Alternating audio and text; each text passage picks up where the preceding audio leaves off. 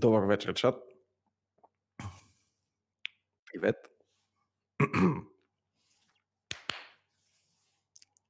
Аз съм тук и Боби е тук и ние сме много готови. Най-вече аз.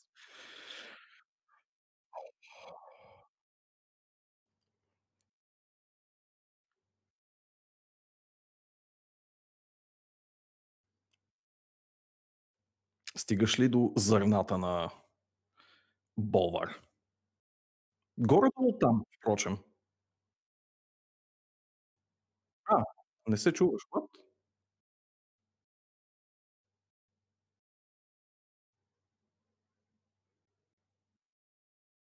А мен чувате ли ме? Ти се чуваш, Влади, но аз буквално не си бях сложил микрофона в сцената. Но пипах зърната на болвар, така че, Да. Важното Works. е да пипаме зърната на болвар. Works.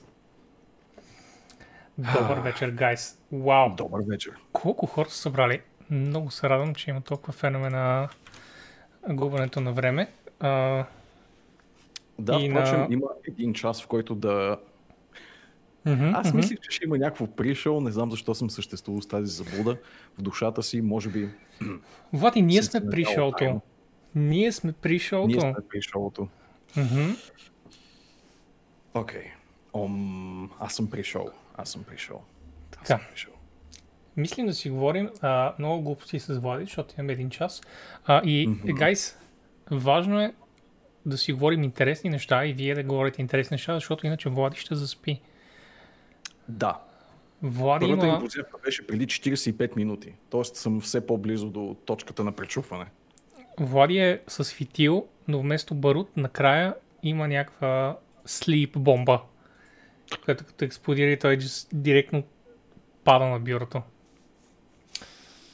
Така че вие трябва взаимно да, така да кажеш, да духате фитила, докато, нали, за да не изгори твърде бързо. Не знам дали се изразих правилно. Духайте чат. Духайте фитила. На мен. Първото нещо, което смятам да си говорим, са ликовете, които излязоха. Също така, всъщност може би е добра идея. Слушай, долния оверлей най-отгоре. Долния оверлей е най-отгоре. What do you mean? Той е най-отгоре. Искаш да кажеш оверлей bottom, който Марти ми каза да ползвам ли? Нора, това ли искаш да кажеш? Марти, който ми каза да ползвам bottom оверлея. HyperSterox ни подкрепи с 5. За Little BlizzCon. За Little BlizzCon. Уви, няма на кой да говорим. Няма го насо, на който да говорим за BlizzCon. Влади да разкаже какво би искал да види днес, по принцип Диабло, какво очаква и дали има нещо, което ще му помогне да си върши Диабло работата. Боби да разкаже също за WoW. Тъй като явно сме много тясно специализирани, служи като лейер отгоре. Ма то бе, sure. Добре, може и да не е. Сега ще го бутна. Цък. Така става ли? Много ми е да отговоря на въпроса. Ти отговари на въпроса, а аз ще оправя тук оверлея, че ми е много ниско и искам да го... И така е добре. Добре, прави. Да. Моят отговор е, че всичко, което излезе от Diablo вселената ме устройва, стига да бъде качествено, така че всичко, което те кажат и което влиза в тази шапка, този франчайз, влиза директно и в моята работа, така че do more of that. Работели в Ubisoft. Само аз остана. Последния бастион на неработещите в Ubisoft, Нивке. Да, общо взето. Нали? Не ви трябвам, според мен. Стига толкова хора. Аз съм си добре. Това, което Влади би искал да види, нека аз отговоря вместо него, защото той явно все още не иска да се хайпва твърде много, е да види нов клас Diablo 4 и този клас да е точно такъв, какъвто Влади обича да играе. Да държи левия бутон и да ходи напред. Влади, всичките ти билдове, ако влезете в Icy Veins и отворите билдовете на Влади, ще видите, че неговата кулминация на всичките билдове е да можеш да държиш левия бутон и да тичаш напред. Така че, Това е квинтесенцията на екшен RPG-тата. В един момент да стигнеш до тая степен на развитие на героя, в която просто държиш един бутон и всичко умира около тебе. В смисъл, това е... Няма начин да не ми е апогея на само че желанията. Има някакви ликчета, Влади. Аз не знам ти дали си чел за Diablo 4. Ликчета не са, разбира се, по никакъв начин потвърдени и не ми изглеждат супер окей, но мисля да ги отразим, защото имаме един fucking час. Добре, давай. Който минава бързо, by the way. Не, първо искам да минем през програмата и затова ще отворя MMO Champion. Okay. MMO Champion е сайтът с най-добра програма.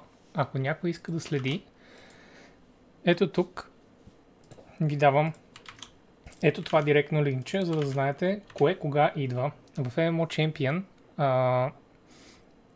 както виждате, в локално време показва кога идва какво и какво е наред, което е супер готино. Yes. Милайки. След 53 минути идва опенинг церемонията, след което започват панелите един по един. Започваме с World of Warcraft What's Next и след това ще има повторение на Diablo What's Next след него. Сега, тъпото е, че те са заедно. Ето тук ще отворя официалната програма на Blizzard и както може да видите, те са заедно. WoW и Diablo са по едно и също време. Hearthstone, nobody gives a fuck. Така че ще трябва да изберем и ние решихме просто да следваме този официалния големия Blizzard канал, защото Diablo What's Next ще дойде след WoW What's Next, т.е. има повторение. И след това е Overwatch 2, Rebroadcast и така нататък. Мисля, че това ще е най-добрият начин да го направим. Въпреки, че Влади, сега като се загледам, да. това е само 25 минути, тъй само по 25 минути, вау. Ще мине много бързо вечерта за теб. Overwatch е by far най-дълго. Не, окей, добре, след това има Diablo Deep Dive. Ето това ни е програмата на нас, Blizzard каналът, който започва с Opening церемонията. Виждам, че са махнали всички други канали, by the way, това е от днес промяна, не знам защо. Имаме едни 30th Anniversary Cartoon, Carbot. От Carbot има някаква анимация, която е 5 минути. И след това има WoW What's Next, Diablo What's Next, Overwatch What's Next и накрая един Diablo Deep Dive, като ще завършим с някакъв wrap-up накрая, който едва ли ще ни дреме. Това е програмата за днес. И първо ще обърнем внимание на WoW. Сега, лиговете за WoW бяха супер силни тия дни, защото Blizzard самите, няма какво да се лъжим, Влади, Blizzard си ликнаха сами прескита. Нали? Да. Беше изпратен прескит, който скоропостижно стигна интернет пространството и като цяло се знае, може би абсолютно всичко, което ще бъде обявено в What's Next-а. Знае се какво ще бъде обявено, но не знаем никакви подробности. Смисъл, знаем буквално прескита, което са отгоре заглавията с 2 изречения инфо. Нямаме скриншотчета и видеа, нямаме синематици, нямаме подробности за геймплей и така нататък. Това са нещата, които ще видим в панелите, така че въпреки, че спойлваме мейджор нещата, actually важните неща, тези, които знаят, това са нещата, които така ли че знаехме. Ние знаехме, че Burning Crusade ще бъде обявен и знаехме, че ще има 8.1. Сега знаем, че ще е свързан с Jailer. Но подробностите, the devil's in the detail, the Jailer is in the details в този случай. Но за да кажем набързо, Burning Crusade е буквално каквото си знаем от Burning Crusade. Това е буквално рекламата от 2006 година, която ти казва, вече има Blood Elf и Дреней, вече Алианса може да е шаман, хордата Паладин, отидете в Outland, разрушената земя, която да всички знаем тия неща. И това, което е по-важно, е, че ще отворят второ ниво сървъри. Ще оставят, точно както предрекох преди fucking 4 години, че ще оставят ванила сървър за WoW. Чувате ли водичката ми? Много е студена, байра, прекрасна. Ще оставят WoW ванила сървъри и ще ти предложат да преминеш натам към Burning Crusade или да останеш в Classic ванила сървърите. Което е супер. Повече избор. Това е оптималният вариант. Имаше няколко сценария, които хората прехвърляха като спекулации и като цяло са избрали най-удачния, поне според мен. До някаква степен има потенциал да отцепи някаква част от класическата плеер база, но вероятно ще бъде нищожна като процент така или иначе. И предполагам, че ще се опитат да оправдаят инвестицията си в класически сървъри с един такъв цялостен рън през първите 3 експанжена поне. Но да видим, да. Хората спекулират до Wrath of the Lich King, точно както ти натвърди накрая, защото си мислят, че след катаклизъм нещата вече са в WoW, нали? Няма мейджор промени от тогава. Но, Влади, трябва да запомниш и че няма как да играеш който иде от тези експанжени като current content, да се биеш с рейдовете и да минаваш пак през гиринга, да минаваш пак през всичките системи. Те са useless в момента, както е WoW в момента. Те са completely useless, някои от тях дори премахнати напълно. Да.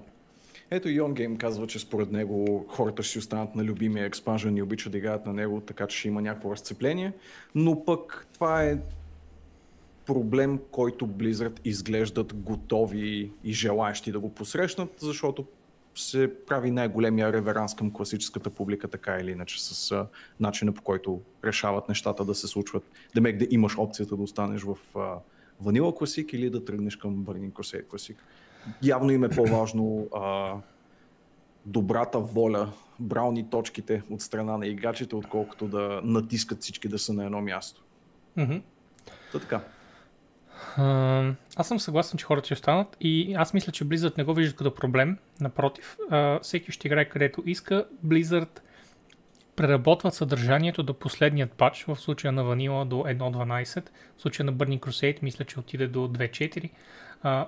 Blizzard работят до тези патчове и след това игрите basically са готови.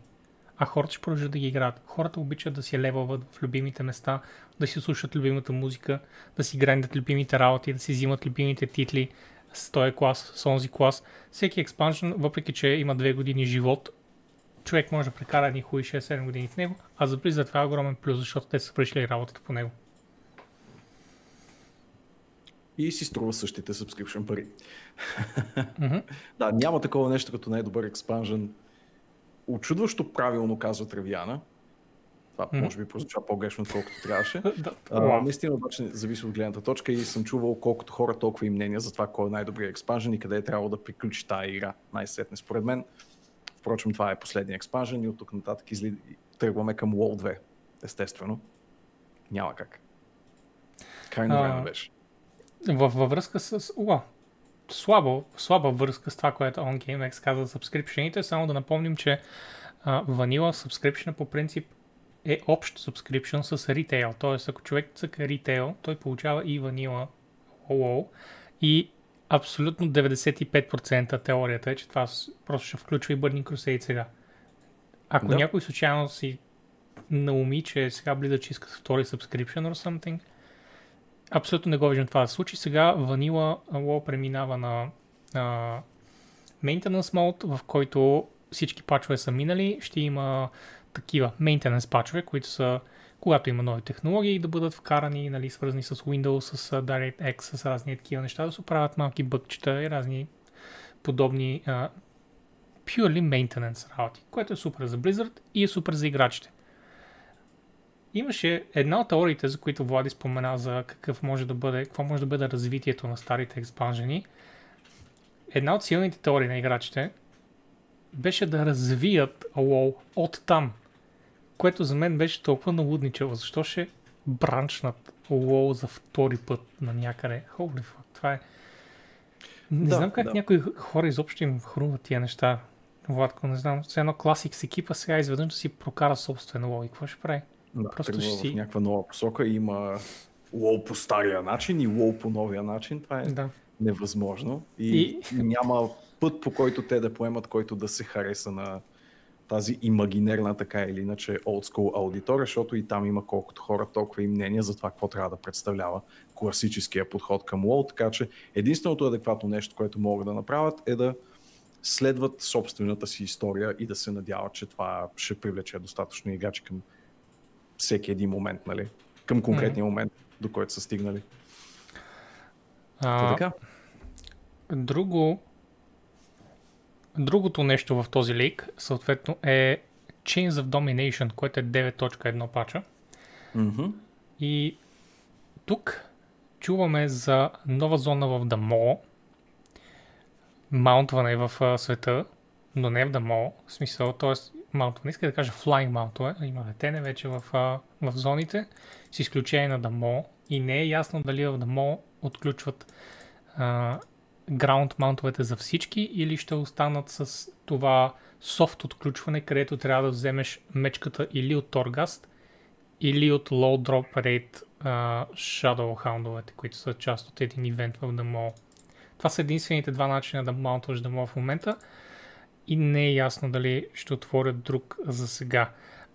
Има, разбира се, нови глупости с историята, които са супер обобщени, Влади, това, за което ти казах, че буквално има само заглавие.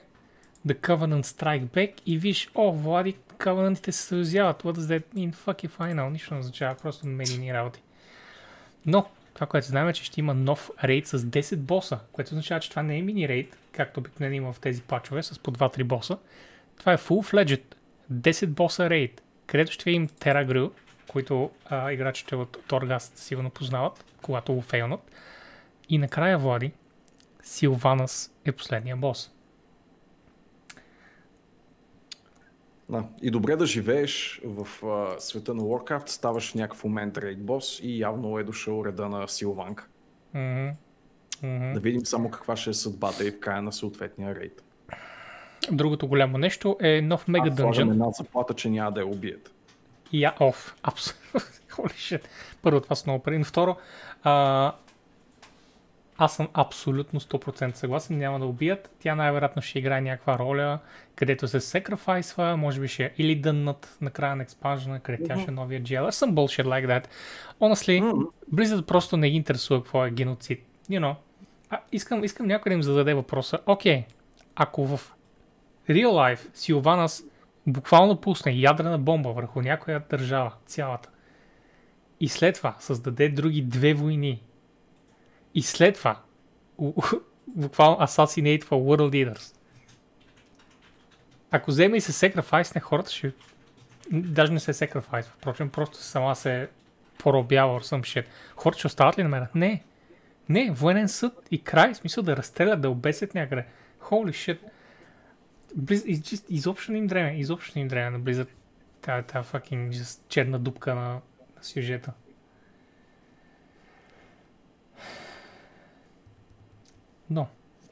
Но. В пача идва и Mega Dungeon. Това е супер фан. Това е традиция вече, мисля, че вече може да го наречем, защото в точка 1 пачовете за трети пореден експанжен или за Mega Dungeon от 8 боса, който ще бъде разделен на два дънжена, когато стане хероик, което обикновено става малко по-късно. А междувременно е един много дълъг и изтощителен митик. Не, мисля, че дори митик се разделя на две, но можеш да го направиш, ако започнеш от един и можеш да направиш втория, I think. Стига да е митик 0. Малко ми се губи вече. И на мен малко ми се губи, защото не съм го правил не съм правил мега дънчените, докато са били current content, за жалост. Това ще ми е, може би, първия сериозен, но хубавото в случая е, че е част от тематиката на брокерите. Влади, ти не си цъкал още експанжен, но трябва да ти кажа брокерите, и тук има малко скици, имат изключително готина тематика и много се радвам. Това са едни такива пазари, ценни артефакти, трезори, въобще е супер готина тематика и нямам търпение да видя повече от нея. Okay. Така че много се радвам, че има един мега дънжън изпълнен с такива асети. Fuck yeah. Леле, чак сега осъзнавам колко много арт е изтекал от този лик, quote-unquote. Реално са 4-6 скици. Ето това мисля, че от рейда с тази гигантска GLR врата. И ето тук има още един пак доста GLR-ски тип рейд, може би концепт. Ето тук, това са брокерите, Владко, в случай, че не си ги виждал още. Виждал си ги сигурно на скриншотчета, но в играта не си ги виждал. Не, в играта не съм. Много симпатични. Имат леко ориенталски такива, може би индийско-арабски тематики. Много готини. Това са новите сетове, които ще дойдат с пача. Всеки Covenant докарва един нов сет. И това четвъртото мисля, че е Dungeon сет. Защото не пасва на нищо останало. И това е новата зона в The Mall, която за щастие има цветове, а не е просто сиво. Много се радвам. Има нови същества, има някаква зеленина. Готово ще бъде малко ли е по-разнообразно. еквивалента на Argus в този експанжен, що се отнася до умора на хората от цветовата гама? Не само цветовата гама, Влади, просто когато не ти дава да маунтваш на някакво място, което е огромно. То е най-голямата зона в играта и не можеш да маунтваш. Човек просто е изцеждащо е смисъл. В смисъл, ако Blizzard са искали да ни накарат да мразим една зона, да не я искаме, са свършили брилянтна работа. И тази кофа ми прилича пак на някакъв бос / елит от рейда. Лукарам. Очарователен дизайн. Fucking buckethead. Добре, с това приключва. Ето тук, разбира се, има и промоционални скриншоти за Burning Crusade, но всички знаят Void Raver-ите с жалост вече нямат импакта, който имаха на времето. Владко, ти като по-стар играч, може би си цъкал по време на Burning Crusade. Да, когато минеш през портала и ако не ги забележиш тези на време и просто си квестваш и биеш спейс глигани и по едно време чуш и земята се тресе и си и се обръщаш и правиш така и immediately the one shot и си окей, I'm a dumbass. You done goofed. Скриншот от Morals от Карзан. Летене, защото летенето идва в Burning Crusade. Пак летене, в този път в друга зона. Паладин и шаман от двете противникови страни на фракциите. И тези хора. Факта, че вече и ордата могат да имат паладини. Спомня го в началото, Влади, в първите ни изречения. Да. Има тук... Връщам хората в миналото. Има и тук една спойлер картинка, която си маркирана такава и няма да цъкам нарочно. Гледай си работа. Аз почвам не знам какво съдържа това. Така че знам, че не знаеш. А, така. Междувременно, Blizzard обявиха маунта. Влади, имаш ли спомен за маунта, който Blizzard обявиха, че ще получат безплатно всички хора, които са регистрирали Shadowlands? Имаше гласатка, имаше пол гласуване и имаше 5 маунта, които Blizzard предложиха и който се изберат хората, Blizzard ще направят много добър маунт с този избор. Стотици хиляди, исках да кажа, хора гласуваха и имаше неща като слайм котка, имаше някакъв вид, не знам дали имаше пеперу, вече съм забравил какви бяха изборите, но бяха доста шантави избори. Едно от тях беше An Ancient. And gosh darn, Влади, не сме имали Ancient никога. А Ancient'ите са едно от най-класическите същества в Warcraft вселената, да не кажа в фентази вселените. Може би извън някакви по-особени изключения от типа на принадлежност към друидическа фракция или нещо такова, няма много логика да ги язди нещо освен Night Elf, но може би аз не знам достатъчно за лора на тая игра, че да твърдя неща, просто ги свързвам неразривно с Night Elf-ите и с никой друг, но е забавно, че можеш да имаш тренд at this point. В смисъл да си го яхнеш и да си ancientстваш наляво надясно. Това ще ползва сигурно структурата на големите, на такъв тип фигура, хуманоидна маунтове, нали така? Трябва да ползва този скелет. Не знам, по принцип има един скелет, който е за едри маунтове, за грон, за йетито и така нататък. Не знам дали е същия, защото тук си седнал на главата му. Може пък и да е уникален скелет. Представете ли си да е уникален скелет? Има и някакъв вид Scavenger Hunt от Coca-Cola, с участието на Coca-Cola. Оле, боже. Където има повече квестове, както се изказа Камен, отколкото има в новия патч. Грубо. Но да, има някакъв Scavenger Hunt. Ако искате, може да участвате. Не знам дали е само за САЩ. Не мисля, че е. Поне не е оказано тук специално. Но може да получите интересни наградки от Coca-Cola, като буквално мини фридж, като кулер чанта, някакъв Staple Pigeon Collection худи. Не знам какво е това худи. И някакъв illuminated sign, най-вероятно на Coca-Cola, за да може да рекламирате. Особено ако сте стримър, ще е перфектно и така да ви свети отзад Coca-Cola. Мисля, че Coca-Cola ще са много доволни. Особено Coca-Cola, вие не чак толкова.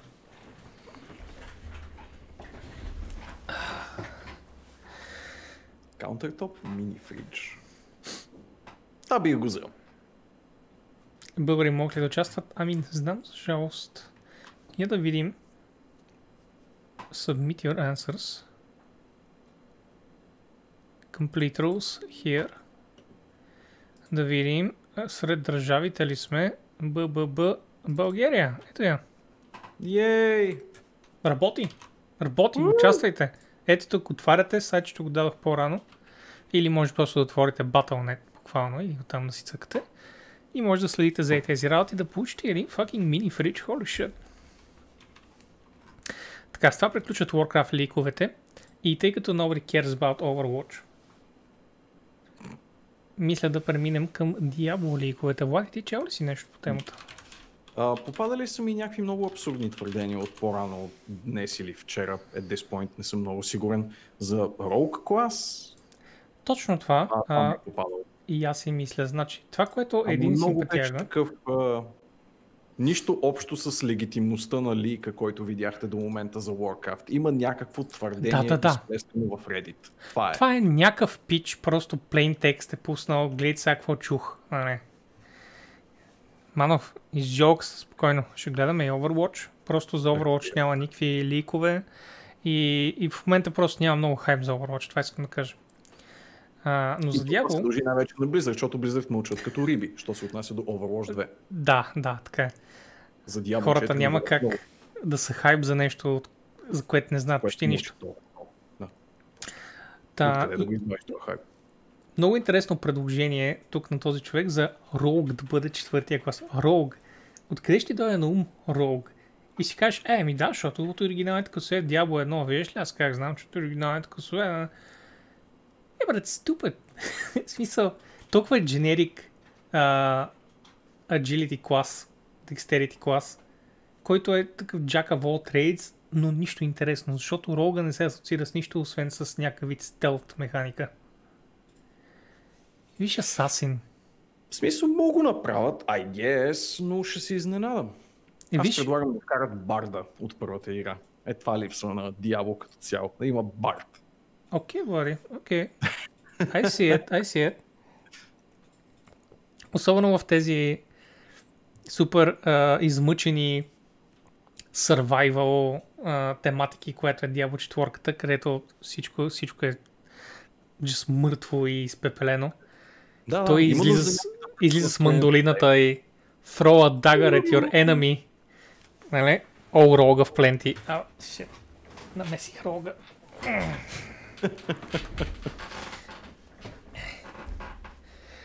Toss a coin to your demon.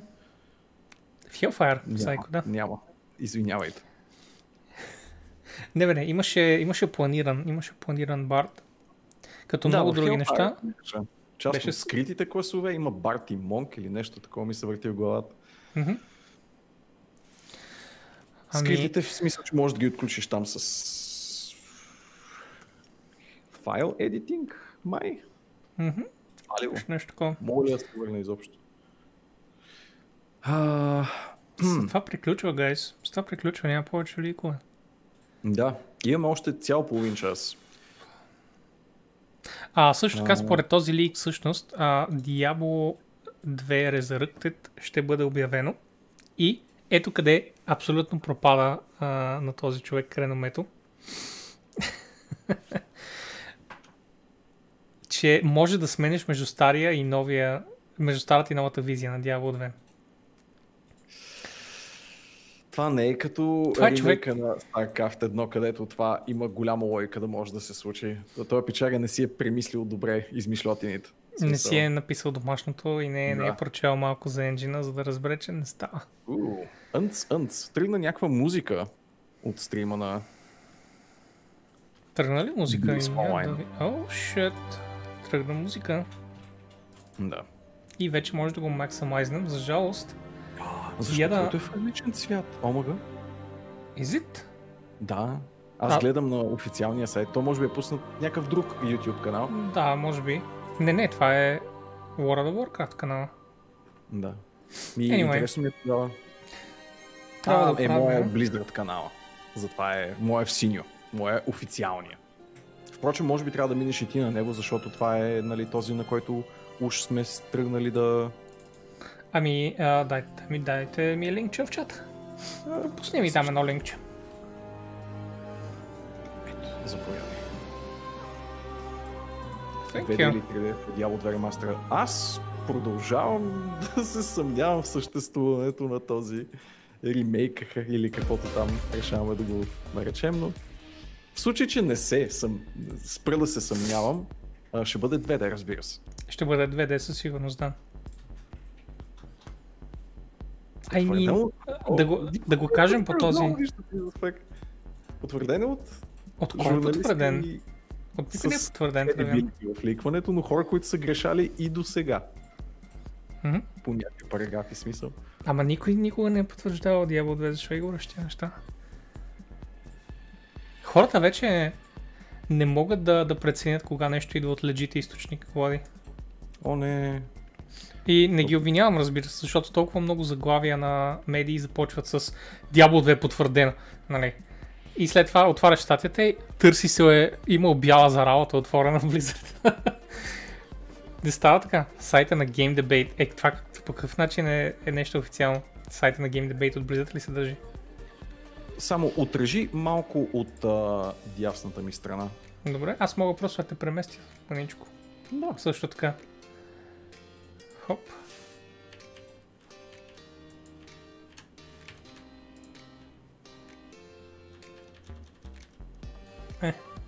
Така, окей ли? Просто да не дразни хората. Аз съм си напълно окей. Ми е сетая. Така, заключвам те, да не те пипам. И искам маничко да си свия хромчето, защото се оказва, че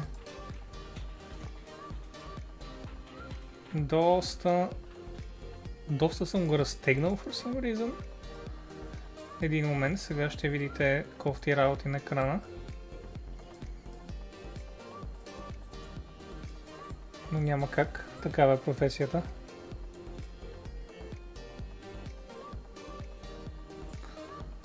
Да го максимайзнам, да видя колко е отразен.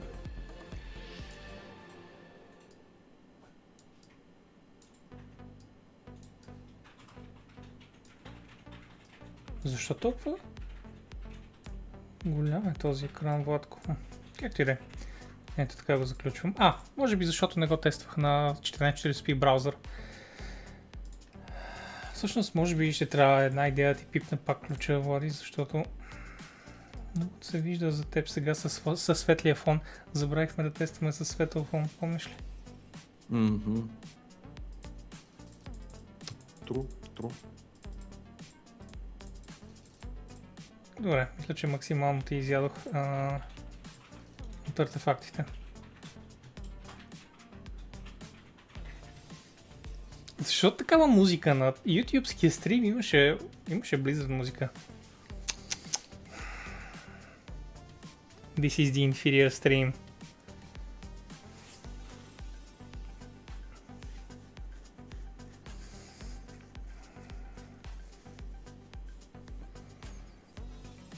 Да, впрочем, може да пробваме с някаква human-shaped маска. Алеле. След поредното оправяне на гринскрин чувствителността, така да го нарека, съм станал мъртвешки сив. Явно днес съм в тонове с любимия си франчайз.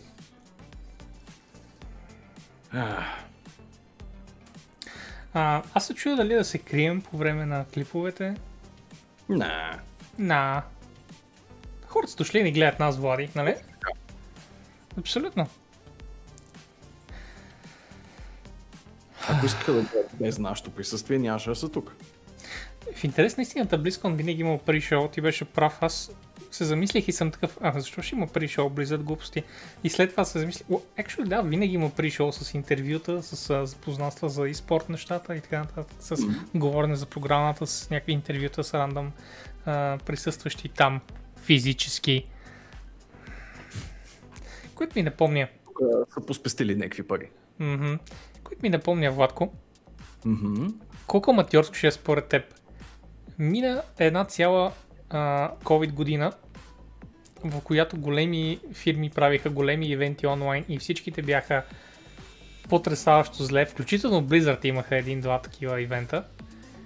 Онлайн only и хората четоха от екраните и бяха awkward. В смисъл, много ми е странно. Ти си сам в стая с камера и се чувстваш awkward. А когато излязат и говорят буквално на стотици хиляди човека на лайв, се държат супер окей. И не си личи, че четат, защото телепромптъра им е на 20 метра отпред. Предполагам, че ще останат на същия тип презентиране. За да останат relatable с всички останали хора, които работят от къщи. Радвам се, че Кико каза Nintendo Direct, защото, Влади, аз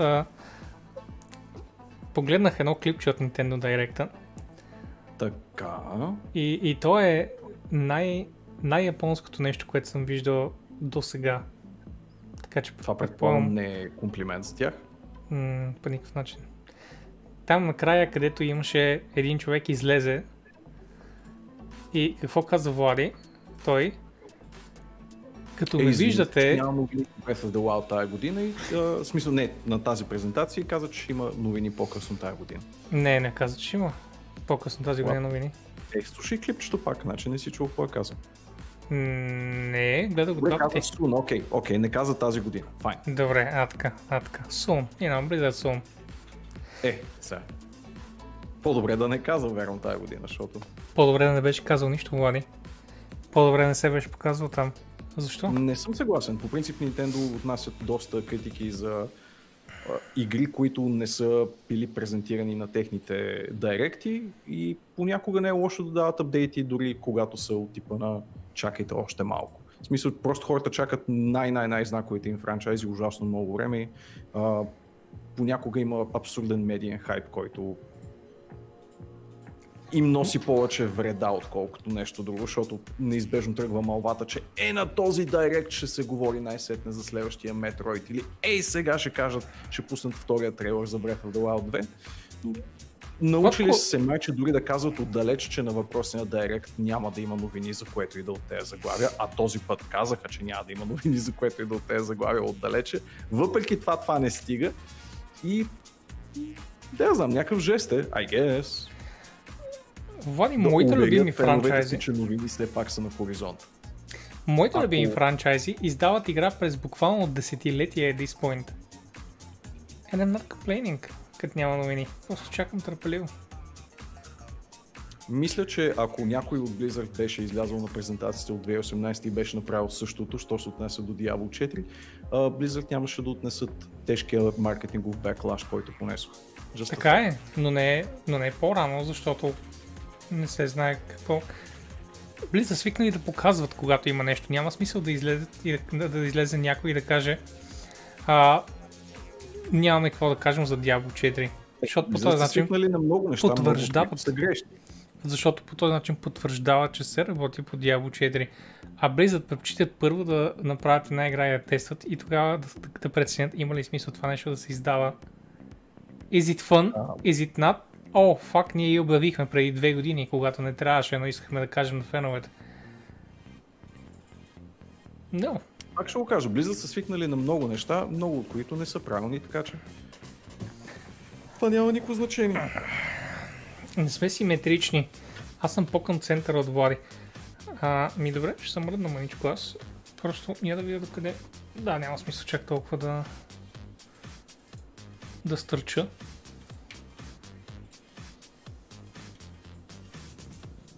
Ние не сме еднакъв размер, но в крайна сметка така ни предпочитат хората. И Влади изглежда много бял като вампира. Влади е монохромен, не е вампир. Влади просто не иска да се асоциира с някой специфичен цвят, за да не завиждат останалите цветове, че Влади не ги репрезентира. Activision ще присъстват и в евента? Не. Като издател със сигурност. Няма да има презентация на Call of Duty или на... Вече показахме програмата Judgment и там няма място за Call of Duty и каквито и да е други неща, така че няма много смисъл.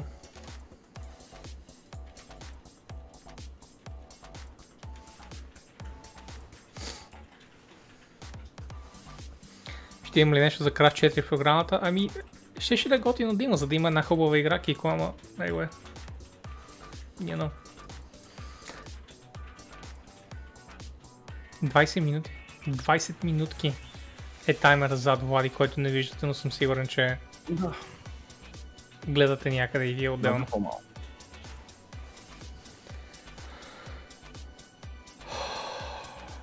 Хайп. Аз съм хайпнат. Определено опенинг церемонията ще бъде интересна. Имаше и някакви спекулации, че може да се издаде ново IP. Let me just stop that now. Да кажа, че ново IP най-вероятно няма да има, просто защото няма време. Ако има ново IP, то ще бъде буквално само лого и може би някакъв тизър. По-скоро, Влади, интересна спекулация би било, ще има ли BlizzCon на края на годината? Или ще бъдем перманентно преместени в февруари месец? Предполагам, че ще бъде преместен в февруари пак. Или не знам. Каквото и да се случи, се създава много странен прецедент. В смисъл, в един момент ще има или твърде голяма дупка, или твърде малка. И въпросът е в коя година ще се случи въпросното нещо. Дали ще бъде тази или следващата. Но да, нямам добър отговор. В смисъл, което и от двете да направят, потенциално си вкарат автогол. Предполагам, че е по-добре да има по-голяма празнина, отколкото по-малка, за да не останат хората с впечатлението, че нищо не се е казало на година с два BlizzCon. В смисъл, един от двата ще е по-празен, неизбежно. Не знам. Обаче, дали има добро решение на този проблем, ако го наречем проблем, разбира се. Свързано е с това, което ти казваш. Камен казва, не бяха ли казали, че няма да има големи анонси на BlizzCon? Бяха казали, не че няма да има големи анонси, а че няма да има големи релизи тази година. Тоест няма да има Diablo 4, няма да има Overwatch 2, няма да има очевидно нов експанжен на WoW, много съм далеч това. Но това не означава, че на края на годината, ако има BlizzCon, няма да има какво да обявят за тези неща. Пак ще има експанжен за Hearthstone, пак могат да дадат още детайли за Overwatch 2 и всъщност могат да обявят нещо, кой знае. Могат да обявят най-малкото дати. Но дати могат да обявят и сега, в смисъл. Просто ще са много ориентировачни дати, като 2022, 2023. Незадължително 15 май 2022 да кажат специфично. Една дата, Влади, която може би ти говори нещо. Да, ще бъде доста символично. I guess. Че не знам дали иска да правят символика точно с третата част, каквато и да е форма. Вау! Или пък лонч Diablo 3. Защо казваш така, все едно не беше най-бързо продаваната PC игра в историята, докато не излезе Cyberpunk, тази трагикомедия на модерния гейминг? Те явно са една след друга трагикомедия, защото и Diablo 3 на релиз беше също трагикомедия до голяма степен и продаде тези копия, както добре знаем, на гърба на предходната игра. Но беше завършена игра. Вау, Влади, ти си се качил на този влак, на гърба на предходната игра, гадеем. Окей, май вървеше и с безплатна година WoW или не? Не, глупости, обратното беше. Тези не се брояха. Тези не се брояха, казва Blizzard. Само за купени копия. Това не го вервам. Но иначе категорично съм над влака на това, че Diablo 3 е продал копията си, защото Diablo 2 е това, което е. В смисъл, how is that even an argument? Аз исках да играя точно това, което беше Diablo 3, просто беше много трудно. Просто можеше да е по-фън, в смисъл. Почва нещо. Не, просто е реклама. Къде бе? Да. Коя секунда е при теб, да не съм някъде по-назад? Добре. С коя секунда е? Нямам идея коя секунда. По-назад с някакво време явно. Добре, това е за Anniversary дигиталния пак, който срещу едни сериозни суми може да се здобиете с доста дигитални блогинки. Да видим дали са добавили... Dark Wanderer Wings. Видя ли крилата дявол? Unlock 3 Classic Games. Аркадите, старите игрички добавят. Окей. Аз съм май една идея. Например. Това е Wanderer, да. В момента аз ще рефрешна при мен. Ама гледаш YouTube стрима, нали? Смисъл? Да. От сайта на BlizzCon, но това е YouTube стрим, защото, както знаем, Blizzard са сключили сделка с YouTube и майче всичко тях е ексклюзивно в YouTube. Но пише live, така че не би трябвало да си пред мен. Малко странно. Окей, Dark Wanderer, както отбеляза Астерот, Влади, ти забеляза ли, че Diablo 3 сета е Dark Wanderer? Това е много силна Diablo 2 препратка. Много силна Diablo 2 препратка. Okay. Крилата бяха Dark Wanderer и сета е Dark Wanderer и holy fucking shit. В смисъл, not to get hype, but ако си в YouTube си назад задължително. Ама ние го гледаме на едно и също място, камера, аз за това казвам. Гледаме на едно и също място. Да. Предлагам да не си сменяме местата. Thank you, Press, thank you. За спорта ще чекна докъде е.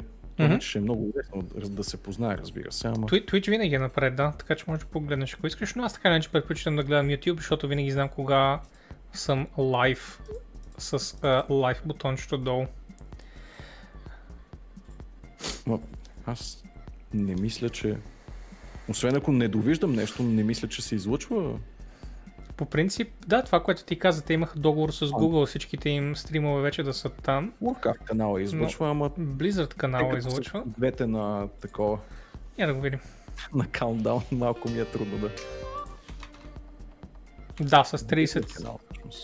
не, всъщност е назад с 2 минути Twitch канала. Holy fuck. Това до сега не съм го виждал. Twitch канала е 2 минути назад. Това може би е някакъв регламент с договор с Google.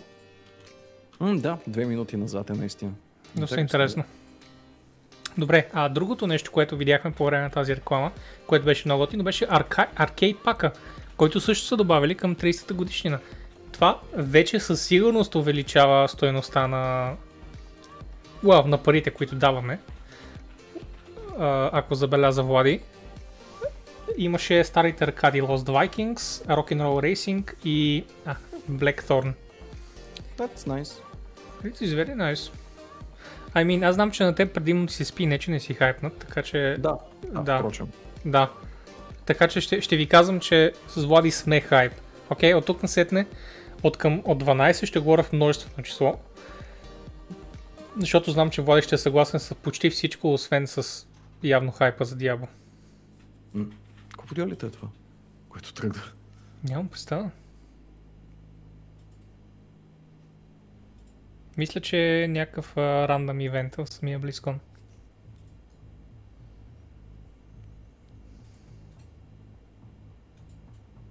Чувате ли добре стримчето, by the way, на фона? Мога да го усиля. Може би това е дежурния музикант за тази годишния BlizzCon.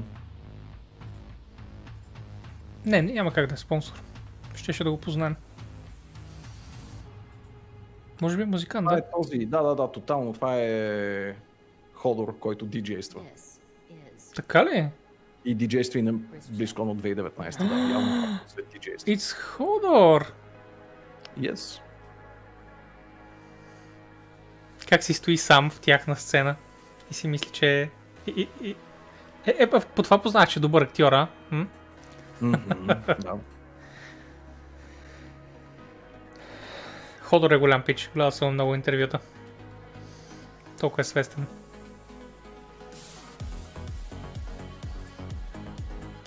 That's good music as well. Много близконска.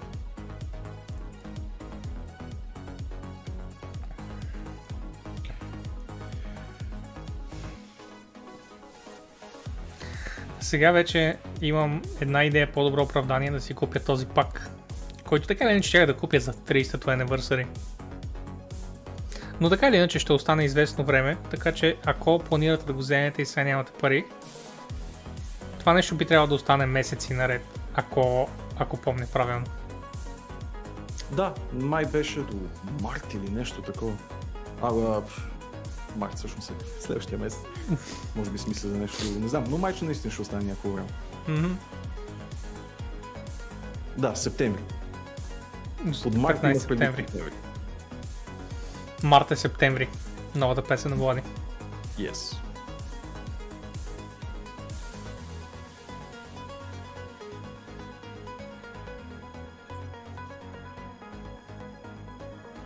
Те ще да е готино да миксне нещо близърдско. Не че искам да му се бутам. Той е професионалиста. Just an idea, не критика. Вау, как веднага ме нападат. Може като в Дота песничката да се чуе едно I hear you, man. Точно. Как се казваш тази песен тогава? Имаше в YouTube. Ти говориш за Дота песничката? Аха, сетих се, да. Песента е така, супер култовата Дота песен. От много годините, добра. в които Дота беше Warcraft 3 мод и съответно се чуваха Warcraft 3 звуци.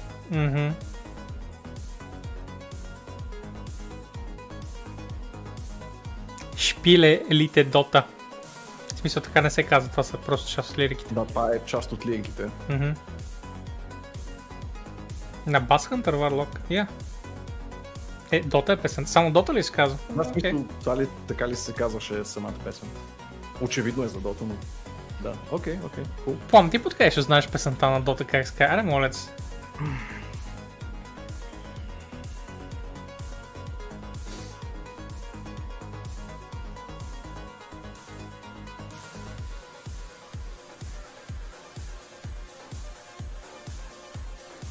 Ти яде ли бе, Боби?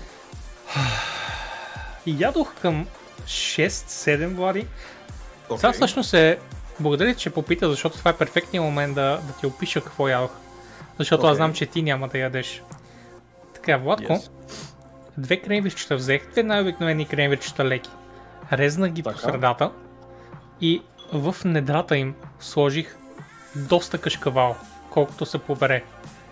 Метна го това в печката, разтопи се и точно преди да станат, сложих едни лентички американско сирене, както се казва. Такива слайсчета сирене, точно колкото да се разтопят отгоре. След което ги извадих и ги намазах с чеснов сос и сладка горчица. Медена горчица, не сладка горчица. Така че, трябва да ти кажа, все още лингърва в устата ми цялото това нещо, съвкупление от прекрасни работи. Cool.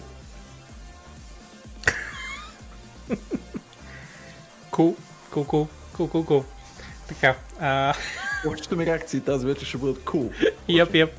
Аз не се подигравам, просто ми във весело настроение съм. Така. Аз ще имам ядки. Ти ще ядеш ядки. Окей, малко мъзнинка, Влади, разбира се, имаш нужда. Личи си. Иначе има идея да хапна по някое време, може би по време на някои от паузите между панелите.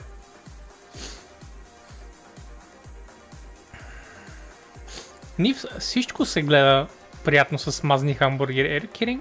Мазни хамбургери са... Те са като субтитрите за каквото иде онлайн, което се гледа. За всяка вид видео.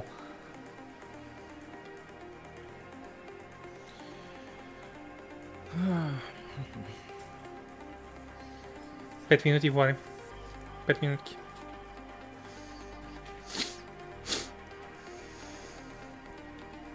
Носът ми леко се запушва. Явно и той е excited.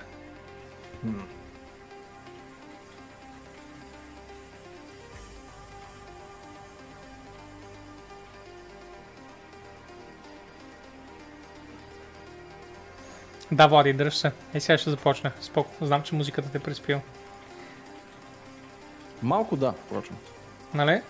Just a little bit. Никой не каза, by the way, дали е силна музиката. Аз даже намалих мъничко, защото започна да ми думка малко повече в слушалките, но кажете колко чувате, защото сега като започнат синематиците, ако има изобщо синематици.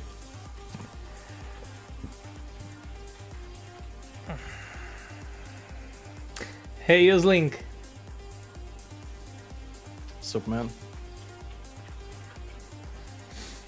След малко усили Боби, сега е добре да не я чуваме. Да, добре. Ще дръпна с 2 бара, когато стане време.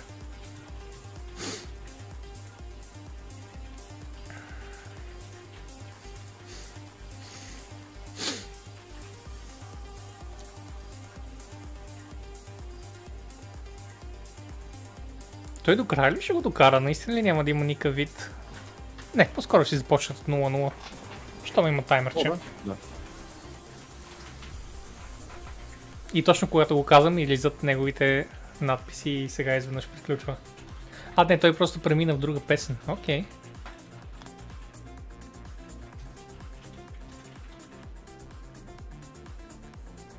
Аз вечерях печени броколи. Впрочем.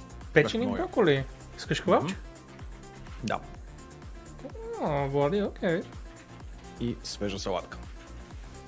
Колко беше свежа? Много свежа. От градината. От Борисовата градина. Поти зеленчука, Борисовата градина. Ом. Сега е зад мен надписа, я да го видим.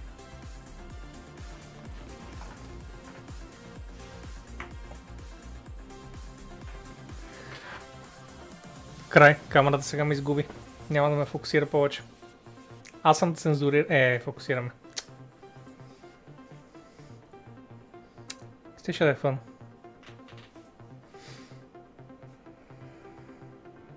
Криси като нищо има някъде до матки из Борисовата. Просто хората ходят само в една част на Борисовата. Тя е огромна. И се простира до ловния парк също. В смисъл, те са обединени.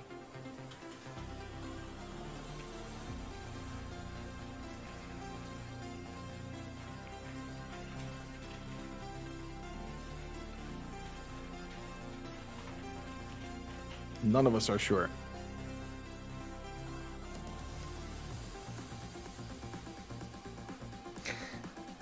Кико, може да го прави лайв, бе, човек, да знаеш смисъл, може да не си е пуснал трака. Вижда се, че actually си е сетъпнал еквипмента там. Това си е супер actual модерен DJ-ски еквипмент с бутоните и пултовете и така нататък. Да намега доматите. Аз ще ги посъда доматите.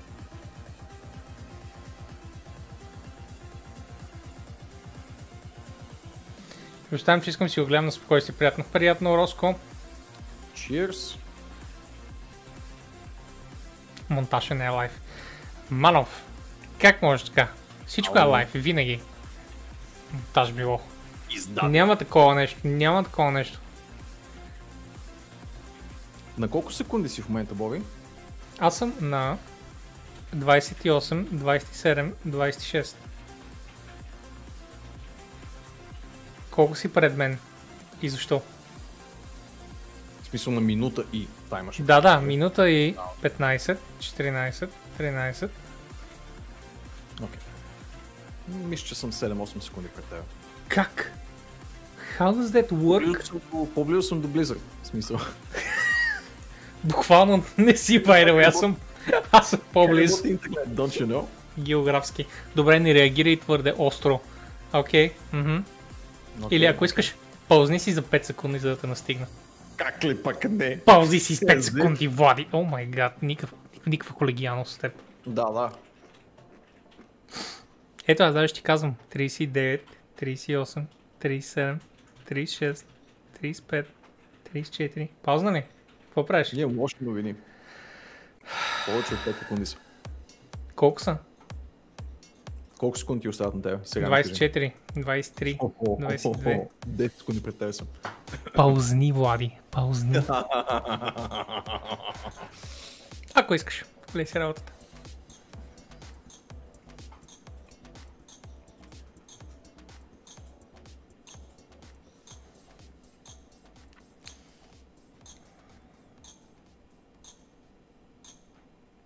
BlizzCon се отлага за края на годината.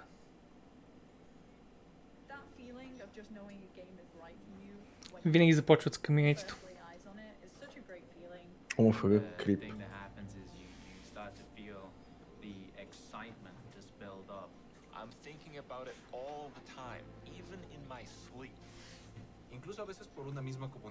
Тихо е, казват чата.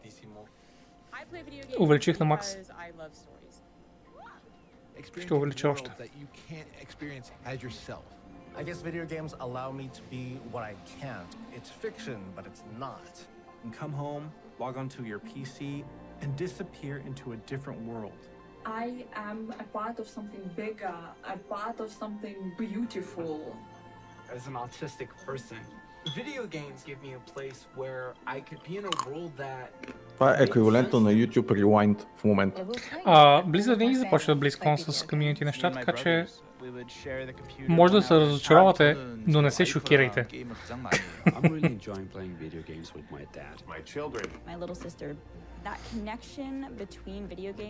Камен иска да се мютнеш тези ядки. ПВС. По избора, според мен. По избора. За мен си окей.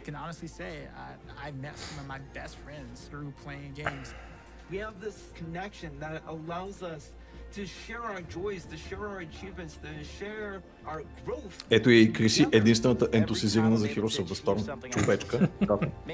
Тя дори е игра наскоро. Аз също съм хайпнат, просто знам, че няма да има нищо. За жалост.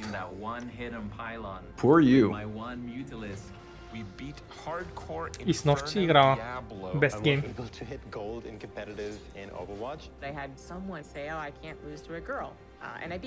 Hot Reforged, да, и аз предлагам това.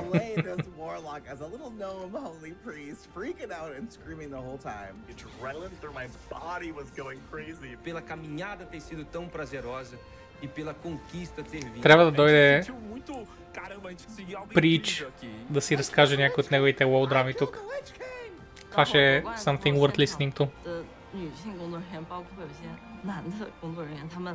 Тъндърче, не ми сипва и уиски точно тази вечер, човек ще клюмна след 15 минути, ако си сипа.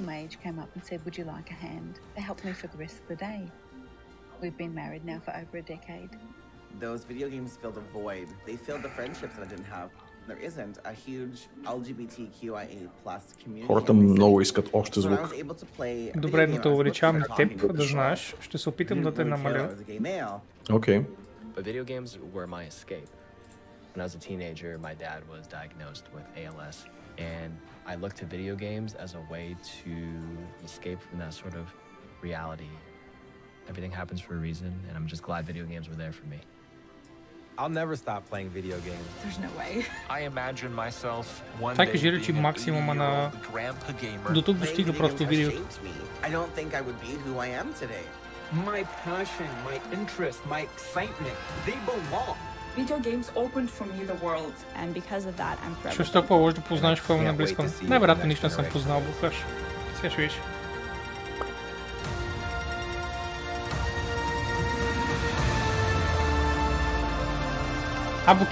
Блокирали с ни камери? Well, that's fucking shit. Oh no.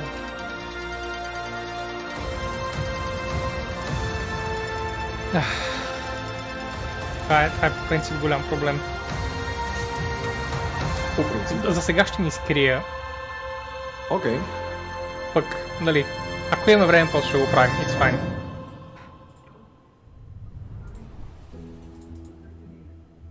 Welcome to BlizzConline, a celebration of 30 years of Blizzard communities and 30 years. Може да пуснеш автоматичните на YouTube, евентуално. 30 years is so many years. Nah. And last year maybe felt like one of the longest of all. But throughout the years of Blizzard Entertainment, from 1991 to today, many of us can associate certain games with milestones in our lives. Maybe you were a little kid the first time you played The Lost Vikings. Or in high school when you first played a Diablo game. Or maybe you met your partner while you were playing World of Warcraft. That's the awesome thing about video games. They give us experiences that are relevant to the times in our lives and experiences that we carry forward with us. Games are here for us during good times, and they're here for us even when we feel alone or maybe uncertain. Games are coming home. Поне не го е записал в спалнята. Comfortable, with a connection Добър and микрофон. a sense of belonging. And while many of us spent most of 2020 in our actual real-life homes, games became even more of a place to get away, to be free from outside concerns, even if just for a little while.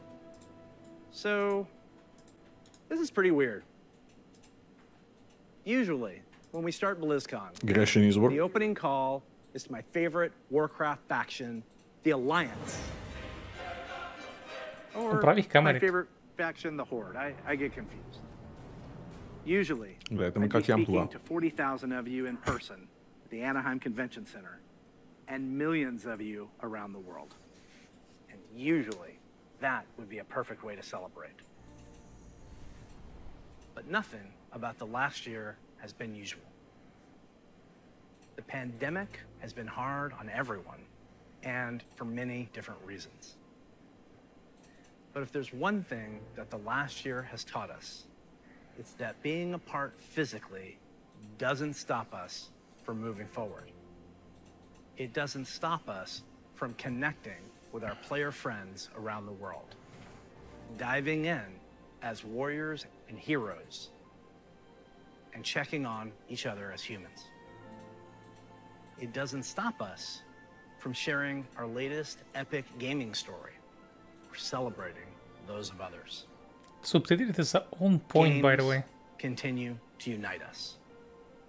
Да, AI е много добър за автогенерирани субтитри, To be когато е honest, толкова ясно. I wasn't sure Казано how дума. well Blizzard could work from home.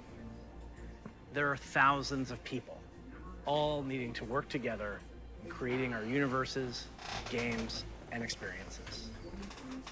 Never has it felt more true that it takes a Blizzard to make a Blizzard game. And in 2020, it became clear that the magic of creating a Blizzard Затварят студиото и isn't ще just работят tied вкъщи. to a physical location. It's tied to the people who work here. Продават And I бункера. continue to be so proud of each and every one of them. Пише auto-generated beta, камера, в смисъл. We create Ако these пише games auto-generated. and pour all of our energy and heart into them. But it is you, the Blizzard community, that brings them to life. Окей, ти знаеш. And that's why BlizzConline is a celebration of you. The guild leaders, healers, DPS, tanks, innkeepers, Zerg, АО написа пунктуация с О.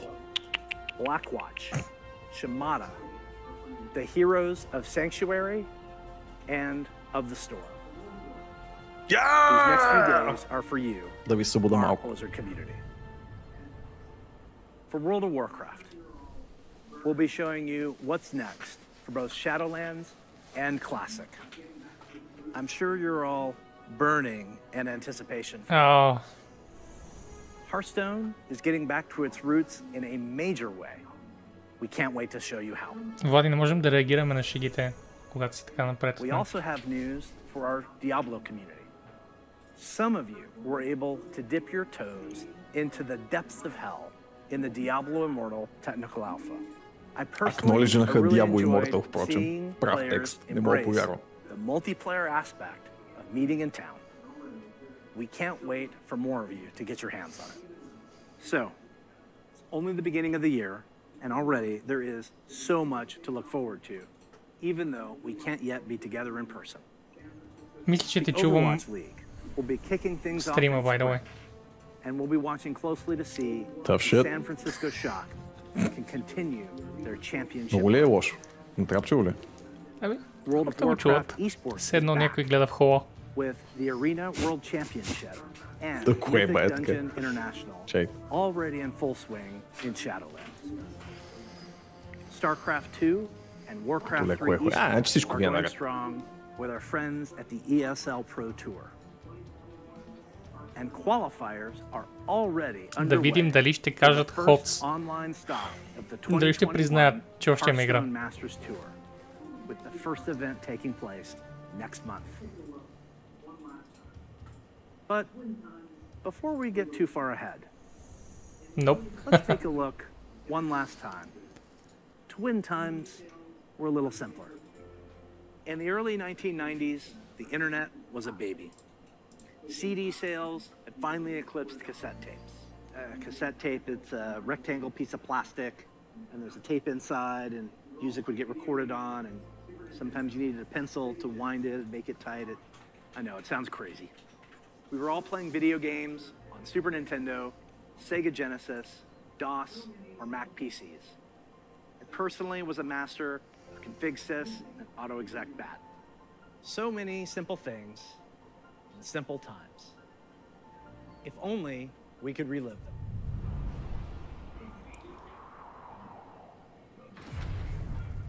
Старите аркади. The stage is set.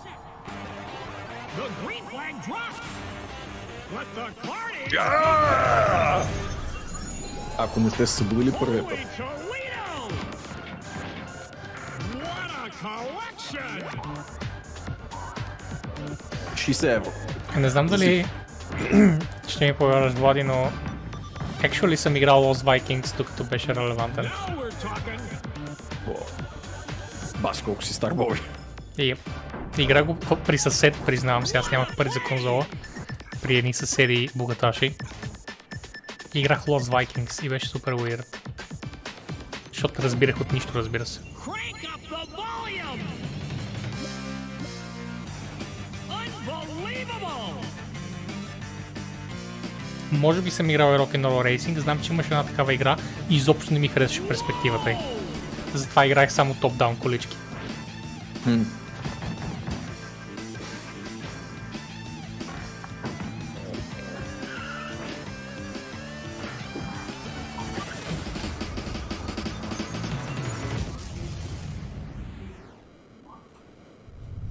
Xbox One? Oh shit, за всички платформи ще излезе това нещо. Arcade Collection, featuring the Lost Vikings, Rock'n'Roll Racing, and Blackthorn. These are ports of the games, just as you remember them. В момента много им се иска да имаха повече стари игри. The original experience of all three titles in 13 different languages, with a couple of quality of life upgrades. И сега, пичове, това е ремейка, по който са работили Vicarious Visions. Само това ще ви кажа. Cutting-edge functionality that wasn't available in the early 90s, both saving and loading of games. And for those of you who purchased any Blizzard Digital Anniversary Bundle, ето я причината да си купите всъщност този пакет. Окей. the Blizzard Влади, Arcade Collection on PC проспали като казах, че ще today. бъде част от пакета. Да. Now, 3 пъти го Thanks казах. for asking. really hear about some other video games? 9,99 отделно. Heard it here first. Of Warcraft.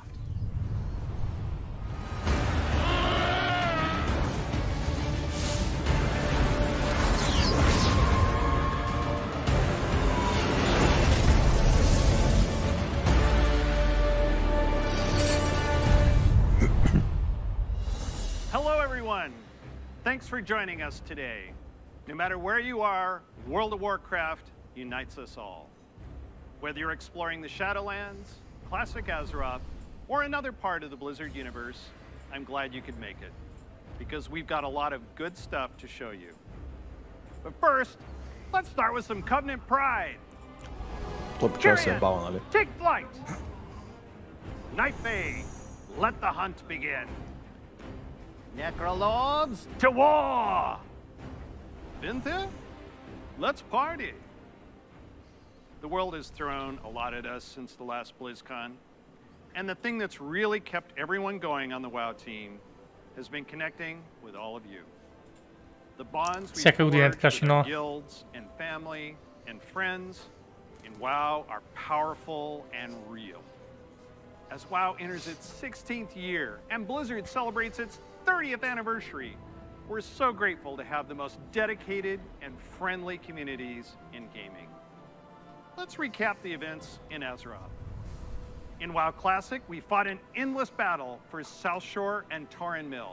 We banded together to open the gates of Ahn'Qiraj and joined forces to take down Kel'Thuzad in his floating citadel of Naxxramas. In Shadowlands, we helped our Covenant recover from the Anima Drought, brought on by Sire Denathrius, master of the Vinthier and traitor to the pantheon of death. We survived the halls of Torghast and crafted legendary gear in our efforts to expel Denathrius from his castle lair. But innocent souls are still wrongfully being sent to the Maw. They face an eternity of torment, and heroes like Anduin remain chained in its depths. The jailer continues to grow in power. He's preparing to break free from the Maw and complete his plan to unmake the entire Warcraft universe. And Sylvanas, you may be wondering what she's been up to all this time. Today, we're excited to unveil our first major content update for Shadowlands, Chains of Domination. The spoilers were real. Look around you! What makes you believe you're not just a weapon to achieve his ends? Enough! Join our cause, or be made to serve. Right now, you hold all the power. Make your choice, Sylvanas Windrunner. Windwashing. Тези автоматични субтитри, Влади, holy shit. The Maw continues to grow. What if Denathrius' treachery? Криси, наред ли всичко? The Primus is lost. Почвам да се притеснявам. Bastion cannot save the Shadowlands alone. None of this should have happened. Perhaps the Winter Queen could. My Archon, a living soul seeks an audience. A mortal? A king. By all our measures, one who has spent his life striving for justice. One who would give anything to serve his people. One whose heart is true. Very well. He may approach.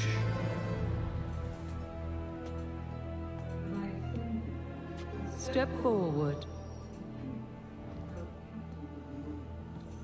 My Ascended have spoken of you. The king held captive in the Влади, внимавай с реакциите. That prison could not hold me forever. Why have you come to Bastion?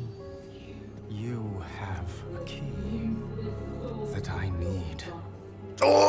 Нямам идея какво се случва, впрочем. Нямам никаква идея какво става в момента. Release this soul from your grasp. No. He is bound to me. Oh, shit. Just as you. Продължавам, нямам никаква идея, обаче се случва нещо интересно.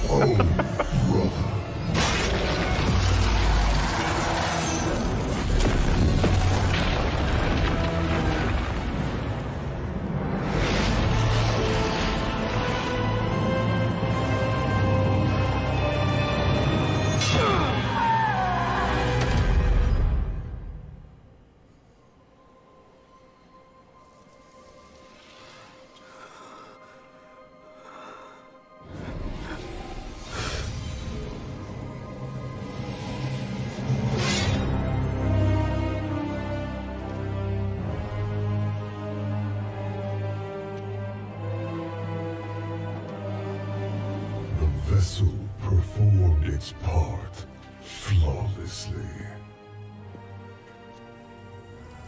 3 keys remain. Then they will see. Death was never meant to be. Обясни какво става. Благодаря. Накрая, Бори, накрая. Защото сега вероятно ще има други неща. Окей.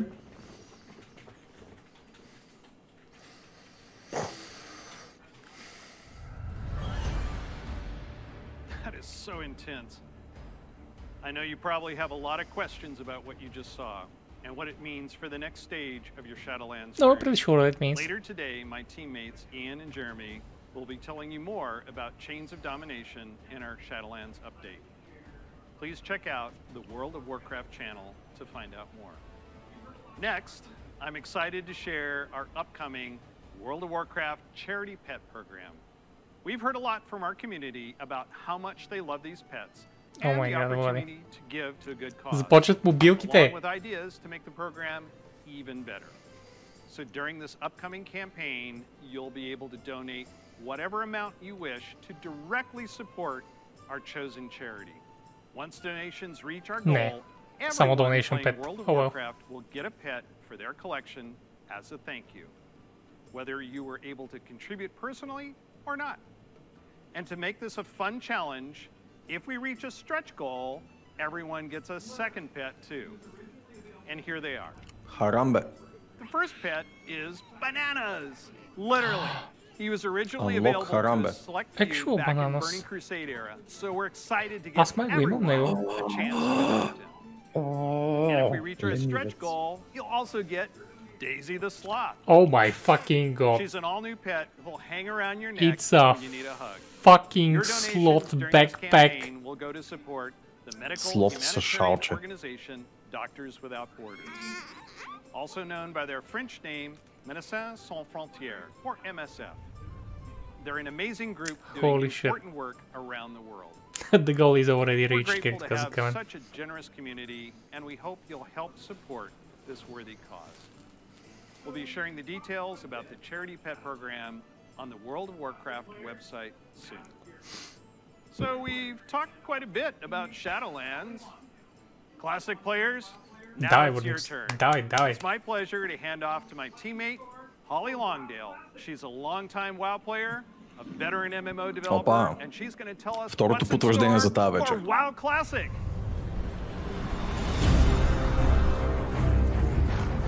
Най-после ще видим поне синематика в HD, реставриран, надявам се. But we should. Hi everybody. First, I'd like to thank Ето ви то лейдито, което искахте. Местната леди Димитреско. Like WoW have been a huge part of our lives for decades now. As a dedicated MMO fan and a developer myself, I remember hearing that Blizzard was going to be making their own MMO. And I thought, well, I guess I'll check out that beta. And sure, we all call the game WoW. But really, wow. I could not believe I got bit by the MMO bug again. I was so excited to be able to make a Night Elf Hunter and be like that famous Dark Elf Ranger from the books that I loved. I have to tell you, Azeroth was, and still is, a place I love to live. Since last year, I've had the great honor to work alongside the WoW Classic team to bring these nostalgic experiences back to life for longtime fans and a whole new generation of players. As a fan myself, I've had so much fun in WoW. From the simple things like drive-by buffing or making friends on that long haul from Teldrassil to Ironforge, all the way to the absolutely staggering, like when I jumped blindly through the Dark Portal and was running through Hellfire Peninsula, heard this terrifying noise, and then saw the Fell Reaver. That's the noise. Biggest roamer I had ever seen, and I was very glad I had feigned death in that moment. And that's the thing about WoW. These stories and experiences we all share keep us coming back time after time. With that said, I'm super excited to be able to share with you where our adventures are taking us next.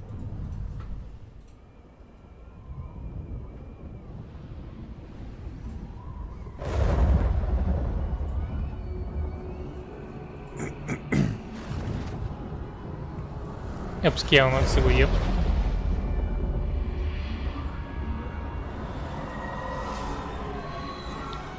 You dare enter my realm.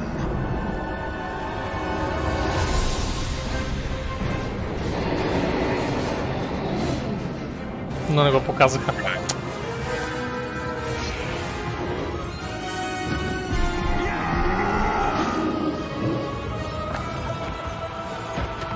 What? This is my prime WoW time.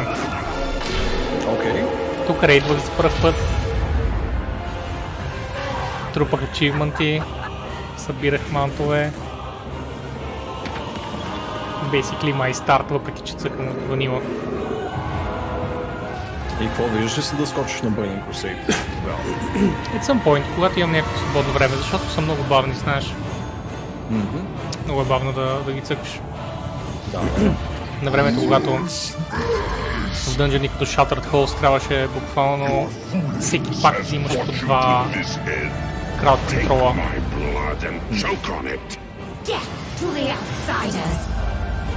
I'll turn your world upside down. You are not prepared.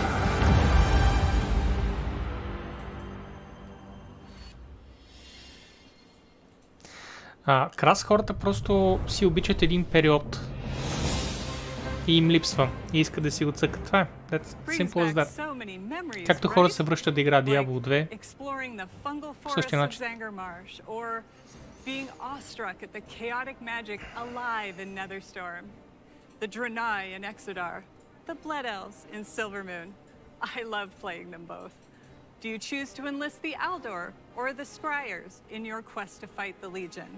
And of course, we can't forget gathering all your friends to fight Illidan at the top of the Black Temple. I can't wait to relive it all with you. Since the team first set out on their own quest to bring the original WoW back to life, we have learned a ton about what players are expecting from this kind of experience.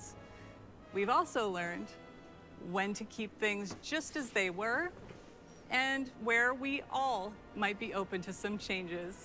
We're bringing all these lessons into Burning Crusade Classic, with our primary goal to bring back the same feeling you had when you faced the Fel Reaver for the first time, or when you were digging through piles of Felhound poop. Of course, we can't get this right without you, our incredible community. Soon, you'll be able to revisit Outland yourself when beta starts and tell us what you think. Later, all WoW Classic players are going to be presented with a meaningful choice for each one of your beloved characters. Do you want to move on into Burning Crusade Classic? Or do you want to stay in the original Classic era forever? Но можеш ли да избираш след това? Или имаш избора веднъж, когато лънчне Burning Crusade? Това е въпрос. Интересен въпрос. Сигурно можеш по всяко време да смениш. Ако е така, просто не звучи така в момента. Но ако е така, това е идеалният вариант, разбира се. And now we're going to hear what's coming up in Hearthstone. Oh, Hearthstone. И Hearthstone. Okay.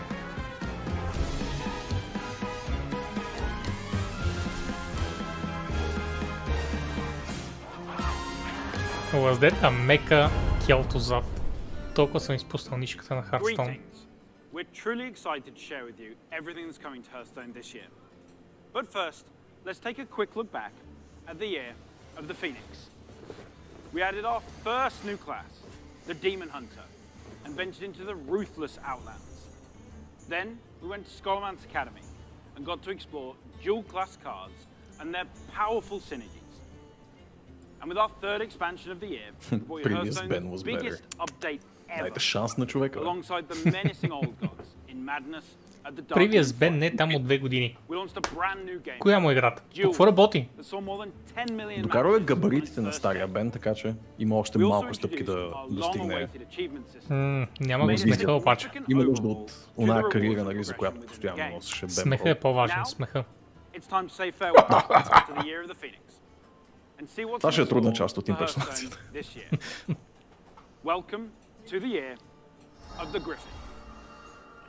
Не казаха за сега да го да. Пак лятоска, ако ме питате мене. Като класик. Някъде късното лято. Вероятно.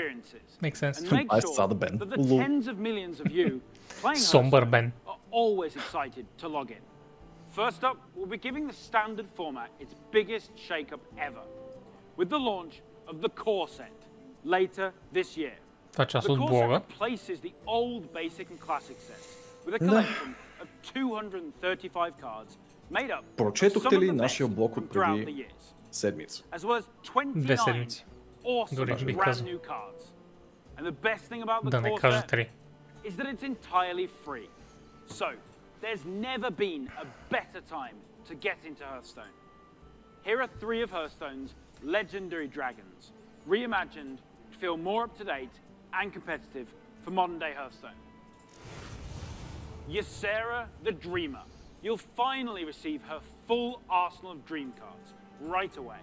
She's a nightmare for your opponents. She's a nightmare for Alex the Spell. He'll fill your hand with spells and is a powerful late-game play, worthy of the aspect of magic. And finally, everyone's favorite black dragon, Deathwing. He's still as destructive as ever, but timed correctly, he won't leave you empty-handed. We'll also be launching a brand new Ето вече и Hearthstone има класик. Where you can play Hearthstone as it was when it first launched. Понеже всички така или иначе постоянно брънкат, че Blizzard добрите им игри са били на времето. И Blizz казали, окей, ще пуснем старите игри просто. Вече може да се върнем в далечната 2014. Класик всичко. 2014 е далечна, by the way. 7 години, Влади, джиз. 7 години са, да, факт. Ти си бил в началото на университета. Не, в края му съм бил. Началото, първа година. For a hero of the Horde, all roads lead to the crossroads.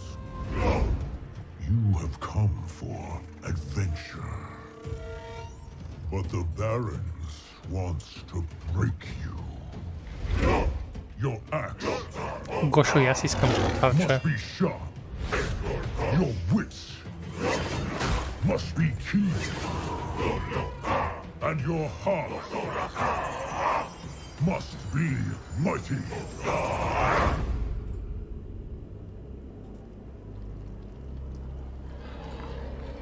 С логото на Blizzard, that's terrible.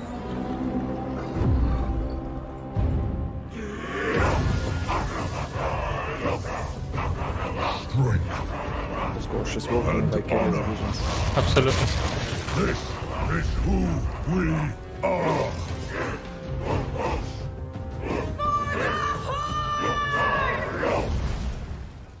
Лека, Стеф.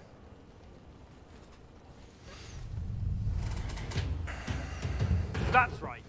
We're headed to one of Warcraft's most iconic locales, the Barrens. And we'll come face to face with the heroes that inhabit it. Starting with one of the Horde's most iconic and well-known characters. A fierce loyalist, one-time war chief that embodies the honor, loyalty, Крисия е and най-големия spirituality защитник of the на Horde. Хордата и Shadowhunter фенка на Vol'jin. Силвана, с която никога не е играла в Warcraft. That allows you to either Как ли си? bolster your own board or Абсолютно. weaken that of your opponents. Просто я виждам как крещи като Силвана. For the Horde! Forged in the Barrens, И като пита this някой card да is Horde, тя, available for free орки, for everyone later sure there's today. more. So log into Hearthstone and claim your free copy of Shadowhunter Ако е Vol'jin. Sylvana, фенка трябва да крещи For the Forsaken. Тя даже участва от The Forsaken. Не бе, сега. като Силвана, която крещеше For the Horde. Всъщност, да. Окей. Next, The Mental we have Image, another впрочем, hero да. of the Много Horde, интересно. who is making his first appearance in Hearthstone. The legendary Blade Master, Самуро, they acknowledged new Senpai. keyword, Frenzy. What task is Frenzy there? activates the first time a Оцелих minion ли го? takes damage. And IMV, NOP. in Samuro's case, this can be used to clear your opponent's board. Heroes of the Horde, like Samuro, are famous for their combat prowess. But others, like Thrall, are known for their powerful elemental magic. Take a look at this new shaman spell, Chain Lightning. Chain Lightning is a spell in a new cycle of cards that rank up and become more powerful when you have 5 and 10 mana, ensuring that they're always useful at every О, има stage ранг in като the game. класик. Oh, that's good, that's cool. You'll also notice that they're categorized as nature spells. With Forged in the Barrens, we'll be permanently introducing spell schools across the entire game, which enables a whole host of exciting new strategies. And don't worry, members of the Alliance will be featuring some of your most beloved heroes and locales later this year. But what I love most about the Warcraft universe is its amazing characters. And our final announcement is our most ambitious addition to Hearthstone yet. It introduces a brand new way to play with your favorite heroes. Hearthstone Mercenaries. Oh my god, още един нов режим. Mercenaries features strategic RPG gameplay, where you build teams consisting of some of the most iconic heroes and villains from the Warcraft universe, including timeless characters like the infamous Sylvanas Windrunner, and Ragnaros, the elemental lord of fire. You can also expect to see some of Hearthstone's fan favorites, like the unstoppable Devilsaur, King Crush, and the ever-growing Gruul the Dragon Slayer. You'll lead them in battle through highly replayable както има Хадес roguelike от Lidl missions, в where the WoW, map тук is има randomly Slay the Spire от generated every Lidl. time you play, and each node represents a unique challenge for your team to take on. Your heroes gain levels, new abilities, And yet it's gonna be played even more evolve bloody. into more powerful As always. of themselves. We're Имам thrilled to съмнение finally даже. show you Hearthstone Mercenaries. Това It's всъщност, scheduled to launch ох, later ако this просто year. не беше толкова intimidating с картите, абсолютно би влязал. Човек, абсолютно би влязал. Това е exciting. Ето бе, нали, сега ти каза новия бен, че няма по-добро време да влезеш в Hearthstone. Пак се притеснявам. След да спая разтора, Where да? we'll share more details on the core set, the new classic format, Forged in the Barrens, and our plans for Battlegrounds and Duels, as well as our upcoming single-player content. This is actually huge за Hearthstone. Това е повече от 8.1 за WoW. At Hearthstone, we want to thank the many millions of you who play our game. Your dedication and support is what drives us to make awesome updates and pursue ambitious and fun ideas. We can't wait to kick off the year of the Griffin with all of you, and we hope to see you in the game. Camp Diablo. Ние сме. Next up, you'll get an update on all things Diablo. Очевидно го разделят, но but at this point it doesn't matter. Окей, Diablo. Ще е 10-та явно. Имаме 30 минути все още, by the way. Няма да говорят само за Diablo 4 30 минути. Hey everyone, thank you very much for joining us. I am so excited to kick off the Diablo segment of our I'm also show, excited. and I am honored to be here on behalf of all of our Diablo teams to share the news and updates we have in store for you today. We've got a lot of Diablo to cover, and I hope you'll agree with me that it's a great time to be a member of this community. All right, let's kick things off with Diablo 4. We first shared our game with you during BlizzCon of 2019, and we've been truly humbled by your response. We've kept in touch through quarterly updates and sincerely appreciate the thoughts and valuable feedback you've provided as we unveil more and more of the game and share in its development. After all, Diablo belongs to you as much as it belongs to us. Ще видите сега като обявят рога. Most recently, we teased an update to our campfire screen. And savvy fans, of course, understood that we meant more than just the character lighting and fire visual effects. That's Here right. it goes. Today, we're happy to announce a brave new soul joining the Spoiler. barbarian, the sorcerer, and the druid on this dangerous journey back to Sanctuary. A class is one of the most exciting things you can announce in a Diablo game. This one is especially exciting to me as it's a reinvention of one of the first classes to ever appear in the series. Oh my Let's god. have a look. Влади. It's gonna be the fucking rogue.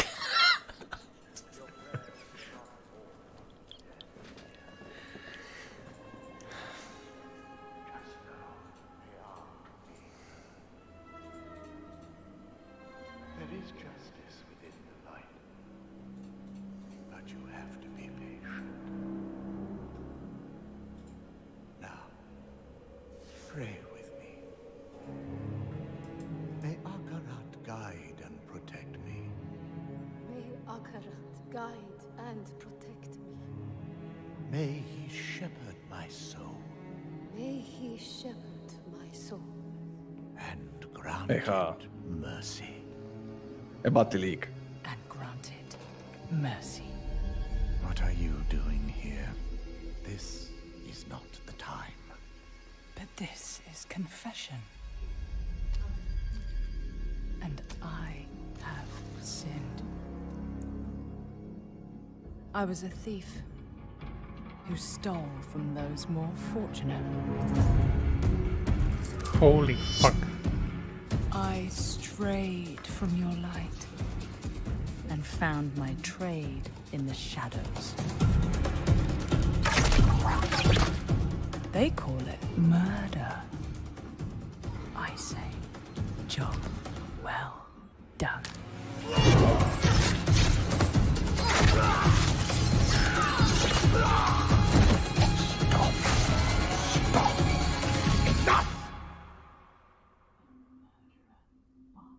I am a thief, a heretic, a murderer, Father.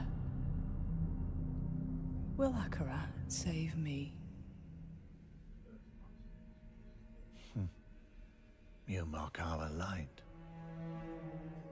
But those monsters were a scourge upon my flock. And you were the answer to their prayers. Then we are settled, and you owe me. The name you seek is... Thank the heavens for you. Heavens? I assure you, Father, the heavens didn't see. Почни, аз се бам с ликове чат. Никога. It's the fucking rogue. Holy shit.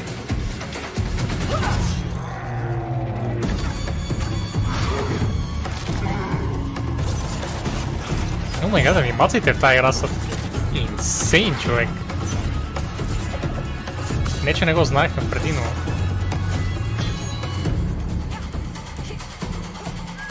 Да, явно това е наследничката на Demon Hunter и Assassin.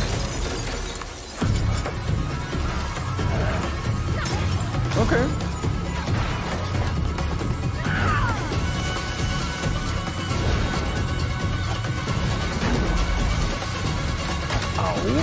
Oh shit, this is good. Кой бос видяхте я? Я кажете. Аз мигнах точно тогава, за жалост. Деб. Но ще излезе. Някой ще каже. Повярвай ми. Надявам се. Така.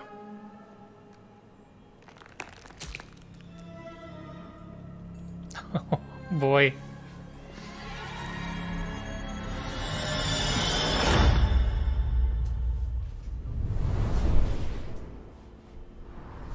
Това означава, че ще има Resurrected влади. Никой не би познал Rogue.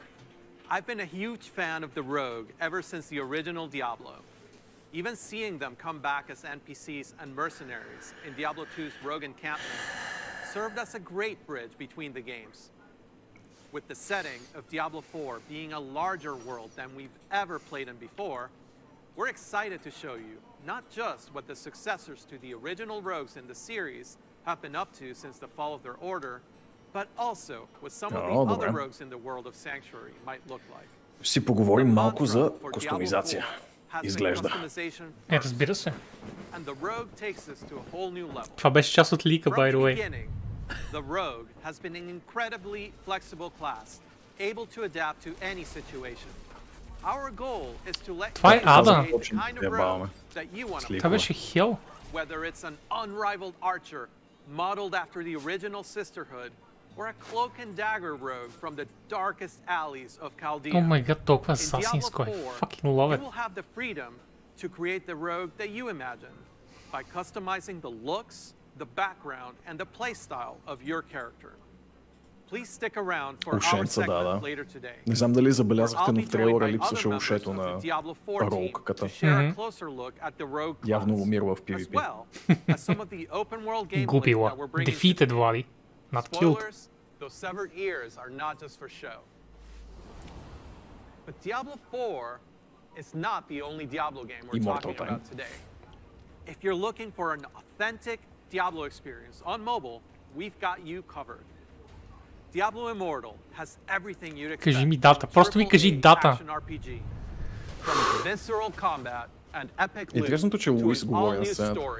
bridging the gap between the events of Diablo просто 2 and Diablo 3. Няма нужда да ги сменят. Later today, you can join the Immortal team, where they'll talk about some of the things they've learned from the recent alpha test and what's next for the game. But that's still not all. We have one last bit of very exciting Diablo news to cover. Влади ми май. When you hear us talk about the classes, the items, or the stories of the early Diablo games, you may have picked up on the absolute reverent tone we reserve for that golden era of Diablo. Maybe you share that love of the classics, and just hearing us talk about them makes you want to take on Mephisto or Baal one more time. Or maybe even for the first time. Fucking say it. After all, some of our favorite moments happened a long time ago, and not just in Sanctuary years. If so, we have a special surprise for you today. Let's check it out. Okay.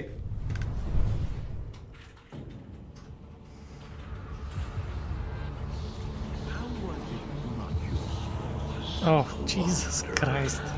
Now you know what I seek, Morris. Are these the demons from... Поне знаех, че само ще го обявят.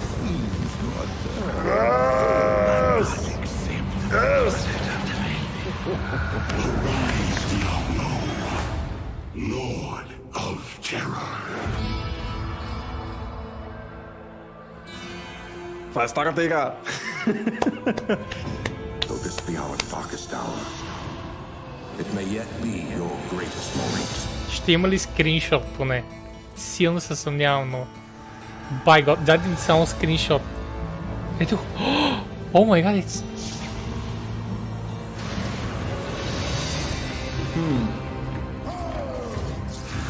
It's fucking done, човек!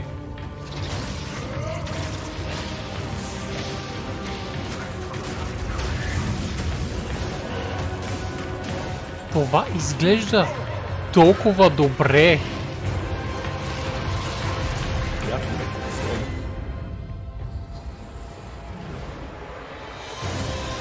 С cross progression.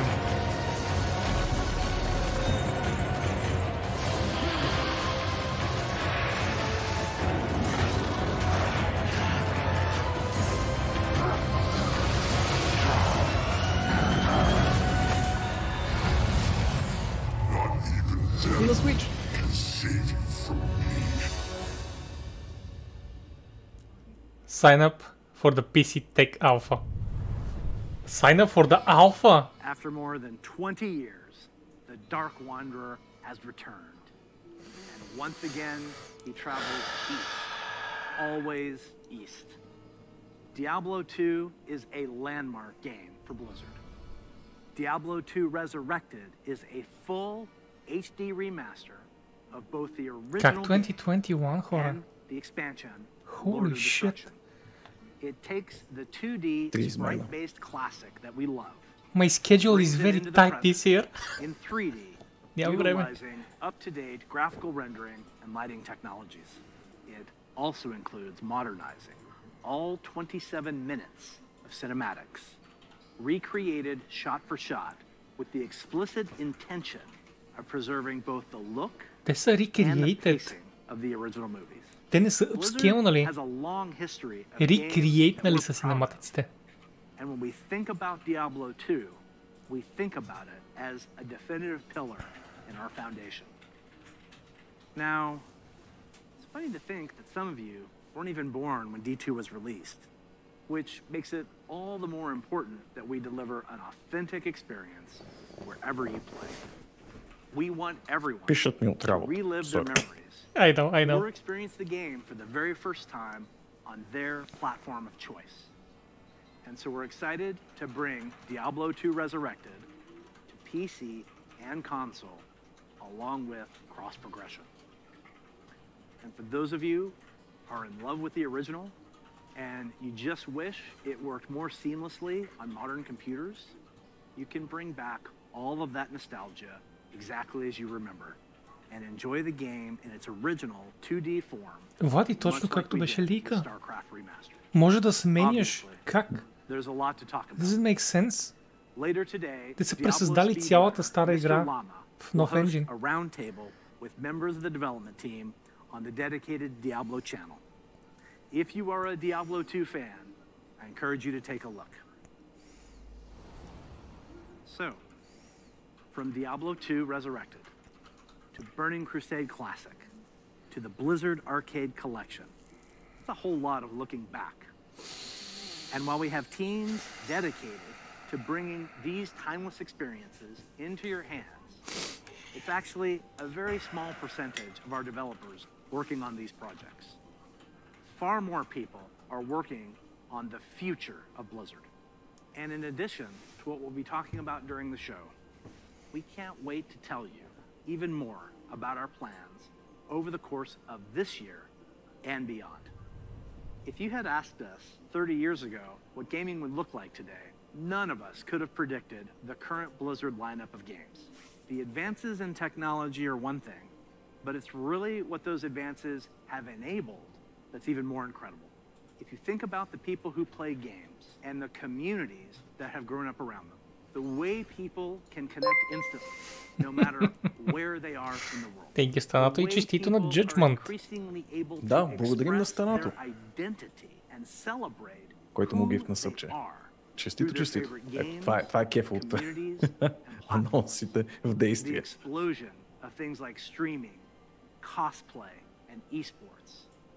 It would have been hard to imagine any of that 30 years ago.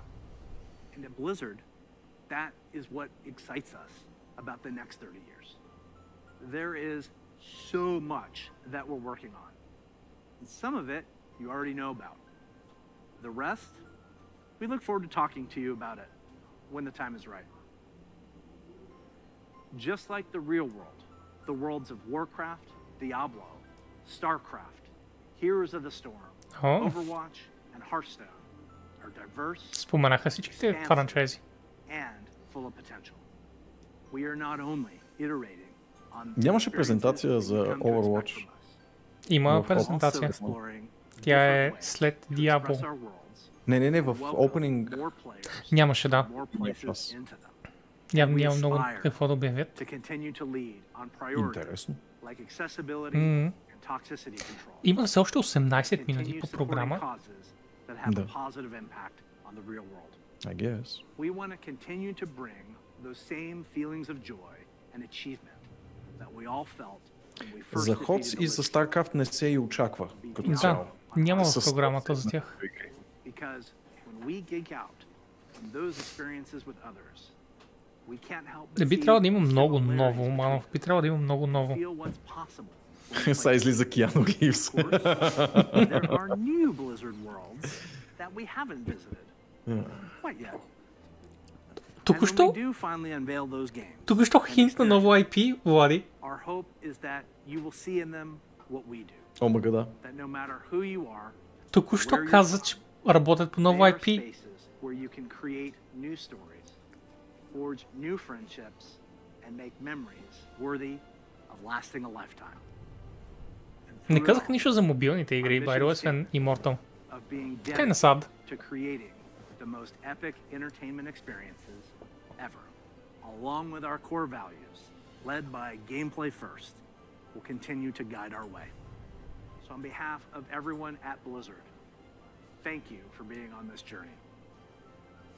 For me personally, it is the honor of my professional life to serve you, and the honor of all of us at Blizzard to be the caretakers of the worlds that you play in.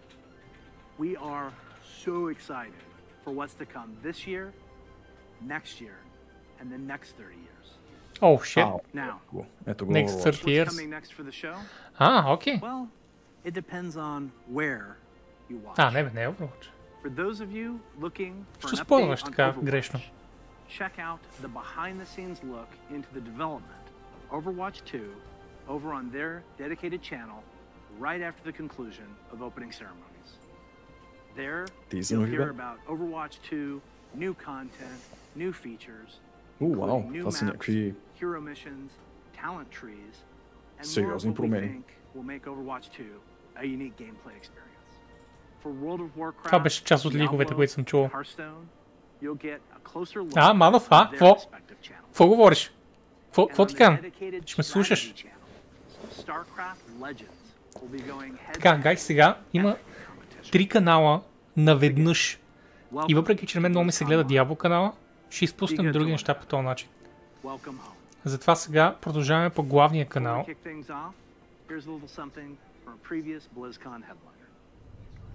Продължаваме по главния канал, където първо ще говорят за Warcraft. Hey, thanks for having us. We're Metallica. Thanks for having us at BlizzCon 2014. Влади, еби се. We would love to be there this year, but obviously can't be. Защо е толкова стар Ларс? What is going on? Here we are, and this is for you.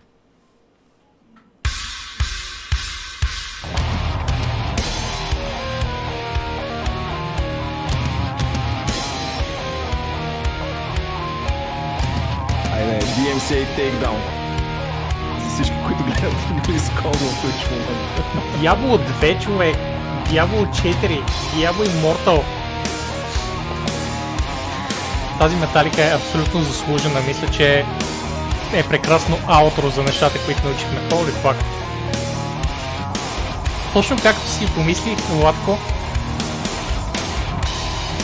тази година по-скоро съм по-хайпнат от последните 2-3 години обявления. Като изключим очевидно Diablo 4 обявлението.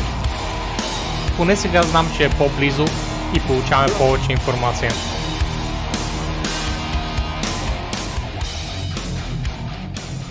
Намалявам малко. Интересен факт, пуснаха Battle.net Resurrection и го имам, а не съм го купувал. Holy shit, Astaroth, nice! Сега ще трябва да обиколим и ние и да видим за какво и да реч.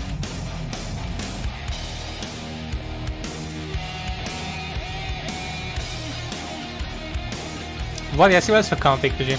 Аз няма да влизам сега, защото не мога да сменям страниците. 40 евро. Окей. Може една идея по-ефтина, но 40 евро, that's fine, I guess.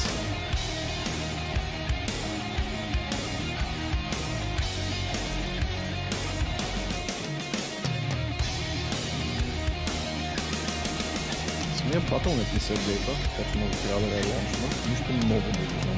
Окей, само ми кажи, че не е буквално в момента в лънчера и е готов за игра, Влади, защото спираме стрима. Спираме го. Май става въпрос за Diablo 2-ката ни. Само че хора, които Astaroth я имал в Battle.net и му била активна вече, казва той.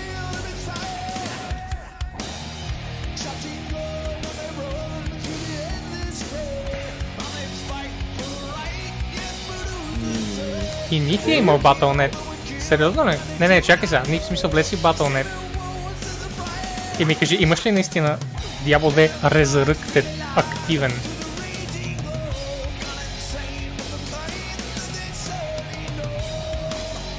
Така отиде виж.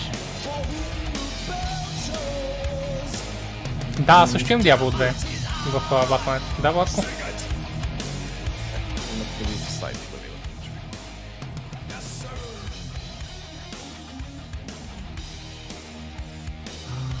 Аз го имам и мога да го купя. Окей, да, ти да не би да си мислиш за Primal Collection. Primal Collection е просто комбинацията от Diablo 3 и Diablo 3 Reaper of Souls.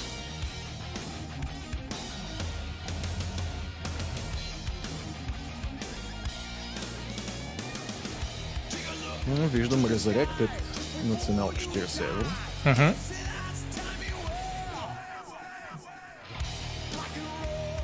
Не изглежда като да го имам. Добре, Astaroth лъже. Astaroth подведе целия чат сега, включително водещите. Браво. Все пак е 40 евро, окей, да знаете. Evil Collection Upgrade. Има някакви опции, които не разбирам на този етап, но...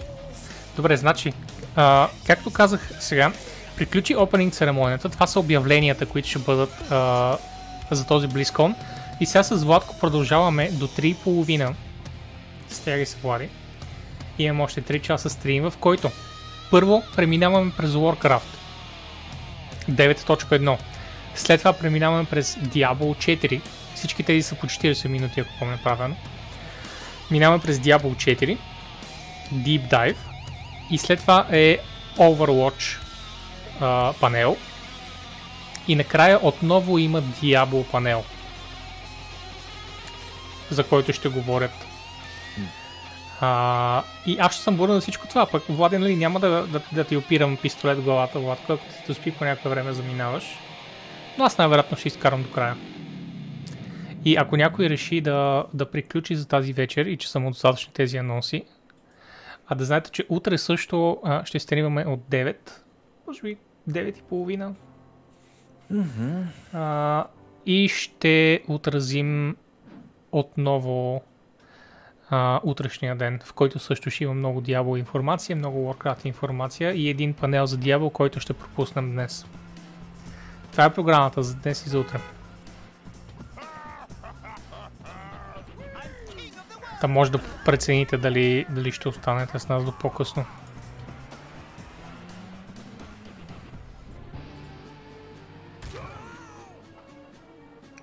Ще е имало? Защо да не е имало? Ще пропуснам да панела ли? Не, Нив. Има Warcraft панел и след това е Diablo панел. В смисъл, по принцип WoW панела и Diablo панела и Hearthstone панела са наведнъж, но на главния канал, който ние гледаме, просто ще има повторение на Diablo панела след Warcraft. Да. За жалост така се негласи. Много е тъпо.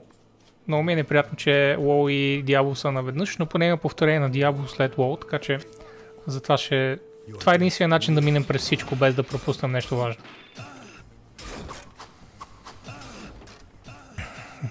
Да. Това е Carbot. Ако не знаете, by the way, това са Carbot Animation, които от много години насам правят супер готини анимации за цялата за всички Blizzard вселени, за всичките им IP-та. И в интерес на истината, ако помните, StarCraft 1 имаше ремастър преди няколко години и за този ремастър пуснаха Reskin, Carbot Reskin, където може да играете с тези Unity. Ето с тези зерглинчета, с тези хидри и така нататък. Супер готино. Аз го имам и пакета е супер фън. И една от най-великите плюшки в Blizzard Store е именно карботския зерглинг. Да, който е тук на около метър от мен. Както и на ключодържателя ми отделно. И за двойката ли има? Ама двойката Верго не е ли мод само? Или има за двойката? Пилона, Боби дай пилона, Нив. В момента в стаята има 2 пилона. Oh shit. Като дойдеш на гост ще ги видиш.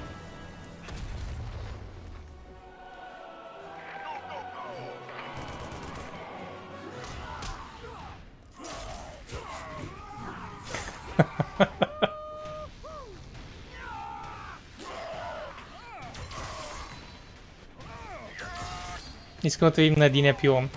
Уви, ако застана върху него, просто ще го абсорбирам. Имаш 2 пилона, значи може да има до 16 човека в стаята. И има ток винаги, също така камене. Така е. Това правят. О, вау. Как се бават с... Йеп. Всичко всъщност. О май гад.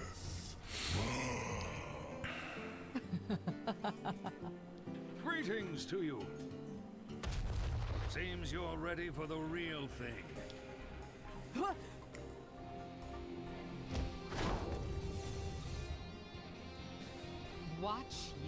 Карбот са толкова добри, човек.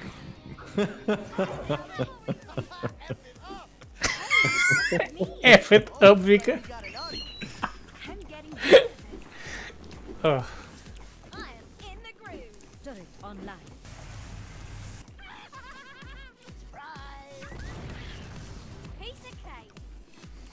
Очите на Трейсър бе, толкова добри.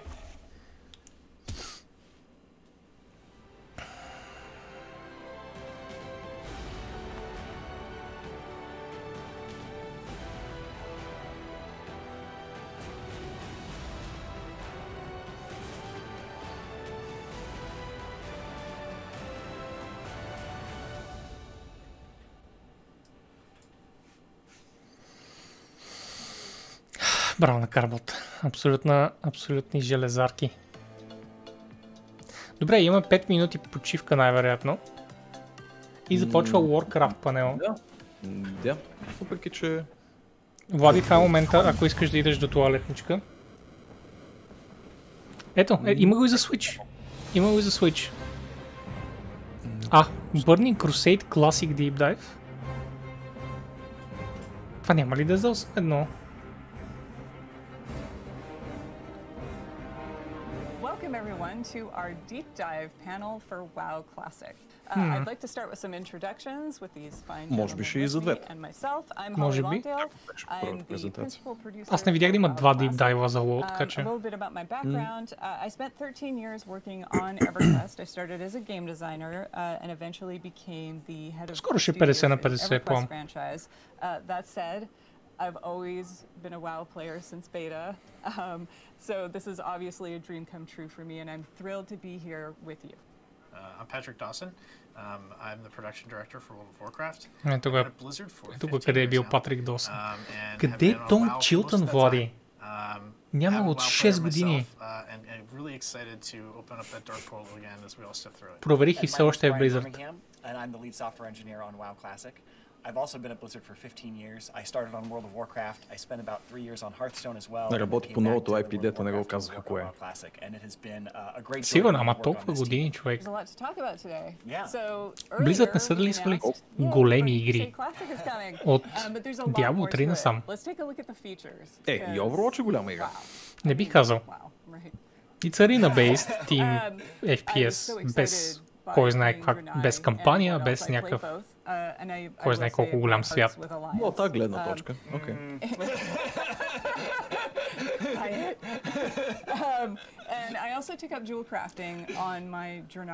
Сега почна BlizzCon или сме по средата, Верго, премина опенинг церемонията, която беше 1 час и сега ще гледаме 4 панела, един след друг. Warcraft, Diablo, Overwatch, Diablo.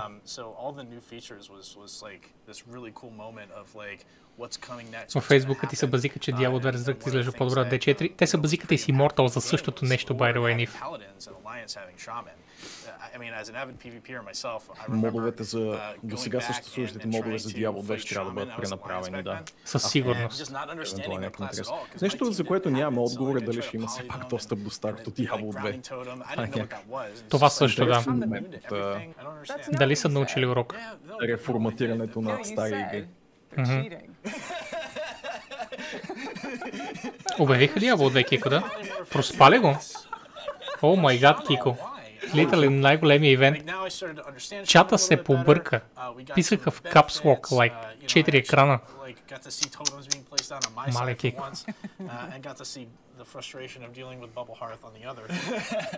Yeah, I remember when I was doing raids, we were always jealous of the Alliance having paladins. Ами той BlizzConline едва ли ще има нови добавки, Нив? Що се отнася в Diablo 2? The Alliance is like, no, it's no problem. Just go. Съвсем сериозно, Кико, I'm not joking at all. И ще релиснат тази година. И вече може да го преордърнеш. Какво, Ворко? Да, ще релисне тази година, поне по първоначален план, смисъл нека не е. Designed by Blizzard, right? Because I was an engineer, right? I wasn't a designer. I was working on like the live So little me. Прав спектър, добре го написа. I was playing my class, avid player of Mage, and I kept I sent this long email to Tom Chilton saying like, hey, here's what Mage needs. Ние говорим за вълка Том Чилтън. It's a well thought out forum post. And what was in it was things like bring back invisibility, let's get a threat dump in the class. Браво бе, Мали, браво бе. Не помня какво ни каза, но щом си бил прав, ево. And just knowing that skill was coming along with some other new stuff for mages like the Molten Armor, the Ice Lances, was just really cool to see all this new stuff in Burning Crusade. On the other side of that, I was really Девелопери excited си about спомнят Spell Reflect because Burning I was really Crusade, frustrated the getting panel. polymorphed and being able to like reflect that back on the mage. As a mage, I was not excited for you. I wish you Blizzard a very pleasant парите от портфейлите ми. Some PvE encounters that had abilities that you could reflect back. So Затова работя, за да мога да ги купувам тия тъпи игри. Може нямам време да ги играя, но ще ги купя. Това мога да направя, окей? Абсолютно исторически момент, Кико, съвсем сериозно ти препоръчвам да върнеш утре, примерно, по някое време и да погледнеш, като го обявих. Реакциите бяха перфектни. Не само аз го прочетох множествено число, Queen. Аз имам два портфела. Or, you know, even though like we were a good team, we weren't like the best of the best. So when we ended up going against one of those teams, it was just like, well, geez, we're just getting stomped now. This is tough. Arenas gave everyone an opportunity to. Къде в тази игра имаше лол, аз затова реших да скипна. Имаше лол, след това беше Diablo. Не, след това имаше Hearthstone и след това беше Diablo, да. And what was great about that is it really just it spawned an esport. Нямаше Overwatch в началната презентация, което ми интересно. В смисъл, да. А ще има много добавки. Явно да са искали да го правят прекалено дълго. Не се сещам се. Очудвам се просто.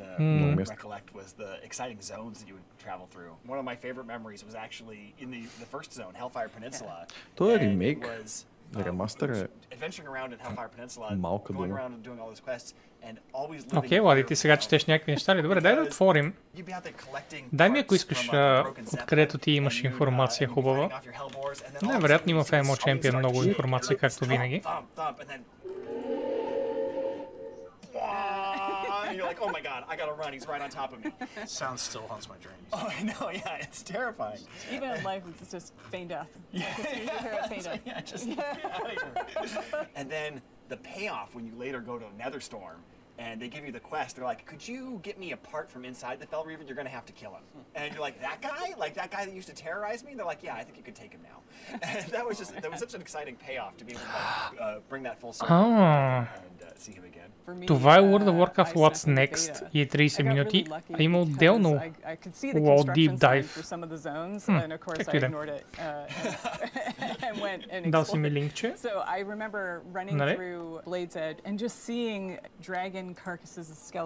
Не си ми дал линкче, добре. За какво линк?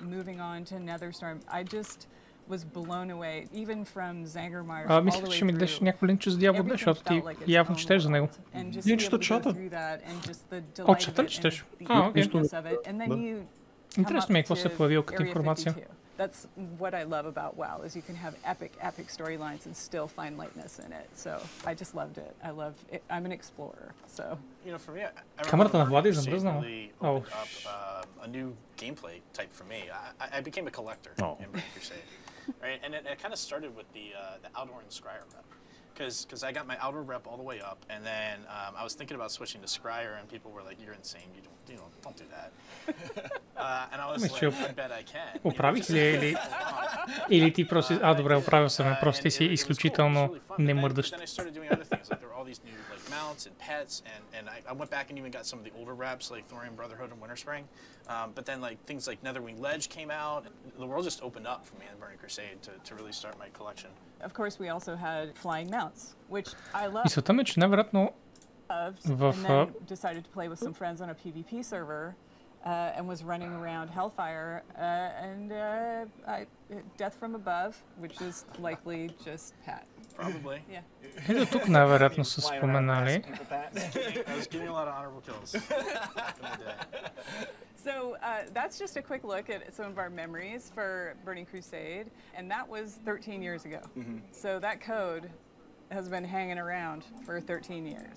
And we're not just doing a save as Burning Crusade opt-in. Oh no, it's a lot harder than that. So let's get into some of those details. So one of the challenges has been that we don't actually want to ship on the old code. Remastered graphics, classic gameplay, it's got a lot of bugs and planned support for cross progression. Така. Нищо кой знае какво ново. О, има сравнение. Вау, това е And so we want to bring Insanely that old accurate. data and we want to run it on the modern code, the same as we did for Classic. And there's like 750,000 rows of data that we have to go through and convert from their old formats to their new formats.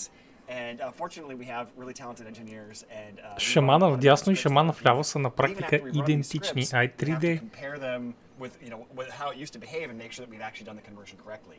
And then there's even some things that are making it more difficult this time. О, мъглата добавя толкова много атмосфера в гробището, човек. Чай да си отворя я сайта, че гледам през стрима. Мъглата добавя толкова много атмосфера.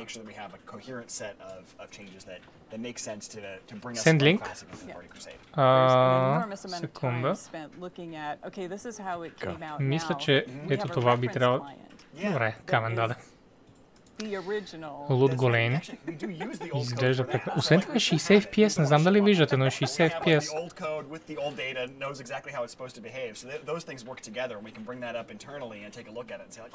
Толкова добре изглежда. Вау. Are bugs we still want to Source. fix, but a lot of times it will tell us like, oh, this thing is not a bug. This is actually the intended behavior, or this is something we don't really remember right. There's a tendency to want to chase your own memory, like I remember it being like this, and it's like, no, it's not always exactly the way you remember it. Everybody has that kind of. Осветлението работи толкова добре. Ако видите отзад съмънъра на скелетите, как стои в сенките, it's very cool. Има динамично осветление, фаербола пуска жълто-червеникава светлина под себе си. Very cool, very cool. Много на Lighting Engine, който ползва Diablo 4. Вероятно има доста кросовър. Има нещо такова. Is everything was its own like server, right? Like they didn't really talk to each other very well. So each realm had 11 blades on it. And these blades were just bare metal blades, and like one blade was for Azeroth, one blade was for Kalimdor, one was for Outland, and then we had some for instances. And you know, Барба най-после изглежда реалистично. Without cloud is you would try to request resources, and maybe a lot of people were running dungeons, and so it would give you back things like transfer aborted, instance not found. Super. Like we don't want to go back to those days. So now we can take advantage of things like the cloud and not have. Някои неща с 60 FPS, но някои очевидно са по-малко. Чуда се дали анимацията гличва, дали... О, определено не е Камен е оптимизиран. Тепърва ще влизаме в алфата. Виждам, че UI-а има апгрейд. Можете ли да видите долу? Това е за конзола UI-а. Така че можете да... Полшинките са на 4-те стика, на 4-те аналогови стика. 6-те скила са на... 6-те скила ли? UI е като Diablo 3. Не е с левия и десния бутони. Не, да. Не знам дали това е само за конзоли или е... Само за конзоли гледах. Така ли? Имаше по-надолу ли или къде? Мисля, че не в този сайт конкретно, а в лончера или по-скоро в шопа, май, където е при пърчеса. Гей, колко пъти да мигна за едното и колко пъти за другото, за да отговоря на въпрос.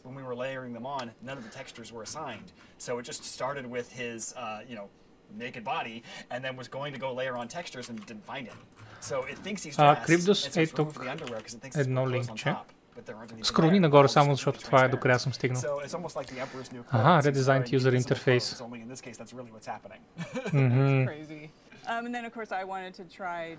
Не мога да... Да, с леви и с десния бутон е все пак F3 и F4, където избираш, но са преправили човек. Всички графики са преправили. О май гад, колко добре изглежда. Колко добре изглежда екипировката. О май гад, има shared stash, by the way, да, ти май спомена. Те споменаха и там, да, но... Двата тома. And so it's about knee high Damn. on the train high. And then water. Really, Brian? We have water in Damn. Yeah, so it turns out that Outland has a funny, unique feature that it doesn't have any oceans because the water just all falls off the edges. Като ни ударят с 1.9.1, едно TBC D2. There's no ocean there, but we had accidentally flagged it to generate ocean, so we had to... Оставени си все пак класически механики като стамина. Да. Те казаха, че ако разбирам правилно, няма да пипат. Няма да пипат геймплея по никакъв начин.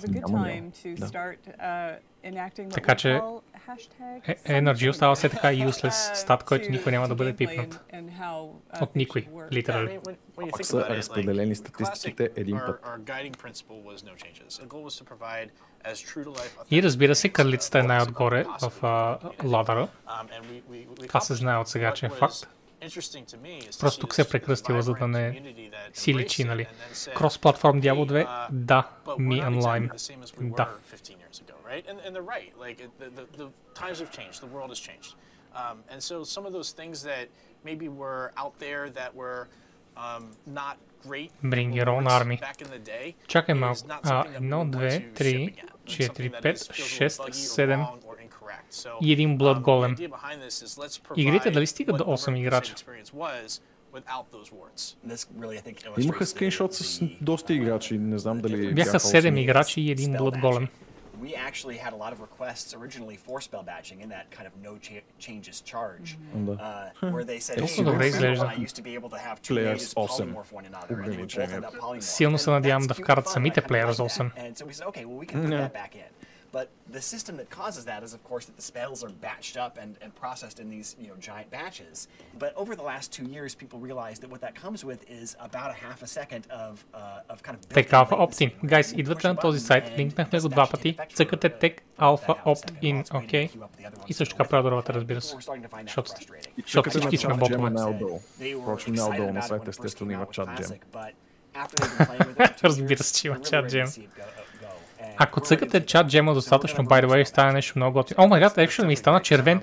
О май гад, виж какво става, човек. И моя свет на червен. Actually са добавили нещо към чат джема, добре. Мислих пак, че ще е някаква гавра. Допълнително да, ето ти си го видял. Another one that I can think of is just how the rating community has matured, right? Like things were very different. That's a nice touch. It's a nice touch indeed. Потвърдили се дали го правят Vicarious Visions. Контрол.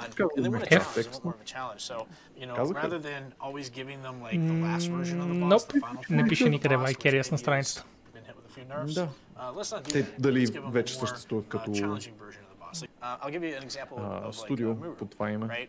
Това, което има тук, обаче, е, че знам, че излезе за всички платформи на пазара, освен Google Stadia, basically. И телефон, AGS. Не пише Stadia. Видиш, ще видиш. Добре. Чакай да му... Ще е само за Epic Store. Чакай да му пръсна черепа на това. That doesn't need to happen. Let's just keep it in the hard form. We can evaluate any changes we need to make after that, but тук чакам да кажат нещо за 9.1, защото аз съм играл Burning Crusade, няма какво да... Няма с каквото ме изненадат. Но така като гледам... Май няма да кажат нищо. Да, тотално е... Тотално за Burning Crusade. Явно само по време на Deep Dive ще говорят за 9.1. That was a really, really fun fight. That's awesome. Another change that we're talking about making is along the lines of that PvP balance and faction balance is, obviously with Burning Crusade, Paladins are introduced to the Horde and Shamans are introduced to the Alliance, and that was intended to be a balancing of the factions and let's, make them even. And then they wanted to kind of keep a little bit of flavor. Това изглежда по-яко D4, какво правим Blizzard? Микико, гледай сега, ще има Diablo Immortal, Diablo 4 и Diablo 2 Remaster, така че литерално никой вече не може да се оплаче за нищо. Имаш старото Diablo, новото Diablo и телефонното Diablo, играеш каквото искаш. Каквото искаш. Вече никой гък не може да каже на друг човек. So we keep just a little bit of that faction identity where Horde will get Seal of Blood at level 64 on schedule and then get Seal of Blood видях спектър, че разстояние между тях, като че ли наситят хората. В най-добрия случай естествено ще е феноменален ремейк и така нататък, но хората ще надъхнат и играят и новото нещо. Да. Спектъра това е обикновено когато приключи опенинг церемонията и те вече могат да преименуват както си решат, нали, нещата. Така че Shadowlands апдейта реално ще бъде по време на Diablo What's Next, which is bullshit. But, oh well. Имаме още 10 минути, така или иначе, 15 минути до тогава. 10 минути всъщност, още 10 минути. В който все още да гледам този сайт и скриншотите. Holy shit. The way that the ELO system was so inflationary, and so we're talking about whether or not we want to move forward with converting that to something more like the modern MMR system, so that it isn't as punishing to people in terms of like waiting hours for a match at the highest levels and things like that. Така, я да видим детайлите. 4K, 2160p. Не пише нищо за frames per second за сега. Но силно се надявам да е 60 FPS, crisp 60 FPS. На PC новите конзоли със сигурност ще видим. Пише ли за предходни? Просто не е потвърдено. Иначе имаш предходните конзоли, да. PS5 и Xbox. Всъщност Xbox One не го пише. Не пише Xbox One. Да. Интересно. Не, че някой в България има Xbox One, така че никой не губи нищо. На предходно поколение конзоли, еле пък за Switch по никакъв начин няма да е 60 FPS. And we want to start with just that release because we found with Classic that people really enjoy that kind of gear progression, and that's where all the tier 4 gear is with those raids. And we want people to have an opportunity to level up, catch up to their friends. Така с главните букви Боби Крос може спокойно да е наследника на Боби Котик. Боби Крос Progression. Имаш го на Switch и ако някой си хабил пари за това искаш да го цъкаш във влака, ама да си продължиш главния герой пляк, isn't that what Stadia was supposed to be. Това е което по принцип хората искаха от Switch също, но Cross Progression тогава беше просто мечта. Но сега, holy fuck, човек, смисъл. Това е, цъкаш където искаш и дори няма нужда да се съобразяваш с Sony или с Microsoft или който и да е. Ти просто си цъкаш, защото девелопърът ти го направи достъпно. Колко добре изглежда осветлението и сенките, човек, изглеждат много добре. Сенките не са динамични за жалост, но няма как. Тоест няма RTX очевидно. Ако погледнеш, сенките са много статични. То за четворката, когато беше зададен въпрос за RTX имплементация, бяха по-скоро... Те не бяха склонни да отговорят изобщо, нали, с някакъв камил. Просто защото знаеш, че това са неща, които когато бъдат имплементирани, ще бъдат обявени. В крайна сметка води Shadowlands, за да има RTX. Да. Така че няма причина да не го вкарат, когато решат, че има нужда и е разработено. Какво ще правят мобилната казаха и за нея. И тя е on the way и идва. Да. Сега ще кажат, най-вероятно по време на BlizzCon ще кажат нещо повече. Да, със сигурност. Според мен въобще в следващия панел. Не може да реша. В смисъл този watch. Просто имат твърде много неща за един панел, Влади. Ами да. И това само 25-минутен панел. Да. Я да видим всъщност сега с апдейтната програма. Ето това всъщност ми е важно да го чуя.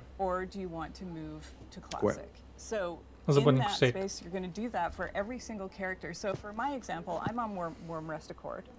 So I've got a level 60. I am definitely taking that on through to Burning Crusade, but I've got a couple of mid-levels that I know I want to move with my friends. Да, щаба е доста важен. Това е много добре. И че става 10 на 10. We want to make it as easy and seamless as possible to just get right into Burning Crusade. Huge quality of life. That's awesome. I'm excited to hear that. I know there's a lot of my friends, for example, who ремастър на Burning Crusade. Да. Burning Crusade Classic, всъщност. Ремастър беше в този случай. And they're interested in playing the Burning Crusade. This was for a lot of people their favorite expansion that we've done. Може да си положите Classic Gear. We want to make sure that those people are served too. Класическия WoW миналата година. В още по-класическия Burning Crusade. Maybe aren't interested in doing the classic WoW experience, but really want to hop right into Outland as quickly as possible. Yeah, so the team, we spent quite a bit of time discussing it because we want to make sure we respect the time of the people that have been playing Classic for 2 years. But also, we want people to be able to enjoy Burning Crusade if they loved it the first time and maybe missed Classic. So we are going to offer a level 58 boost for purchase, but it does come with some restrictions. So it's going to be 1 per account. It's not going to be usable on Blood Elf or Draenei. It'll have some dungeon blues, it'll have level 40 mount skill, no professions, it's the basics. Basically your Outland starting kit. That's cool. That's a really great way to jump into the game for sure. Yeah, I like that. I'll be looking forward to that. Look, I know a lot of people came back to play WoW Classic, and that's all they want. That's all they ever wanted. They're like, you know what, Burning Crusade, that's awesome. I'm sure some people are going to love that, but for me, само може би ще се отговори на въпрос. What do they get to do? Така и не отговори, в смисъл. Толкова много се въртят около него. Айде, just кажете в едно изречение. When we get to our patch day, which is prior to the Dark Portal opening, when I said before, like, I'll go back to my example for Worm Rest, we will be launching Classic Era Realms at the same time as we do our patch, and you will have that choice. So when you make the choice to go to Burning Crusade Classic, or you make the choice, like on my example, my level 40 Druid, I want to move that character to Classic Era. And what Classic Era means is that those particular servers are going to stay in that era forever. So that is going to remain classic till the end of time. It's never going to unlock expansions. You'll be able to make that choice for every single character. Do you go on to Burning Crusade, or do you choose to go to Classic Era? Let's say, you know, you're behind the times a little bit. You'll still be able to have that choice. We haven't locked it to a time. Все още не са отговорили дали можеш в момента, в който избереш Classic Era, след това да избереш Burning Crusade. Yeah, and I think it's something that's important when we look at the community that you're going to choose to go to the Burning Crusade. Май за сега остава неотговорен. Да. You know, some people may not be comfortable with that choice. And while we think that that choice is important, we also recognize that there are folks that are going to want to play both, right? Like, see, right here.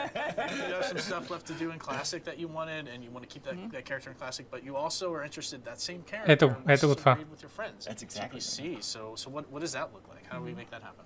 So we're going to actually offer a paid service to let you make a copy of your character. Okay, paid service. So like you said, like this is something we don't want to make just an automatic choice That's cool. for everybody. Not very cool. But I know that for me, it really is going to be like that pull to go to both places. So I want to be able to say, like, you know what, I'm willing to pay some money for this. Пеймента е за double dipping, да имаш един копия от героя, който става в класик и такъв, който ти е. Да. And that way I can stay with my friends who are really excited to go to Karazhan. I'm really excited to go to Karazhan. I want to see my hunter go through Karazhan, but if I'm missing like a couple pieces of my tier 3 set from Naxxramas, I still have an opportunity to go find a new guild there and go through Naxxramas again until I finish that set. We're going to be spending a lot of time communicating these details. So even as much detail as we're giving now, it's very high level. There's going to be a lot more detail to come, so keep an ear out. But with that said, so Pat, when's all this happening? Oh. Soon. Yay! So yeah, this is something that, you know, is important to get. People are still playing through Naxxramas. We want to make sure that they have enough time to do that. Release we are date. looking at this will be happening in 2021. 2021, okay. And what we're looking at is starting the beta rather soon. So hopefully Скоро the beta бета. will go up and we'll get that running. The community can come and participate, help us out. We'll start to hear some Kiko feedback Premium on the things Collection we е talked about today. Diablo 3 плюс Reaper of Any Souls. adjustments we need to make, we want to make sure we have a long enough beta period for that to happen.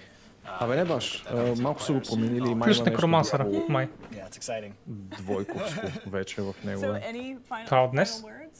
Yeah, I just talked about the beta, and you know, I will say just to the community, you all have been so instrumental in making Classic the success that Приключва този панел и започва Diablo панела, by the way. Да. Който сега все още се казва What's Next? Diablo 4. Все още се казва Diablo 4. Докато върви той, ще има за Diablo Alpha, Diablo Immortal Alpha. И след това ще има арт панел за Diablo.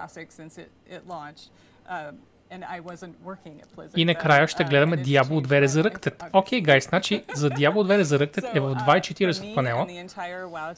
Така че сега ще гледаме Diablo 4 панел и в 2.30 е панелът за Diablo 2. Да знаете.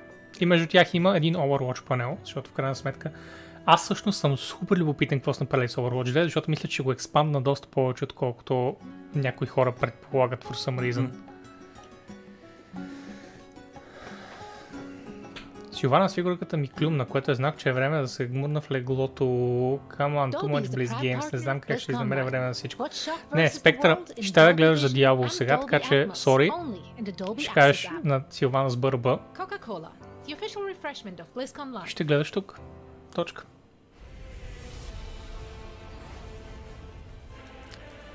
Я да видим тогава за утрешния ден всъщност какво са schedule, нали, сега с тази нова програма. Аз не виждам за Immortal, Не, всъщност ето го панелът за Immortal, да. Ето това е нещото, което ще гледаме утре, Владко, с теб отделно, преди да започне втория ден на BlizzCon. The Diablo Immortal Alpha and Beyond. Ще започнем с това утре в 9. И след това продължаваме с... Кой от двата QA? WoW или Diablo? За кое Diablo става въпрос? Това е интересно. Не пише. Diablo QA. Да, и аз виждам, че не пише. Просто на този етап има много Diablo в този BlizzCon и...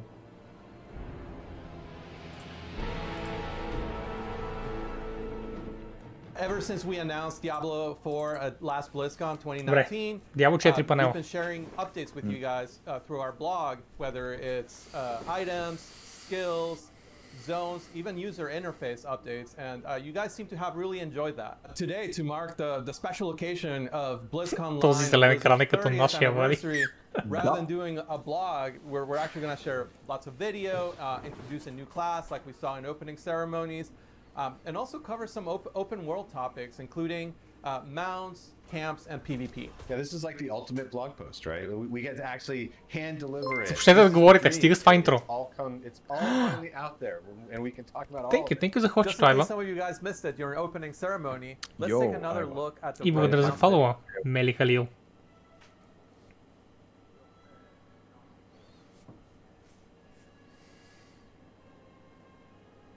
Това най-вероятно е ролог интрото просто. Ако някой изпусна в опенинг церемонията, това е интрото за новия клас в Diablo 4 обявен.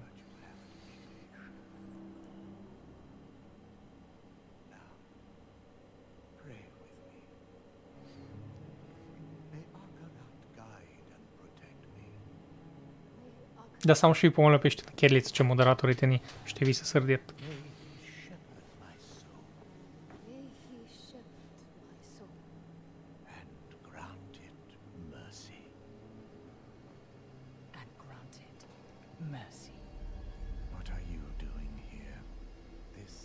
Сега ще видиш, Верго.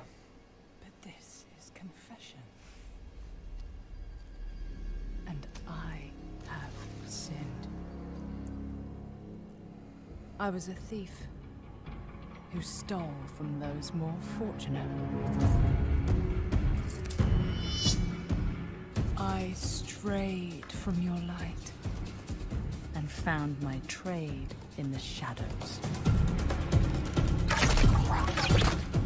They call it murder. I say, job well done.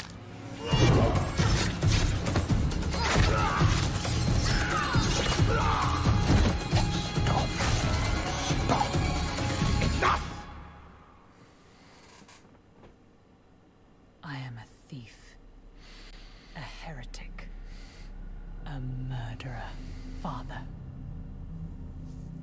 Will Akara save me?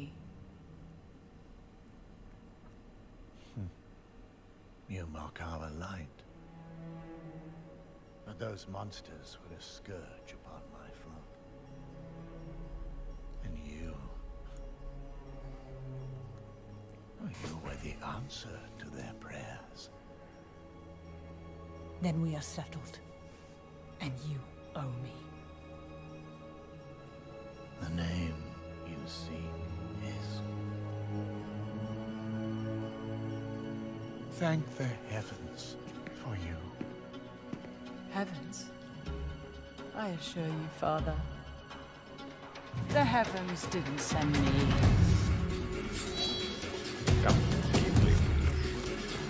Анимациите са insane.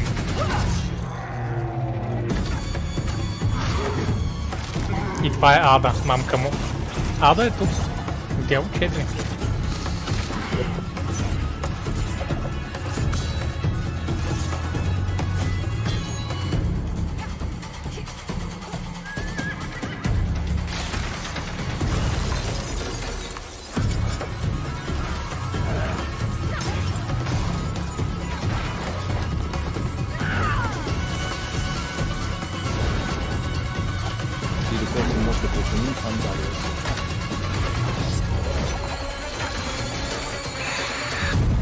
този път я видях, да.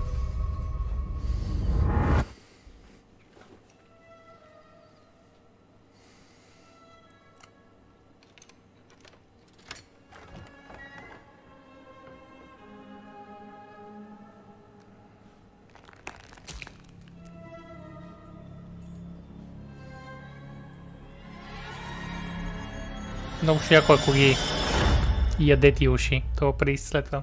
Защото е fucking дявол. I love that ending. There's two things. There's the rain of arrows off the mount for the win, and then when that guy takes the ear and he stretches it onto that hook right at the end, it's like, oh.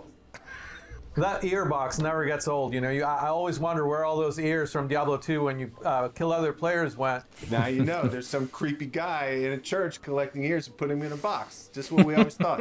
No spoilers, but we're going to be hearing a little bit more about World PvP a little bit later in the segment, but ears are definitely making a comeback. But let's go back to the class, because there's just nothing more exciting to be able to introduce to a Diablo game than another class for players to check out. Yeah, this is a pretty cool thing. We don't get to do this very often, right? I think it was you that said that, John. There's always room around the campfire. There's always a little room. We had kind of like very core archetypes to begin with. The brute strength of the barbarian, the arcane knowledge of the sorceress, kind of a return of a shape-shifting classic with the druid. No RPG lineup is complete without that dexterity class that's kind of like defeating enemies with finesse, with speed. And we kept coming back to just the idea of bringing it to the kind of the godfather of all dexterity-based archetypes, the rogue that we saw in Diablo 1. I mean, you got to be excited to have the rogue back. I mean, I know that like when we were exploring different classes, like you had talked about some of your experience with Diablo 1, right? Oh, for sure. So one of the things that's super cool is like the rogue was always able to adapt their playstyle. So fans of Diablo 1, Diablo 2 rogues will be able to create very archetypical rogues, starting with the weapon selection. Oh On the my god, melee weapon side, rogues can use swords and daggers, as well as bows and crossbows on the ranged side. Holy shit. You know, just those sort of dagger attacks mixed with bow attacks, it's like, it just looks great on screen.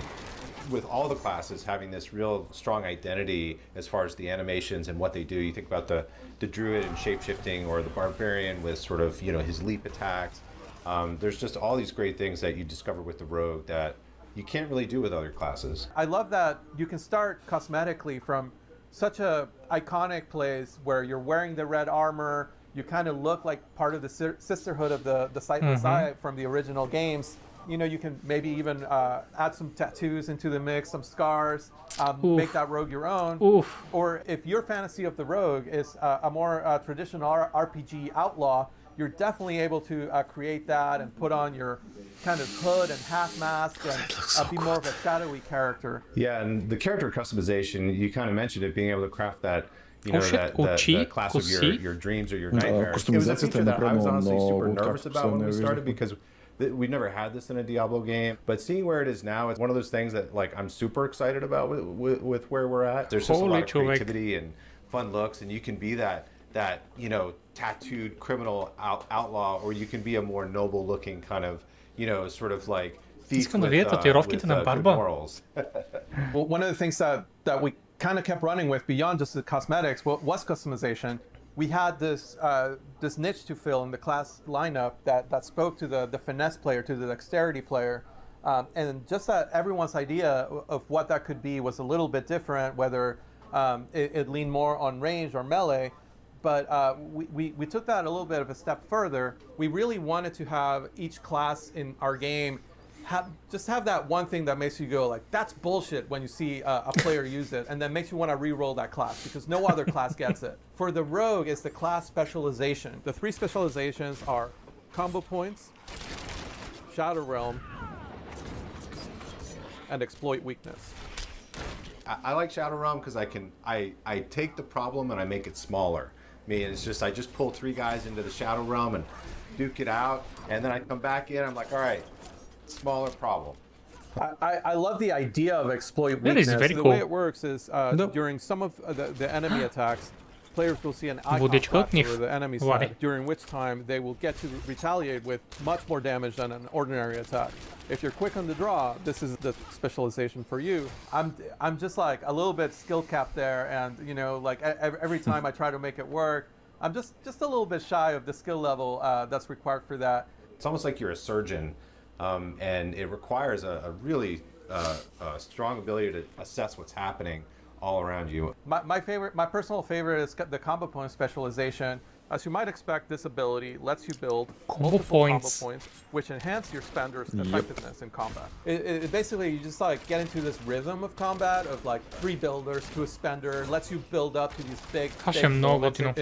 It almost makes like a rhythm game out of combat, which I really enjoy. And the way the class specializations work is you will work with one of the world groups of rogues around the world in Sanctuary that you will find and do class-specific quests that no other class can do. Whether it's the Sisterhood of the Sightless Eye, the remnants of that order that you choose to work with, or the mercenaries of Kyrgyzstan, or the outlaw smugglers of the swamps of Hawazar, depending maybe on what class depending on which specialization speaks to you or you find more powerful, you'll be able to complete that quest line and then activate that specialization, which then you can mix and match with any of the playstyles. So you could be a combo points, ranged, or melee player, but you could also be an exploit weakness, range, or melee, or hybrid player. It just gives the class such huge variety in builds and playstyles. I love how that ties into the open world aspect.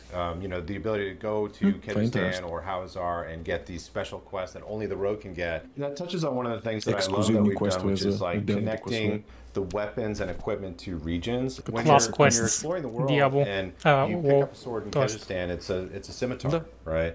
If you're up in Scotland, which is up in the north, it's more of like a broadsword. It's this sort of like it's a subtle thing, but I think it really, different armors that you get in different regions look like they're from the place. And so giving that sense of place in the world is something that I every time I play the game, I feel it, I see it in just like subtle ways. And just really enhances the overall sense of immersion and experience, and I just want to see what's around the corner.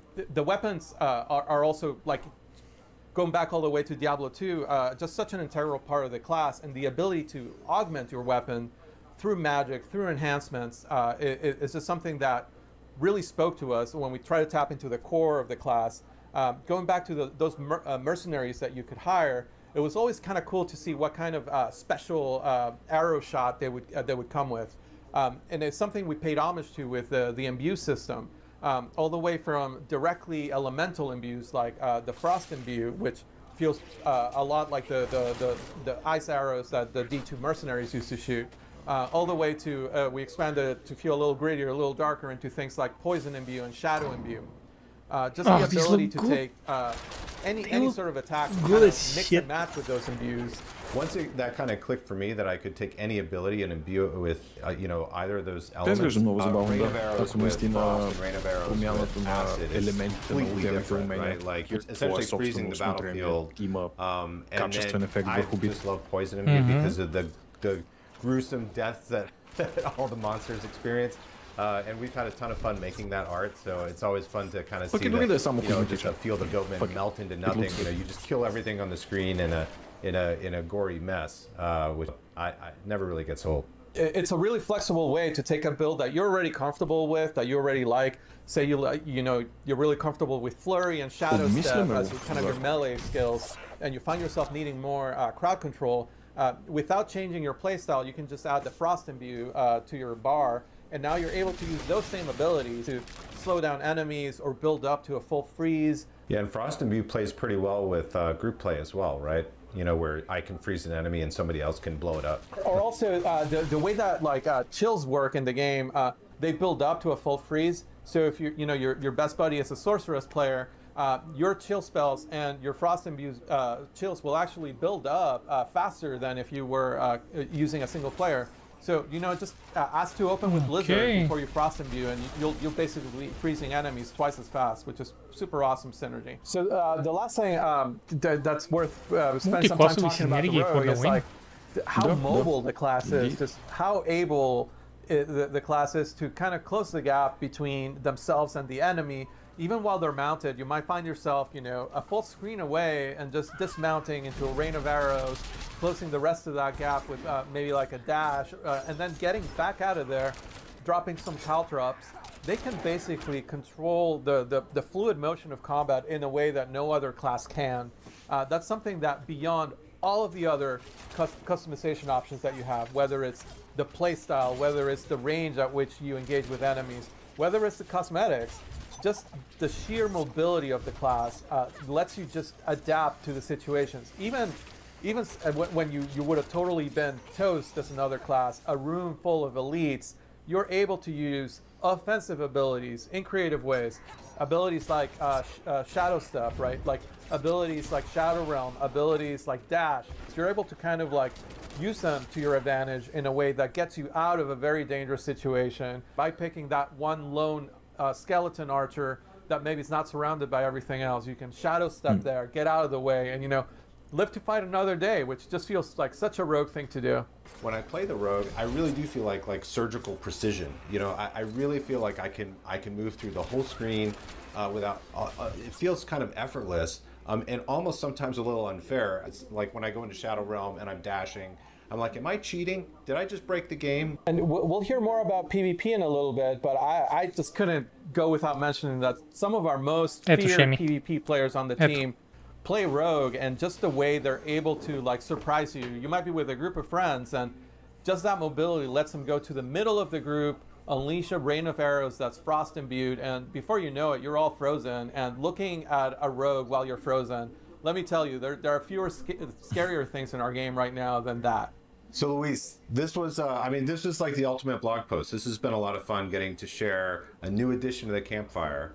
And of course, there's probably going to be more in the future, right? We always say there's a little bit more room around that campfire. That's right. And that pretty much wraps it up for the Rogue. So why don't we go to Joe and Karina and learn a little bit more about those open world features that we promised. Well, thank you to Luis and John for introducing the Rogue, which I'm really excited that we finally got a chance to talk about and announce to the community. And we're here today to talk to you about Diablo 4 and the open world. Този човек има толкова много чест here. Start this conversation, Karina, would be just for me to ask you, what are you most excited about? What we're adding in Diablo 4 for the open world? What feature, what mechanic, what are you most excited to talk about first? I am really excited about just exploring the world. I am a huge completist naturally, that's the way I play, and I love exploring and looking under every single nook and cranny. The more this game has been growing, particularly since last BlizzCon, the more fun I am having just riding around the open world on my mount and exploring everything I possibly can. Yeah, it's really fun, I think, now that we've kind of taken Sanctuary and just made it so much larger when you're playing through the game. When you compare it to like Diablo 3 or Diablo 2, there's tons of like exploration and movement throughout the world in those games, obviously, but now that we've really been able to embrace the open world concept, we can really dive much deeper into like how does Sanctuary actually all fit together, like be able to ride from Skazglen to the Fractured Peaks, like it's very, very interesting that way. One of the things about that I think is really neat is the collection aspect of mounts. There's all these horse breeds and other mounts you can find throughout the world, from completing puzzles or just finding hidden locations or slaying certain particular kinds of monsters. Find various horses or things to customize your horse with, like horse armor. There are hoof plates you can get and trophies to show off your accomplishments. There's lots of different ways to make sure that you can personalize your mount, make it really feel like it's your companion. Yeah, and it's really cool that, like you mentioned with the horseshoes, you get to actually change the speed at which your horse can run, and it's something I like to be able to customize the horse to the type of gameplay that I like to enjoy as a player. And it's really, really fun. I like the amount of variety that you give us. And I mean, there's more to mounts than just that as well. So like one thing we know we didn't want to do with mounts in Diablo 4 is we didn't want to have like jousting, this idea of like fighting from horseback. It's not really the Diablo experience, right? Yeah, that's something I'm super excited for. Like we showed last BlizzCon, we had the sorceress, we showed her dismount skill Ice Dash, where she shoots forwards off her mount and destroys everything in her path. Well, with the Rogue, we got to have a little bit more fun with it. And the animation department has done a fantastic job of having her leap up into the air and fire down like the rain of arrows that destroys everything. It's really, really cool. It feels really good. The idea of like leaping from your saddle and just raining arrows down on your enemies as you pass by, getting down the fray and then starting to like stab people and poison people, like that is spot on what we're looking for. Being able to jump in, engage with enemies from your horse, and then just fight it out, duke it out using your skills and everything else like we want. It's interesting that your mount can't get damaged, but if a monster actually attacks you while you're mounted, you will actually be forced to dismount. So there is a flip side of actually judging for yourself when you do want to use that skill in order to prevent you from being forced off unintentionally. Yeah, there's definitely a little bit of gameplay there to make sure that you're using it in a way that is most appropriate to help you get where you're trying to go, and also fight the monsters you want to fight. One of the things I'm most excited about for the open world right now is this feature we have called camps. So camps are basically these strongholds of evil out in the overworld. You know, you got to remember that decades ago, during the events of Reaper of Souls, when Malthael rose to power, the Reapers killed like 9 out of 10 people throughout Sanctuary. Like a tremendous number of people passed away. Now there's a big power vacuum out here, decades later. And these monsters have started to move into these places. Bandits, monsters, goatmen, all kinds of different creatures, skeletons, the undead, have started to like resurface and come back into these areas and start to take them for themselves. You, as the hero of Sanctuary, get to kind of wander through these spaces and begin to reclaim them for the people of Sanctuary. That's part of what makes them really, really neat. Each of them have their own story, they're their own unique fixed place in the world. Unlike quests are something that happens randomly in the world and you can come across them anyway. Camps are a permanent fixture that you as the player, when you come across that evil, you can actually have a real impact on the open world that everyone else can see, because once you have defeated that evil, one of the really fun things is that you basically unlock that camp and you make a new waypoint that previously didn't exist for yourself, but like suddenly all the marketplaces open up and now you have a blacksmith vendor in a location that previously didn't exist, which I think is really, really cool. Now, what we're looking at here, this was a village, the village of Karayisu, which now has fallen to ruins. The people here in the Dry Steppes had a problem. The problem was there were bloodthirsty cannibals that dwelled nearby and would regularly raid their community. And the people had to come up with a solution. They weren't strong enough to defend themselves from these cannibals, so they made a dark bargain with a demon. And they were able to gather enough power to push these cannibals out and protect their community, but not without great cost, as we can see here. You're kind of helping resettle parts of Sanctuary in many ways when you take these camps back from the enemy. Vendors will come back, and now suddenly there might be like new quest givers, new stories that need to be told. Dungeon entrances can appear it's a Diablo game confirmed. Like, there's all kinds of things that occur after you take over the camp and liberate it from these forces of darkness. And again, it's just so cool to see you permanently change the world as you find these places and kind of wander through and solve these problems. One of the other neat things about camps, and in general, like the overworld, just broadly speaking, is we have so many more opportunities now to kind of play with movement. It pushes the bar vertically as well as horizontally, and we now have implemented the idea of jumping across chasms to allow the player to get access to a location that they previously didn't have. There's all kinds of areas for players to like find their own path, allowing them extra movement options they haven't had in these Diablo games. We also went a vertical top-down camera for the environment, and so it really breaks up the plane that you typically see as like not only as a developer, as an animator, but also as a player. There's such a huge variety of things that you can possibly do to mix it up and make things a little bit different. There's like certain puzzle elements to it.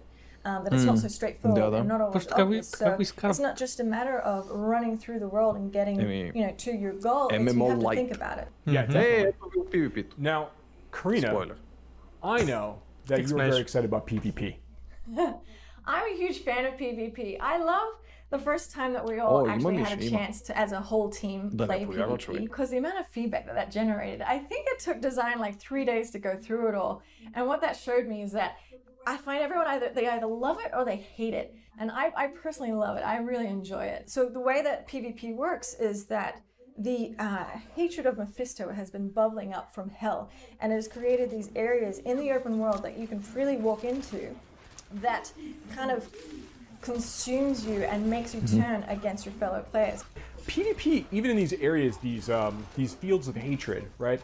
even in these spaces, it's not like mandatory. So these are optional places players can choose to go to kind of collect shards of hatred that they can collect from monsters, completing events, opening chests, all kinds of ways to earn these things, not necessarily just killing players.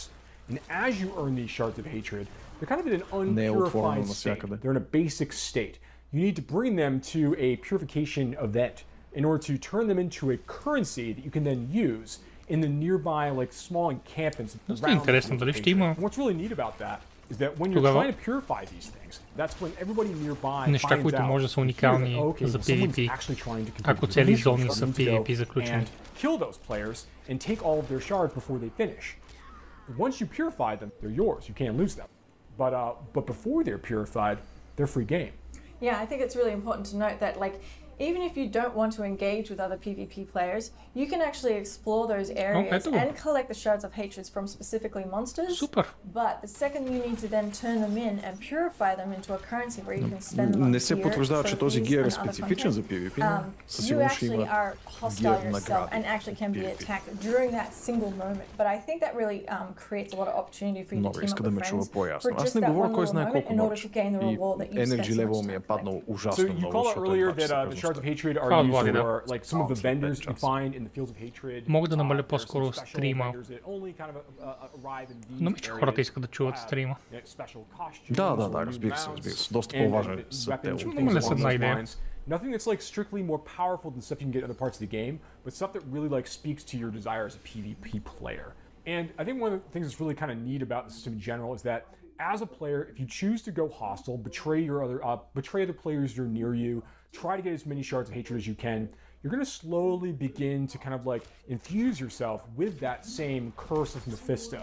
And you're going to become a vessel of hatred. Now, once you do that, everyone within a very large radius of you is going to be able to see you as a threat on the map. And they're going to get a bonus for killing you. Това е нещо, което взеха от WoW, което е много готин фичър. If you're able to do that and finish that period and manage to escape or defeat your people who are coming to try to destroy you, you're going to get a really big bonus at the end. And that's been really exciting to watch in our process already. Не знам дали усещаш. Програма трябваше да е свършил преди 2 минути. Well, I don't care. Даже влизах на запис, не мога да я спазя.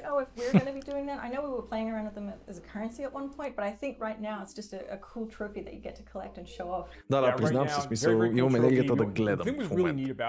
И време да пускам някакъв коментар. Being able to see like the people that you took the ears from, like seeing their character names on there was always like the interesting fun part, kind of like proof like, yeah, I got that person that time, right? So we want to make sure that we embrace that aspect of it. That's the important part for us. I think that's going to be a really great callback to Diablo 2 PvP. Right, yeah. So I love where PvP is going, and I love that it is such it's only one part of how large and open the world is, and really harkens back to the adventure in me when I play the game. How do you feel? I'm super excited as well. I mean, there's so much to look forward to in Diablo 4 right now. Like what we talked about today just scratches the surface. In general, as a Diablo fan, there's a lot to be looking forward to in the franchise in the future. Thank you so much for watching. We look forward to speaking to you about this game and others in the future. Ти си. Не е австралийски акцент, by the way. Има изключително слаб централно-европейски, може би северноевропейски акцент, но е била в САЩ едни 10 на години, почти не се усеща. Ето го бе, Буден. Така. Ето, твоето време дойде. Overwatch. Зад кулисите на Overwatch 2. Както и на Шинонка бе, и тя цъка Overwatch-а, ако още не гледа. Но това господин Джеф Каплан ли е, бе? Как спойлна? Може да всеки. Може да Том Чил. And why? Everybody, please hit record. Fingers crossed. We lost Scott. It's off to a good start. This is going great. We've been assembling one of the best teams that I have ever worked with. I'm nervous. And I'm so proud of the progress that we have made together. We really liked the stylized drop down. Imagine that it's coming forward, boom, boom, this starts to spin. The scale and the scope of this game have meant that we've needed to grow substantially. We have to... Sorry. Let me start over. Overall, I think we've done incredibly well as a team moving to work from home. Oh, shadow play. There have definitely been challenges, but the team is really putting everything we've got behind this game. To me, it's the next big step in the Overwatch universe. New heroes, game modes, major story beats. With competitive and PvE, I see Overwatch 2 as the Overwatch for all of my friends. You know, we're always inspired by what story and franchise development does with the animated shorts. We really wanted to bring that cinematic experience into the game. You can invest in your heroes and grow them over time. I'm super geeked out about Overwatch 2. I can't wait for people to play this game. It just gets better and better.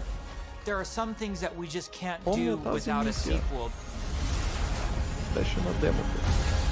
So thank you so much for your patience so far, and I hope you enjoy this behind-the-scenes look at Overwatch 2.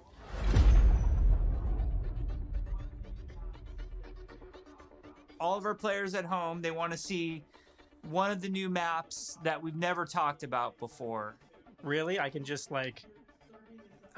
talk about anything that I want to?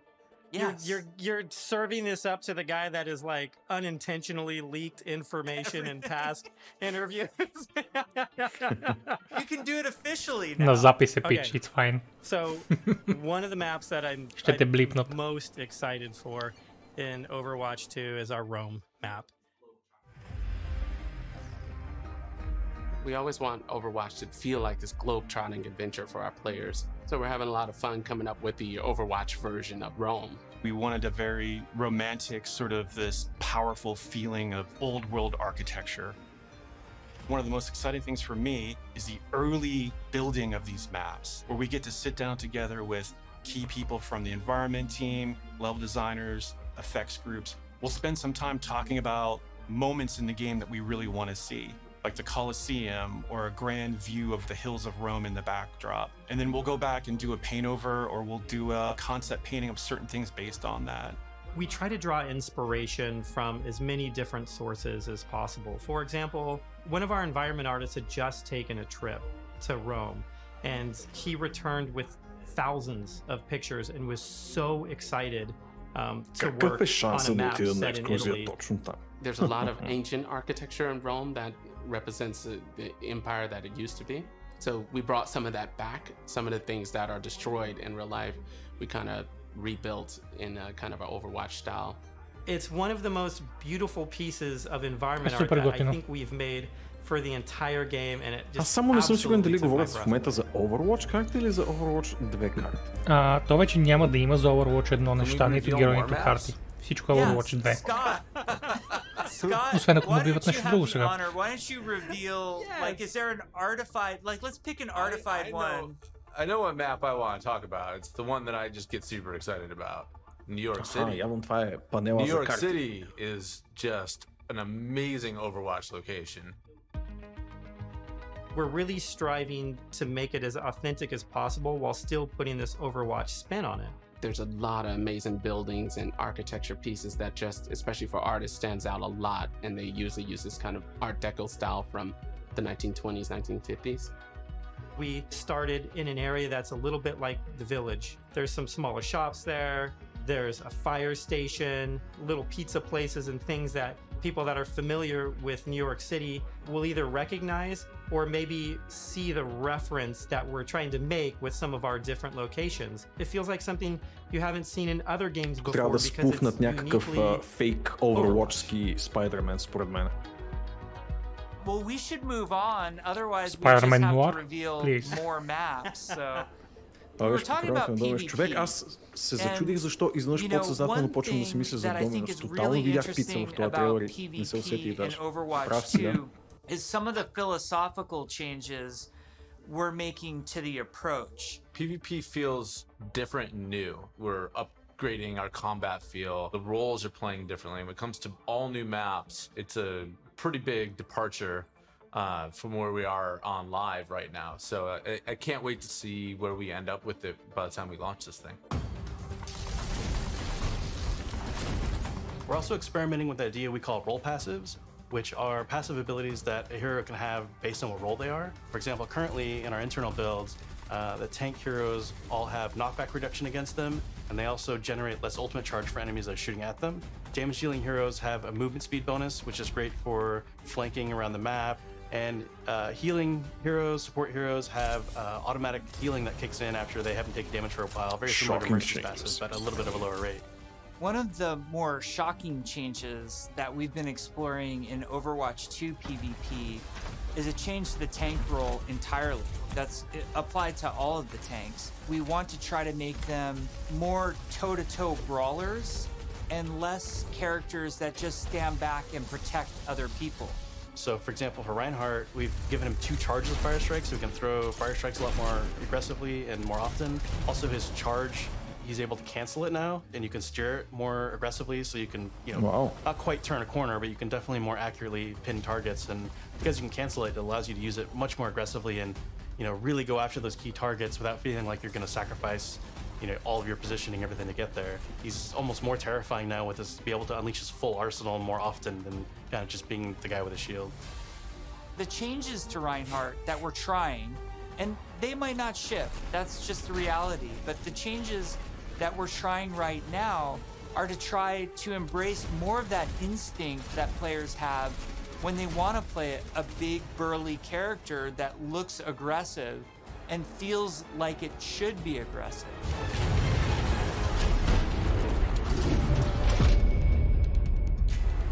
Shortly after BlizzCon, we spun up this group, our combat field group, to really just work on what happens when a player holds the trigger.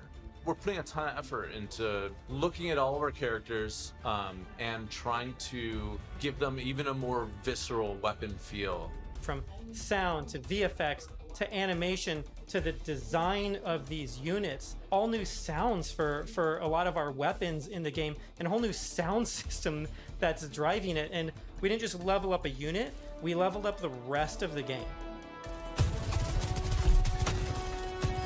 When we first started working on Overwatch, we spent quite a bit of time working on gunfire sounds and just general combat feel to make it feel really awesome. We're revisiting pretty much everything. Nothing's off the table, so we're looking at even kind of small things such as quick melee attacks that every hero has. So they have kind of new audio pass and a new kind of feel and visual effect when you hit things. One of the bigger efforts we're undertaking for Overwatch 2 is what we're calling our Weapon 2.0 sound pass. What this is a big overhaul to the weapon systems in the game. That means the way the gun feels in your hands. You could feel the ammo running out as you're getting lower on the clip. We've really tried to amplify those sounds to better encapsulate the gameplay and the gunplay that comes with Overwatch 2. Another key for the weapons was getting them to feel like they're in the environment. This meant working with convolution reverb. It's a new system that we've implemented into Overwatch. It's a way that we can capture the acoustics of an environment and transport it onto the sounds that we're using. So we went and captured tales of guns in different environments through our weapon shoots.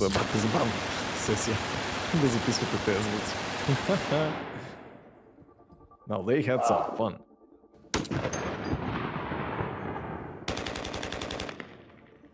And then we've cut them and applied it so that we can support a lot more environments. Now we're supporting outdoor, urban outdoor, warehouse tales, tight tunnels, small rooms, and it gives a lot more presence to the weapons and the way that they react in the world. The shooter genre has evolved a lot since Overwatch 1 came out. On top of that, I think we really want to push the visceral nature of how we do combat. So we focused a lot, not just on the wonderful sound effects, but also with how the gun moves as you shoot. So you can really feel every single shot leaving the chamber. And there's a lot of subtle little tweaks we have to do on the gameplay engineering side to make that feel really visceral. Everything from making sure that the camera shakes are crisp, making sure that if you get shot, you know exactly these tight indicators show up on the outside of your reticle. All these things play into making the game feel not just tight and responsive, but also modern and up to date. Ще да кажа, for example, what we wanted to do in Overwatch 2 with his weapon was make it really feel incredibly powerful, and that happens with a bunch of different elements that mix together. But it really feels like the gun is almost just outside of your control. A lot of that comes down to this camera shake technology, where every time you fire the weapon, you want to feel like it's running through your entire body, and the camera shake gives that extra bite to every single shot out of the chamber. It makes him feel really great. You guys got a sneak peek of Sojourn from last BlizzCon. She's been under development for quite a while, and she's actually quickly at this point become a lot of people's favorites in-house. When we look back at Overwatch when it was originally created, there was a lot of heroes that were made from a gameplay standpoint kind of surrounding a weapon type. For example, Farah was based on a rocket launcher hero. Хора имаха малко повече да обявят, отколкото имат време. Усещаш ли го? Колко са компресирали всички неща, които иска да кажат? Специално на Overwatch? Да, за Overwatch специално. Вероятно, те имат първо да говорят за скил система, за синглплеер кампания, оперативния режим. Ще да кажа, вау, това е като пълен апгрейд на Overwatch 1. Като сиквел. A new cool game mode that replaces it. We really want Overwatch 2 to feel like the next evolution, a true sequel to the first game, not an add-on. It's not a small part. It's not an extension of the original game. This is an evolution and a replacement to the original game, and I think it's exciting. Hero missions are probably one of the things that's the hardest to wrap your head around if you've never played one of them. Аспект, който демонстрираха на демото на BlizzCon миналата година, но трябва наистина да го играеш, за да... The goal around hero missions is for these to be this co-op PvE experience. I personally only play competitive mode. Like, I'm all about that competition. And I have friends that they don't want to do that at all. So I'm really looking forward to a game that I can play hours and hours with my friends who aren't in competitive, and it's also something that I'm interested in. Hero missions are the content that people are playing as they are leveling up their heroes. And so for a system like this to really sing, you need a lot of mission. We don't want players to feel like they're just in this grind to get to the top. And there's a lot of really, really good back-end technology that we're exploring so that the heroes are constantly bringing their personality and some light story to these hero missions as well. The goal is to make as many as possible, hundreds of hero missions. We've explored a lot of different ways of getting to that much content. So have like different sets of enemy units that people will be fighting against, and there's different hero mission types. At the same time, hero missions can take place in all of the multiplayer maps that we've done, and we're also adding new spaces onto some of these maps. It's a huge challenge for the art team. We take maps that a lot of people love and recognize, and we have to add a lot more art and level design to it. In this one hero mission playtest, we came up to an area in King's Row. Ето, готово. Виж, мръднаха 3 кашона, една врата сложиха. Какво се оплакват? Его е за 5 минути. 5 минути работа. And the payload may decide to take this new route instead of going the usual route. That was really, really cool. It was like this eye-opening special moment. Lan, our lead tech artist, oh my God, on the environment side, very early on her own free time, made a prototype of a sandstorm on the Temple of Anubis map. Погледни как изглежда това, човек. Insanely well. We looked at it and went, oh my God, we absolutely have to do this. So we put some new technology in Senpai. place that allows us to do this Teach. dynamically. You start the mission off, clear day, midway through the mission, suddenly погледни ги тия бури, човек. Oh my fucking God. So much more alive. There's a sunset, daytime, nighttime, but depending on where you Има are in the nighttime. world, these look different. California or Hollywood would have what we call a California sun. Nubani, there's a great African sun that happens there. You start to get a sense of space and mood. This is what really brings the levels to life. Come on, shut your whore mouth. For me, the dynamic world's exciting. Just seeing these dramatic landscapes, the wind and the atmosphere blowing by. It's a much more cinematic experience for the player. Before you start a mission, you look at a map. It's явно nighttime in просто климатични вариации на една и съща карта, които да внесат визуално разнообразие. Choices based on knowing this information. Characters like Hanzo or Widowmaker start to be a little more valuable because they have abilities that allow them to see through the sand more clearly. И тази? Нито първата е free-to-play, нито тази ще бъде. Types of objectives in hero missions? Yeah, let's talk about the objectives.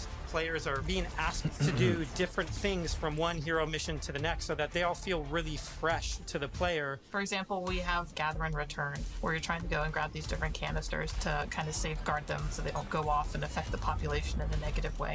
It creates this really cool tension in the world where on the one hand you're trying to split up and go grab all these canisters to be as efficient as possible, but at the same time now you're having these sort of special enemy units spawn that are really difficult, and if you kind of get caught by yourself, it turns into a pretty bad situation really quickly, and it feels extremely cooperative and like a very different way to interact with the Overwatch universe. We're experimenting with all sorts of ideas, and just internally we have names like Wall of Death, Scavenger Hunt, and Kill Quest, and all these new mechanics and enemies for people to experience. Players will be able to jump in night after night, play different hero missions, and then work through the progression system, leveling up their heroes. Не. Pay-to-play си беше.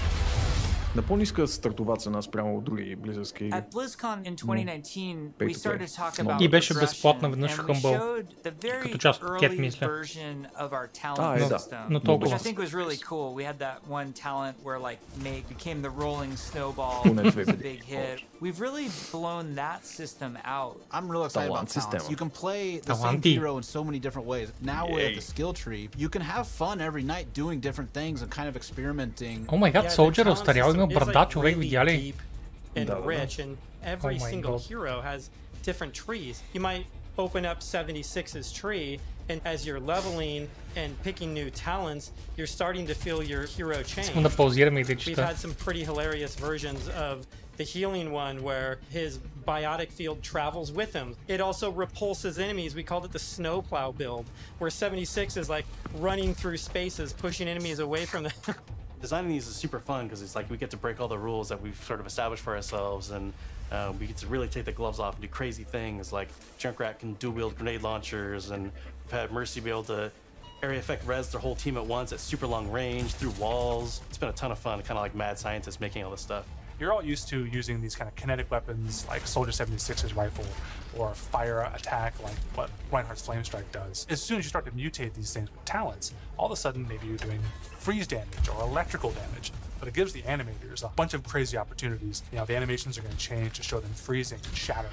And if you shock someone with a lightning attack, they can shake in place and stun, maybe chain to other enemies. All sorts of stuff to make you feel like you're controlling the battlefield in novel ways.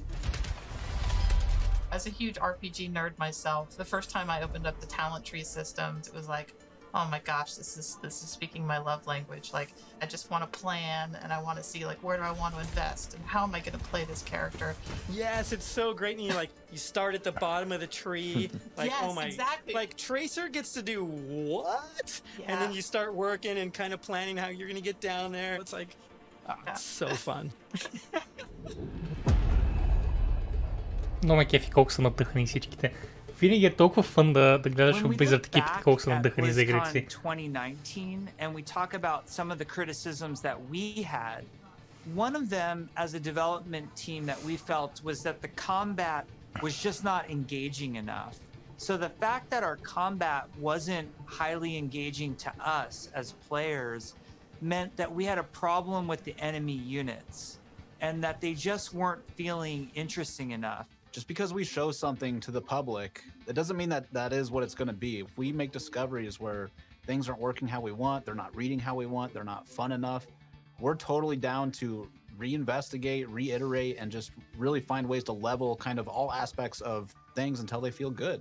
I would say a major focus of all of 2020 was to make the null sector enemy units more engaging. And some of this was adding new units and evolving other units that we had. Interesting combat for us is varied combat for us. So sometimes we're going to ask you to protect something in Overwatch 2. Sometimes we're just going to ask you to get someplace. Sometimes we might ask you to escort something across a map while it's being attacked.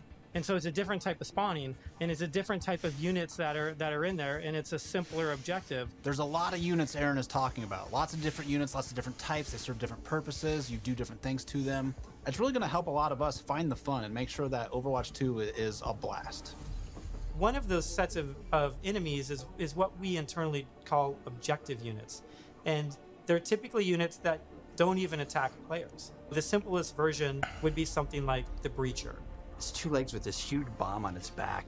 It was built to do one thing. Slowly, march towards its objective, and then it transforms, and the bomb opens up like a flower. It starts spinning and charging up, and you hear this awesome sound, and you know you have a little bit of time before it's going to explode, and you have to take it out.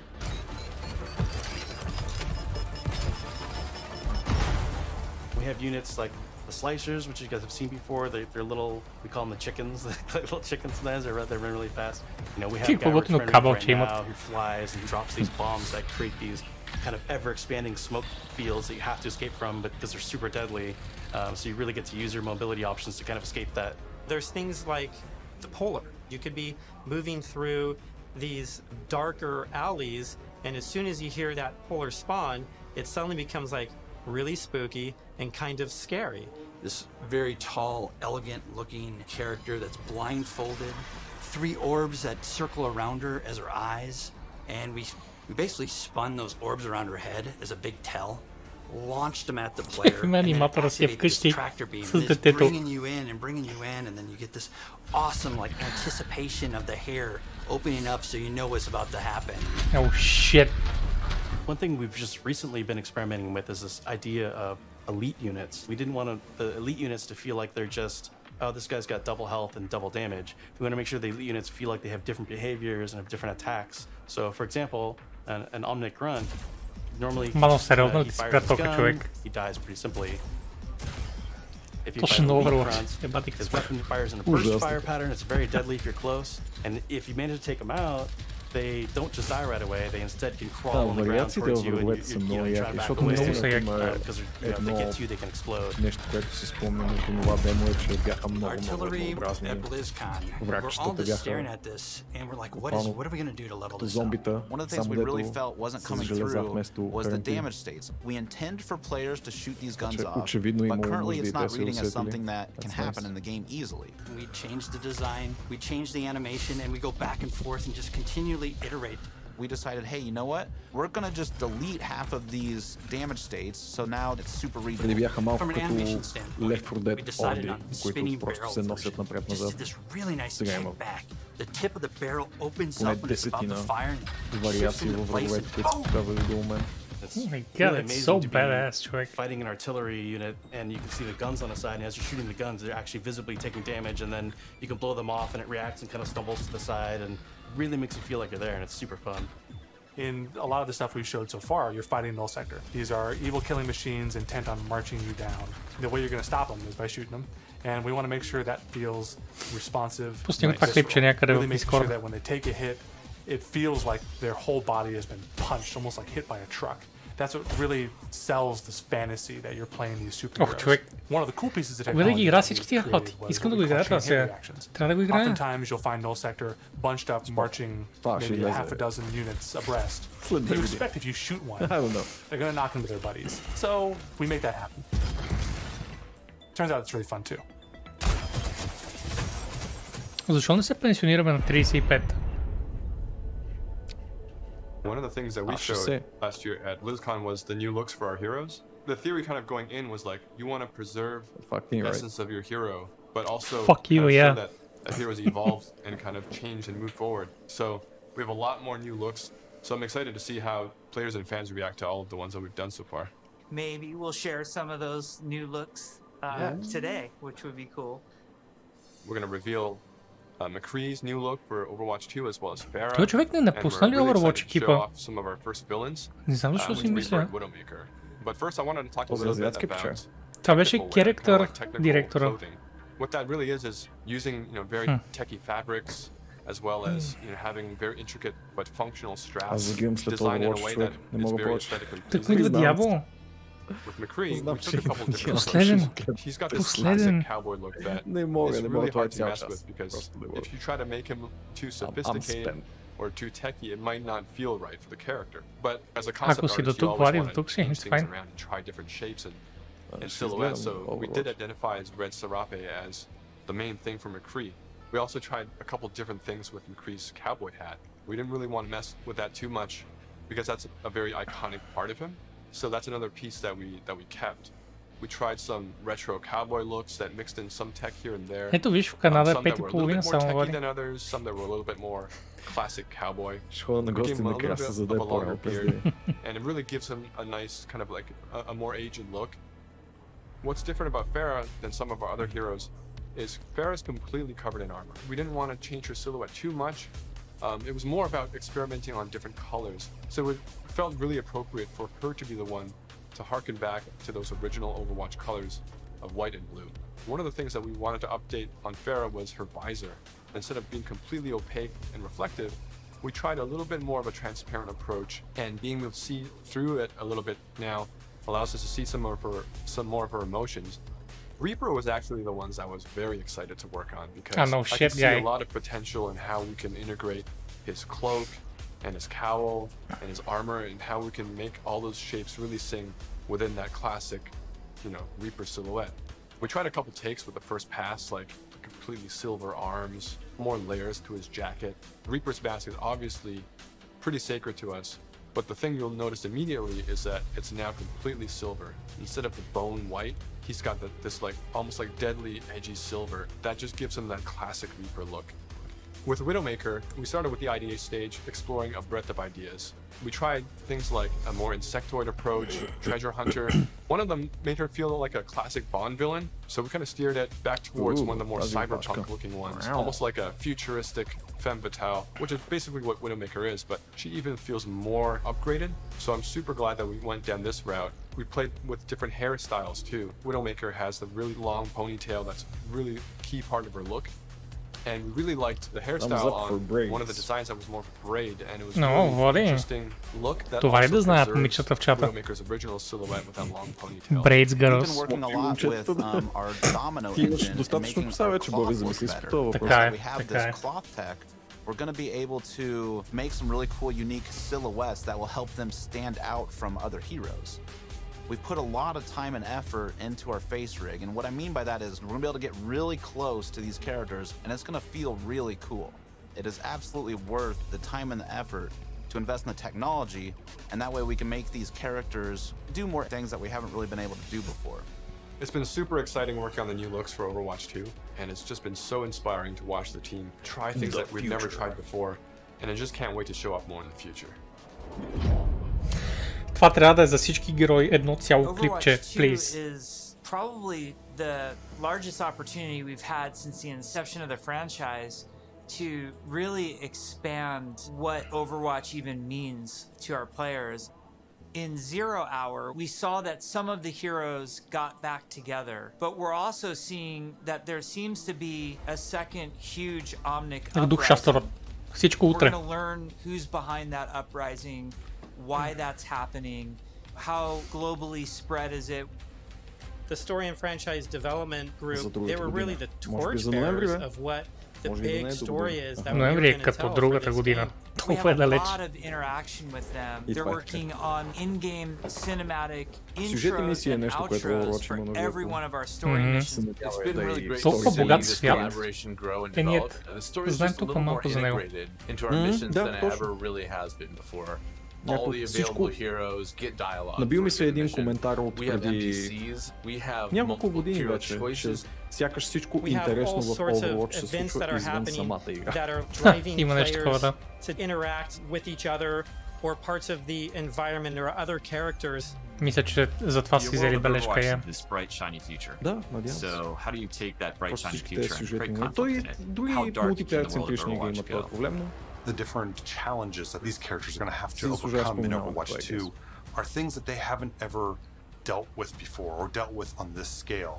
So what we had to do was literally strip it down to this bare bones of where are these characters in their lives. Overwatch has been expanded. And now there's a situation where the world's да мъчите, Влади. Той е примерен човек с програма. Да. But they're not allowed to be doing what they were supposed to be doing. Не живее като нас. We started to book these off-site locations so we could brainstorm over and over different versions of what the Overwatch 2 story campaign could be. And we basically had these whiteboards that we were carting around everywhere. The room was filled with whiteboards, and we would just write every day story beats with the characters and who was doing what and where. And oh my gosh, we forgot this character.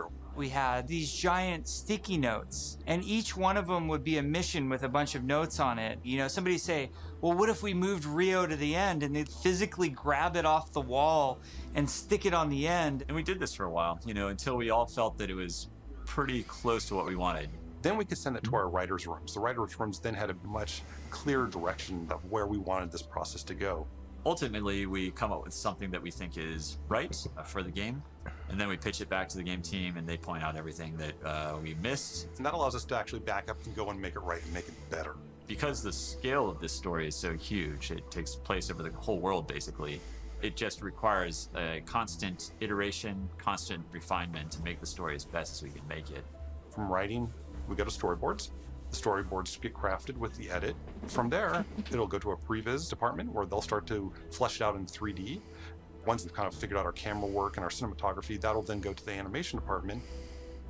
And then we end up going right into the game engine. Come on, man. Аз нямам енергия в момента някой друг да си играе с мен, какво става, аз самия да го правя. How to integrate this story and this narrative with the gameplay. So if the intro cinematic ends with this huge battle, this huge war, when you get into the game, it has to mesh and feel the exact same way and blend together. This looks fucking good, човек. We really are also trying to get the music to be equally as consistent from in-game cinematics straight through to the mission. Adam Burgess, our lead composer, has been working with the IGC team, with the game team, developing themes for all the heroes, all of the locations. Аниме CSGO, не е ли Valorant? Да, basically, всъщност. We want to make sure that the player's experience going from the cinematic to the gameplay is seamless and it feels like a completely immersive experience.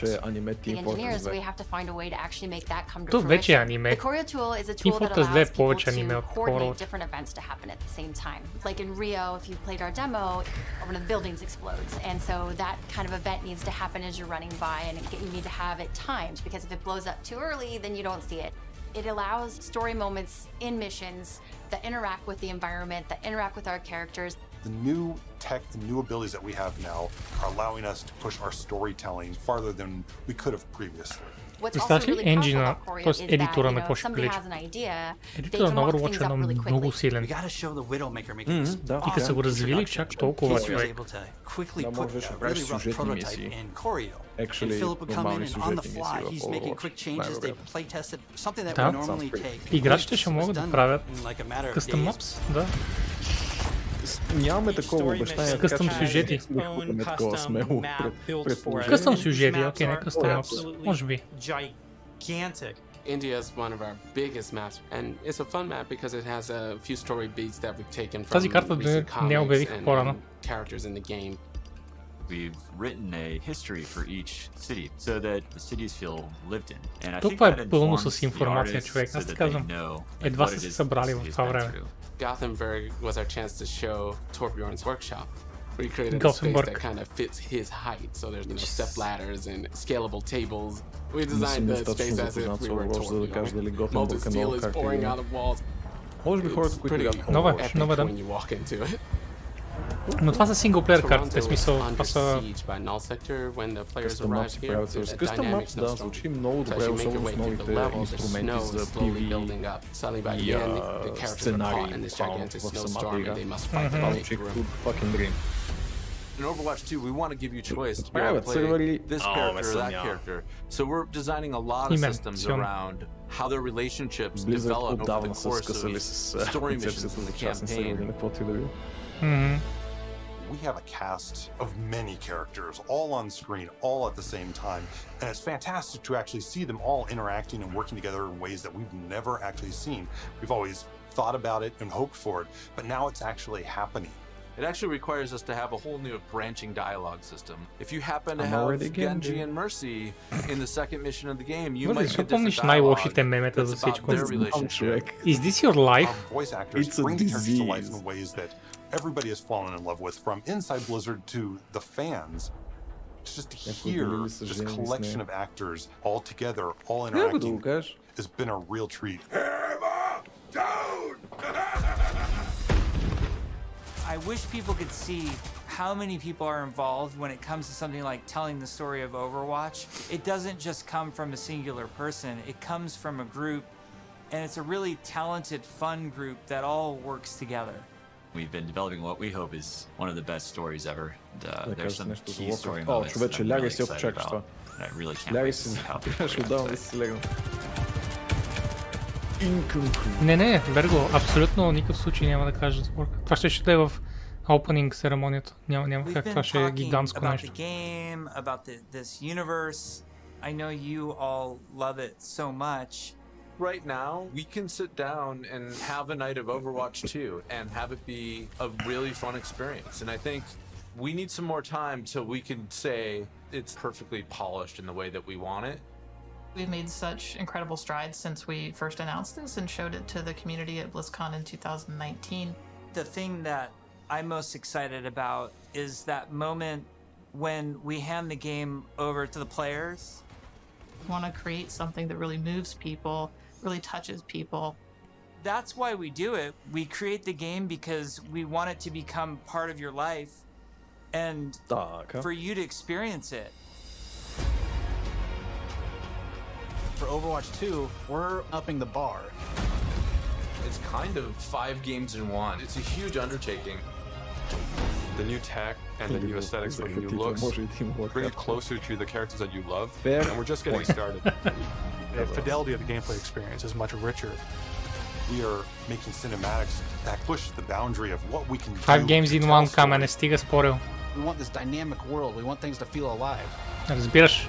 I'm really looking forward to being able to expand the world. Ти ли си човек, който хайпва играта, или те? Те знаят.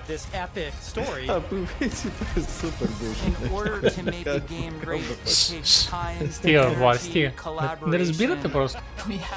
Вие никога не сте били в обувките на Шон Мъри, за да видите какво е. Като стара такава касетка за No Man's Sky има 15 квадрилиона уникални планети. Shut your fucking mouth. We have big plans, so thank you for sticking with us. We're gonna cross the finish line, and I know it's gonna be awesome. I hope people just end up loving playing it over and over. That's what we want to try and capture. I'm jumping in, I'm playing, let's go be heroes. И за да го играеш, трябва да духнеш първо камера. Айде, Влади. Go jack off and go to bed. Лека нощ, писна ми. Не мога повече. Чао на Влади. Пожелавайте чао. Айде, редовете. Лека нощ. Приятен BlizzCon. Ще се видим утре. Добре, сега подозирам, Влади, че ако излезеш, сега ще ни щупиш лейаута. Има само един начин да разберем, Боби. Ще го щупиш със сигурност. Фак.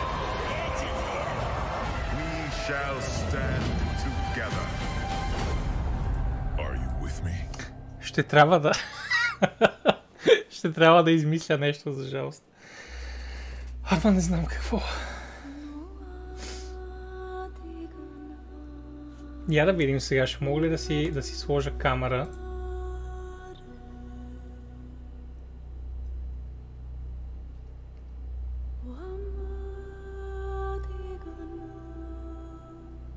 Alright, we're gonna watch the video sent to us.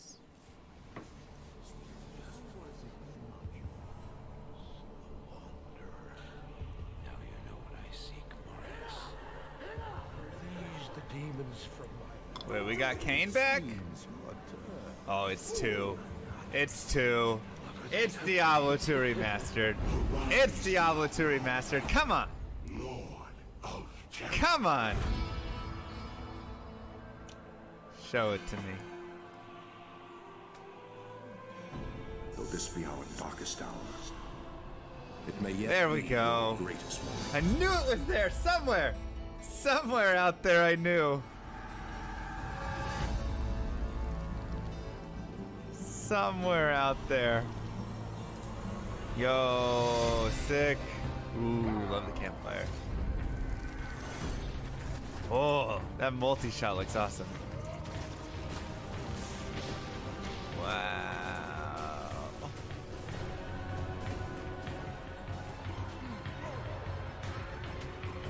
Yo. And console, okay. All right. That'll be interesting. Oh, that leap attack was awesome. Oh. Oh, the Diablo fight is gorgeous. Not even death. Oh, resurrected. Let's go. Come on. So that was super exciting. I'm Mr. LaMessi. I am a Twitch streamer. I have been playing Diablo 2 for 20 years, streaming it for 6 years. I probably have over 25,000 hours in this game and just absolutely love it. So seeing the remaster happen, I have to just, of course, ask a very first high-level question. Why the D2 remaster right now? Well, Diablo 2 is a very special game to Blizzard, as many of you well know, and Diablo 2 also had its 20th year anniversary. So with that, we really wanted to stay true to what that authentic experience was for Diablo 2 and bring it to the current audience and improve it for the existing audience and invite new people to experience it for the first time. It's also good learning opportunities too for us, especially when we're partnering up with Vicarious Visions now to work on a remaster projects like this together. So it's been a great partnership. We've actually worked with Blizzard for a while now, a couple years, even starting with some BattleNet integration type things. We just finished Tony Hawk Remaster. Before that, we did Crash Bandicoot Remaster, and it just seemed like a perfect match for us to work together. It was a shock to my system to first to come in and then see that it's a remaster trailer. Was not expecting that. But then to see the complete shift in the design and the art and everything, and I'd really love to hear more about how you came up with the process for how you want to remaster the look of it, right? How you wanted it to visually exist. And I'd love to bring in Chris Amaral to talk about some of that. Chris, can you discuss a little bit of the philosophy and the design decisions around this remaster? So luckily we had a ton of good inspiration from the original D2 art. Our primary focus is always nostalgia, right? We want to make sure we focus on getting this right and deliver an authentic experience that players remembered from 20 years ago. Every choice we make with the art, with the models, with the environments should really ignite that nostalgia and then reinforce that emotional connection from the original game. But then we came up with like a 70-30 visual guide. 70% is basically the classic. This is where we don't touch. We don't touch what works, right? We want to maintain those iconic shapes, colors, tones. Everything should be one-to-one and faithful to the original. We want things to feel authentic and preserve those original designs. With the 30% new, that's kind of like where we're going to elevate that art. Every change we make should really signify that step forward visually. I also noticed that the game was 3D, and can you talk a little bit about the discussion or how you moved and some challenges moving from 2D to 3D?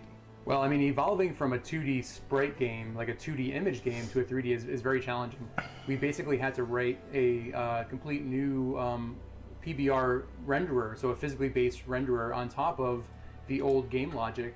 It's difficult because you're dealing with models versus 2D sprites, where you have to basically write. You have dynamic lighting, you have dynamic VFX. Like a lot of that is an additional system that we have to work out on our end. So the follow-up to that question, I suppose, is I wasn't able to see any items when I was watching that trailer. Are all of the items also going to be remastered? All of the gems, all of every single piece of this? And what sorts of flavor did you decide to add to that artwork? So everything is being redone. So we remodeled everything because everything has to drop in the game. So you have your icon art, and then you have your 3D space art that flips, right? So we had to basically model everything. And as far as the inspiration, we actually were inspired by some original documentation that we found from Blizzard North, where there was a huge Word doc of like where the original artists pulled inspiration from. So a lot of that was like historical landmarks, locations, and very much real world referencing. So that's kind of where we kind of pulled our inspiration as well. We wanted that functional design that the original art had. Everything felt like it was believable, and that detail really does help to give it some realistic context.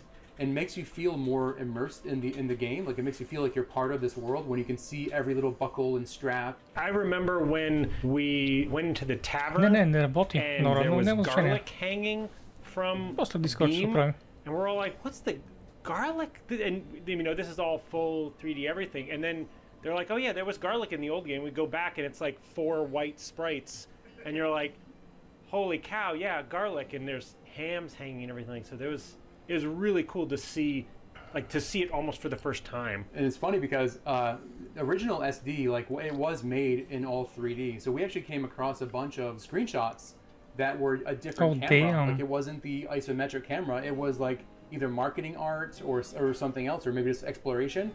But there was shots of that garlic in the original art. You could never really see it in Колко е важен този чесън за девелоперите, а? Аз искам да съм този чесън за някой. Very grand with this art. I'm not gonna lie, I never knew that they had garlic hanging in there. I mean, maybe a couple white sprites. I thought they were maybe candles, or who knows? No clue. But that makes me excited to go look around now and just like explore all of the areas in the game just to look at the new detailed art and see what was. Well, you see it now too, because also we have the one new feature for the art on the art side of things is the zoom camera.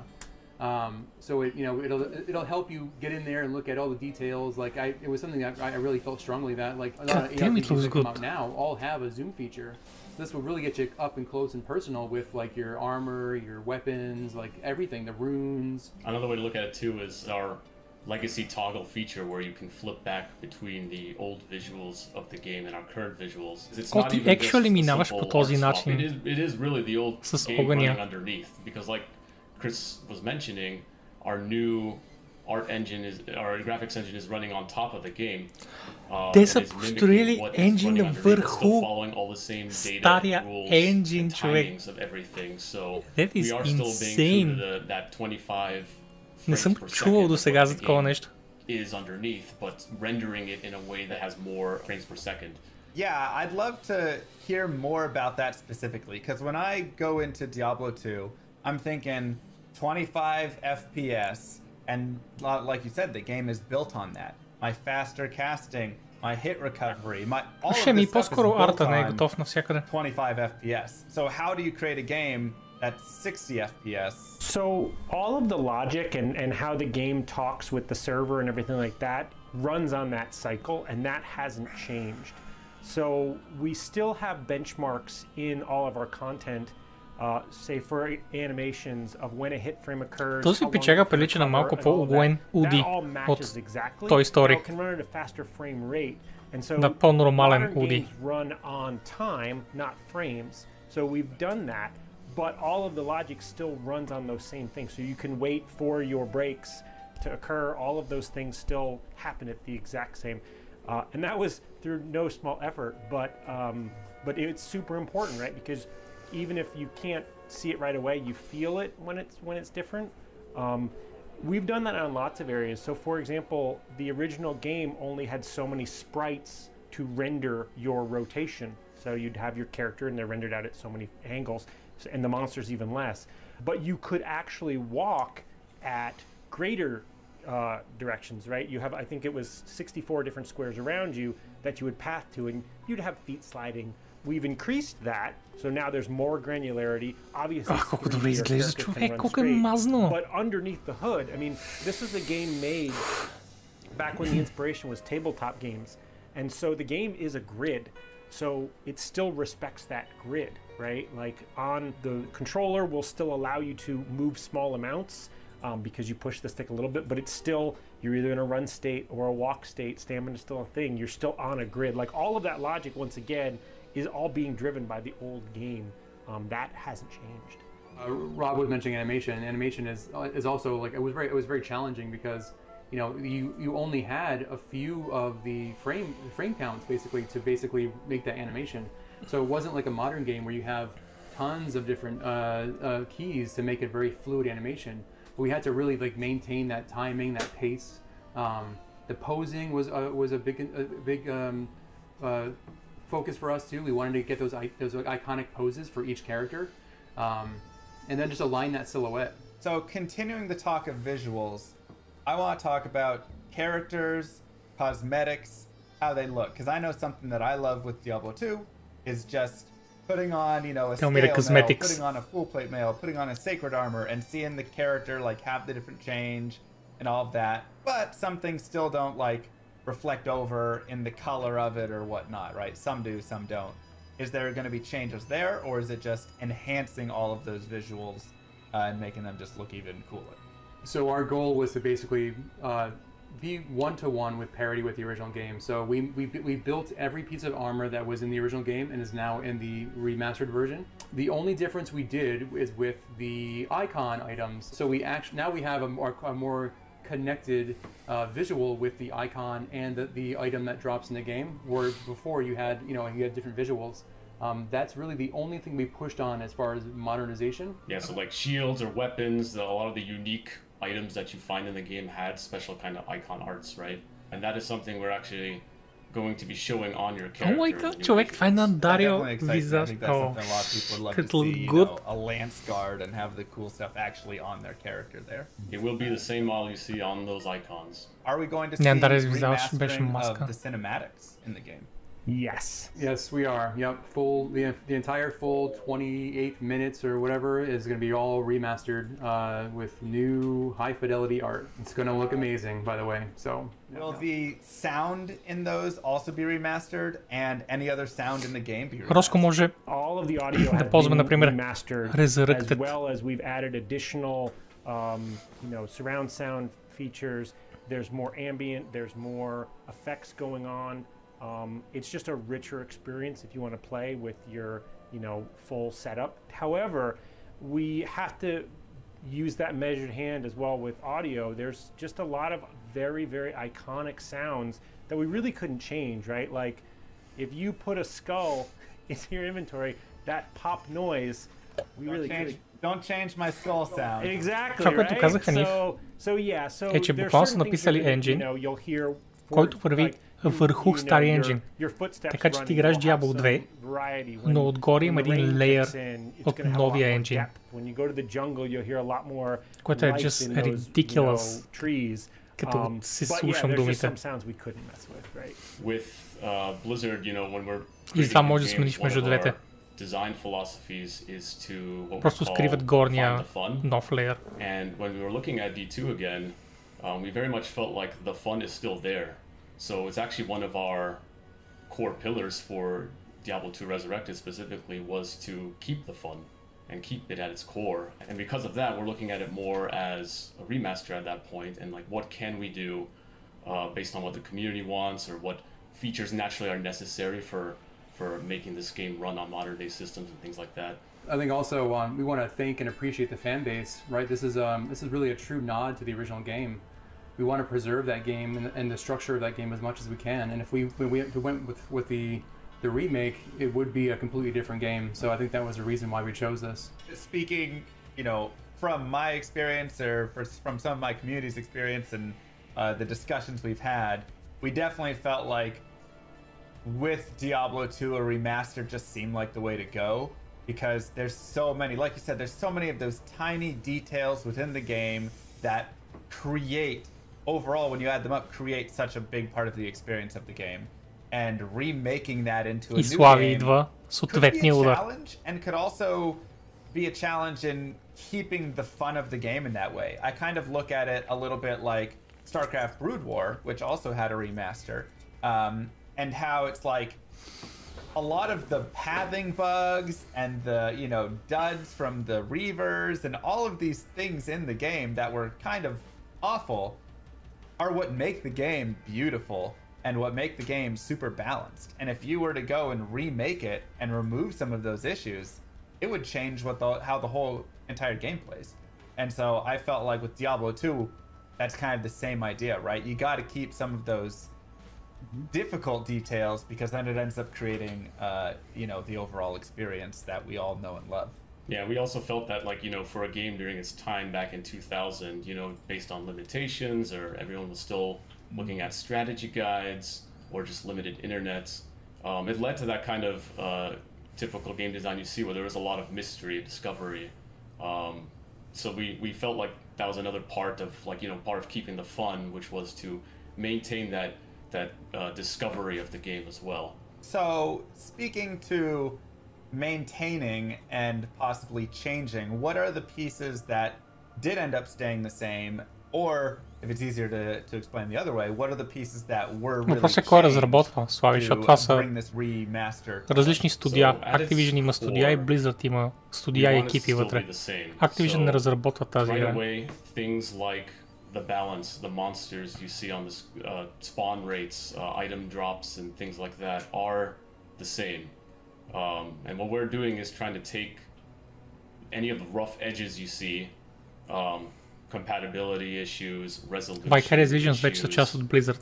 And obviously the art, improving Абсорбираха се и вече няма Vicarious all these Visions. kinds of things you come to know from a remaster, but still maintain Вергилиус what the game is. хинтнаха, че работят по ново IP, но не обявиха нищо. Хинтнаха по време на опенинг церемонията. Не бяха част от Activision, бяха... Както имаха договор, както Bungie имаха договор с Activision. We know people use mule characters, right? And so adding a shared stash we felt was the right choice when it came. Wait, we have a shared stash? We have a shared stash. Yeah. Oh, thank God.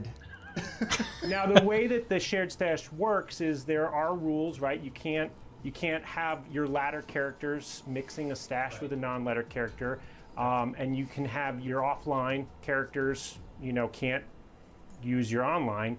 But for the most part, we're like, people do this anyway with a mule character, so it's okay to give them this feature. That is like the greatest feature that you could add, because there's nothing worse than opening up the game, going in, dropping all your GG items, Това беше единственото нещо, което буквално всички хора искаха да се оправи. И стамината, но стамината явно остава. Trying to find someone to help you transfer your gear over, because oh my gosh, a shared stash is amazing. Thank you so much. That's such a help. Like I said, maintaining the core was a thing, but the other aspect of it was to see where we can improve, right? So the shared stash is one of them because we saw it as a very common concern, especially around muling, which people had workarounds anyway, right? So that is one thing. Another example is we are reimagining the UI in the game. With a new reimagined UI, we're still trying to stay very faithful to what you come to expect. So you'll still have the classic като излезе стана стандарта за тим шутери, Hearthstone все още е стандарта за картови игри, така че може би, в твоето сърце са пропаднали, но все още движат гейм индустрията, дори да не искаме да го признаваме.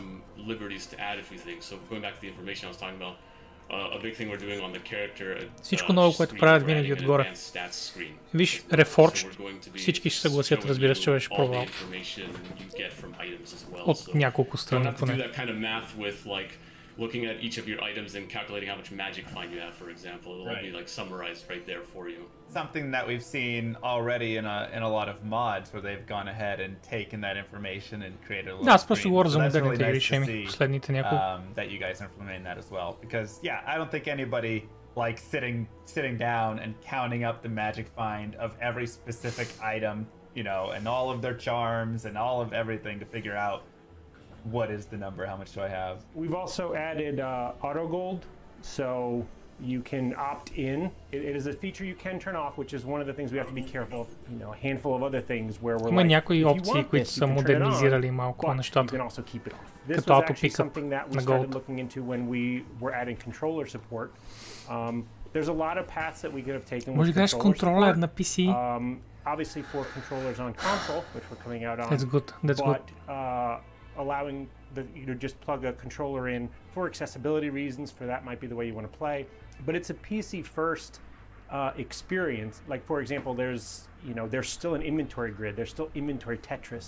That's core to what Diablo 2 is, right? Taking that away, it starts to become something different. And I love that. I think that's the perfect way to really introduce it, because you're going to have that split in the community. You're going to have half the people who say, just give me auto gold. It's 2020. I don't want to worry about having to pick up every individual gold stack. Особено като паднат 15 пъти 2 голд. Don't touch this. Което влизат много правеха. That completely changes my game experience. And you know, if I'm speedrunning through the game or playing through whatever, I want to be able to go over and pick up the gold stacks and take that time, and that's more a part of the Diablo 2 experience for me. I want to jump back to features in a second, but before we do, you just brought up console play, and I feel like we have to jump into console, the decision for console, and how you're gonna make that work. You already talked a little bit about like auto gold, having that to be a little more accessible, but when I think of Diablo 2, I think of a mouse going and clicking everywhere and how does this work on a console? To say it wasn't a challenge would be a bold lie. So there's a couple things. For the most part, the game thinks you're still using a keyboard and mouse with a controller. That was almost a rule we kept, that helped keep us on the rails, because we didn't want to be sacrificing once again that authentic experience. But we did want to make it more accessible, bring it to a modern audience. I mean, there are people who were born after this game came out that we want them to enjoy it and play it. And a lot of those people are used to, just more modern titles that could use a controller. Also, from an accessibility of just allowing you to plug in a controller, helps for many other people to get to enjoy the game. The biggest thing I think that we are, the two big things we'll say. One is you're changing the way you play the game from being kind of an eye in the sky and telling your hero what to do by clicking on areas to actually being the character and directing them. So pathfinding is good, right? Because you're doing the pathfinding and things like that, which creates some very interesting things. For example, the sorceress's teleport is meant to teleport to wherever you click. So in that area, when you're playing on the console, we will have a kind of a default distance that you will teleport to. Whereas on the PC, you can click wherever you want. Same with Barbarian's Leap, although that one's interesting because it levels. But it's become a very, very fun challenge. Like, I'm a necromancer and I need to target an item on the ground that has a certain keyword. It's working so far, but you guys will be the ultimate judge of that. Това е голема, човек. Аз се чудих какво е това животно на екраната. Голема. Oh, that looks so good. A big challenge we had too was categorizing, all those 300 character skills, to see how each of them really play, to see what challenges there were. And yeah, like Rob mentions, the Necromancer Iron Golem is a favorite of ours to continuously talk about because of the various ways it can target. Also, like a sorcerer's telekinesis is another example. Модернизиране на механики, камъне, както знаеш, има, но са opt-in. Може да ги изключиш. Имаш само двете неща, така или иначе, като Gold Pickup. This includes Lord of Destruction, right? This is going to be a full encompassing remaster and not just classic or just a piece? That's correct, yeah. We are going to be Но ако се променят механики, по-сериозно, тогава е ремастър, тогава е ремейк. Тогава официално е ремейк.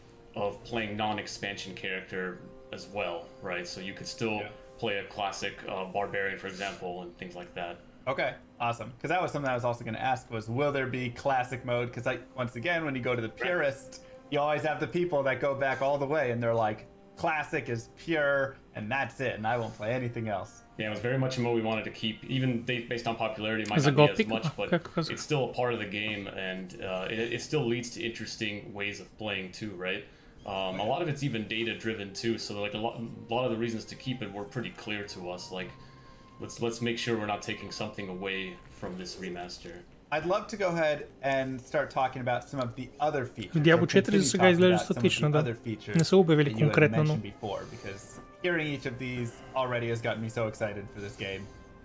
And so, what are some other little things that you felt could be changed? Wouldn't change the whole flow of the game, but just improve it a little bit. One thing we're looking into is making it easier to interact with your stash. So having quick keys to move to your stash is one thing versus like dragging the mouse to every time you want to move something to your stash.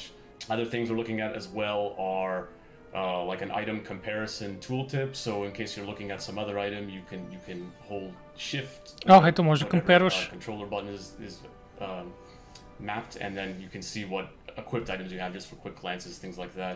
The item comparison is a great example of us adding it, but added it with a measured hand. So we don't suggest any gear for anybody. The gear in Diablo 2 is so quirky and different, and every class can use everything, that us recommending things like that actually was more confusing to people. So you literally hold shift and it's like, here's what you got equipped, here's what it is. I think that's the great way to do it with Diablo 2, because I agree. I mean, I think that's one of the best parts about Diablo 2. Мистер Лама, който интервюиращия стримър с шалките, просто ще загине от кеф. Той е един от най-големите фенове на Diablo 2 и много стрима Diablo 2. И е почти колега на Влади. Правили са подкастче заедно, помня правилно. We added 5 more languages, so that's a feature to a lot of people who speak those other languages. The whole front end is pretty much modernized now, so your character is much bigger front and center right in the beginning, and you'll have a backdrop of whatever act you're in, so that's all been streamlined. You can still, play online or offline, but that flow has been improved. So what are your favorite changes that each of you have within the game so far? There's a lot of fun. It's fun to see a lot of the art come to life with our new visuals. So for me, one of the things I've been waiting for since like first starting on this game was to see that character creation campfire scene come to life in our new arts. And I'm really happy to see how far it's progressed, and I love seeing that. It's just such an iconic moment. It's the first thing you really see in the game before you get started. And it's amazing. Can I say all the art? No, I'm just kidding. So we added, like Rob mentioned, we added like an act-specific screen in the front end, and it's basically this large screen where we have like a diorama of each act, and it's amazing to see because it feels like you're really there. Like you can see the detail. You can see every aspect of the scene, and it just has that very immersive feeling to it. So that's probably my favorite part. It's just weird for me. Като човек с, I don't know, 1000 часа в Diablo 2. I think our game has gotten a little scarier. I think that there are certain areas in the game where just the way that the 3D lighting is and the way the sound is, and I play it on a big screen TV sometimes. And just Синематиците са пренаправени, Астрод. Не са апскейлнати. Пренаправени са. That's not just one feature. There's a lot of things going on there. But I think it's really, really cool. I would like to hope that had the original creators had the tools we have today, it's the experience they would have wanted to make. Yeah, I think the lighting really helps with that too, because we're a 3D game. That's one of the biggest differences between the original games. So what the game had before with the sprites, with 3D models built into sprites, was not a true real-time lighting system. So because we're pushing that with a 3D graphics engine running on top of the game and getting actual 3D lighting inside of those kinds of caverns and corridors makes for a very interesting experience now, because it just feels more immersive with having light react around you like that. Yeah, I would definitely say, I mean, I've only seen the trailer piece you sent me, but even from that, just seeing like down in the tunnels or the sewers or, any of those like you said, cavern, dungeonous zones, the lighting was darker and brighter, and then things like the skeletons with the fire, it just had like this different, I agree, creepier feel. So I haven't seen much more than, or anything more than you guys showed me, but there was definitely a different feel. Защото показах много геймплей днес, не знам дали всички осъзнават. The Sorceress Meteor was like Видяхме много геймплей тук. Lightning, once we got all the effects up and running, that was definitely a couple of times where we would be just in a review and we're like, oh, like, and 10 minutes would go by and we're like, oh crap, we had a meeting, we were just playing now. Another thing that kind of goes without saying, that just because it's parody, but 8-player multiplayer, that just works, but once again, it was tricky to get that going. So with multiplayer, То печага много чаровна усмивка, by the way. Много хомо. In there, from PvP to trading to how players interact, you know, units blocking each other. I mean, all sorts of stuff. So with multiplayer, we want явно е нещо такова картач, защото това беше единственото нещо, което на мен ми блокираше идеята да обявят сега Diablo. Не са имали време да работят, но най-вероятно са работили, може би 2 години по това нещо.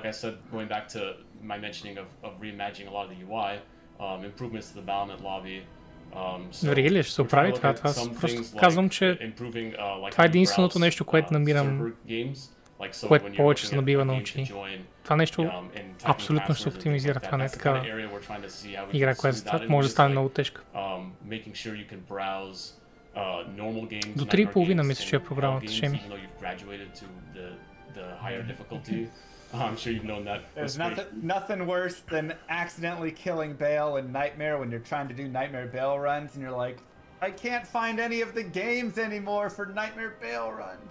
But you can if you log into a separate character. Right, you go to a separate character and then look at it. That was kind of our logic, right? Since there are workarounds there, that made it easier for us to make the decision of allowing some of those things.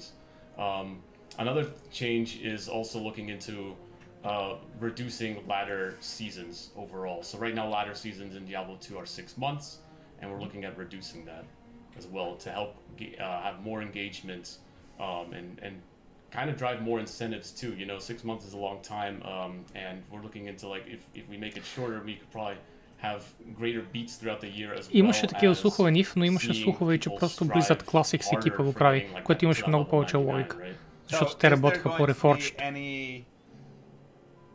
Reward change on that, or will it just simply be, you know, the same standard? Но след това, you're 99 on that leaderboard, and наскоро се появиха малко факти, че Classics екипа по-скоро е overseeval, а всички ремастери са били правени от аутсорснати студия. И това е първият ремастър на Vicarious за Blizzard. Така че и StarCraft 1 и Warcraft Reforged са правили от едно студио, как се казваше?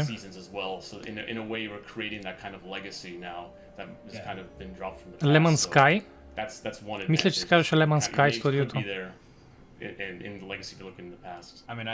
Или поне Reforged се правеше от него, StarCraft 1 може би от нещо друго. Но се казва, че са аутсорсвали всички ремастъри преди до сега.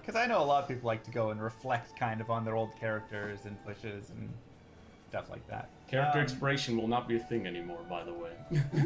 Due to modern BattleNet integrations, you will not have to worry about refreshing your characters, so they will stay with you. Awesome. Will there be anything different with like character names then, if that's the case?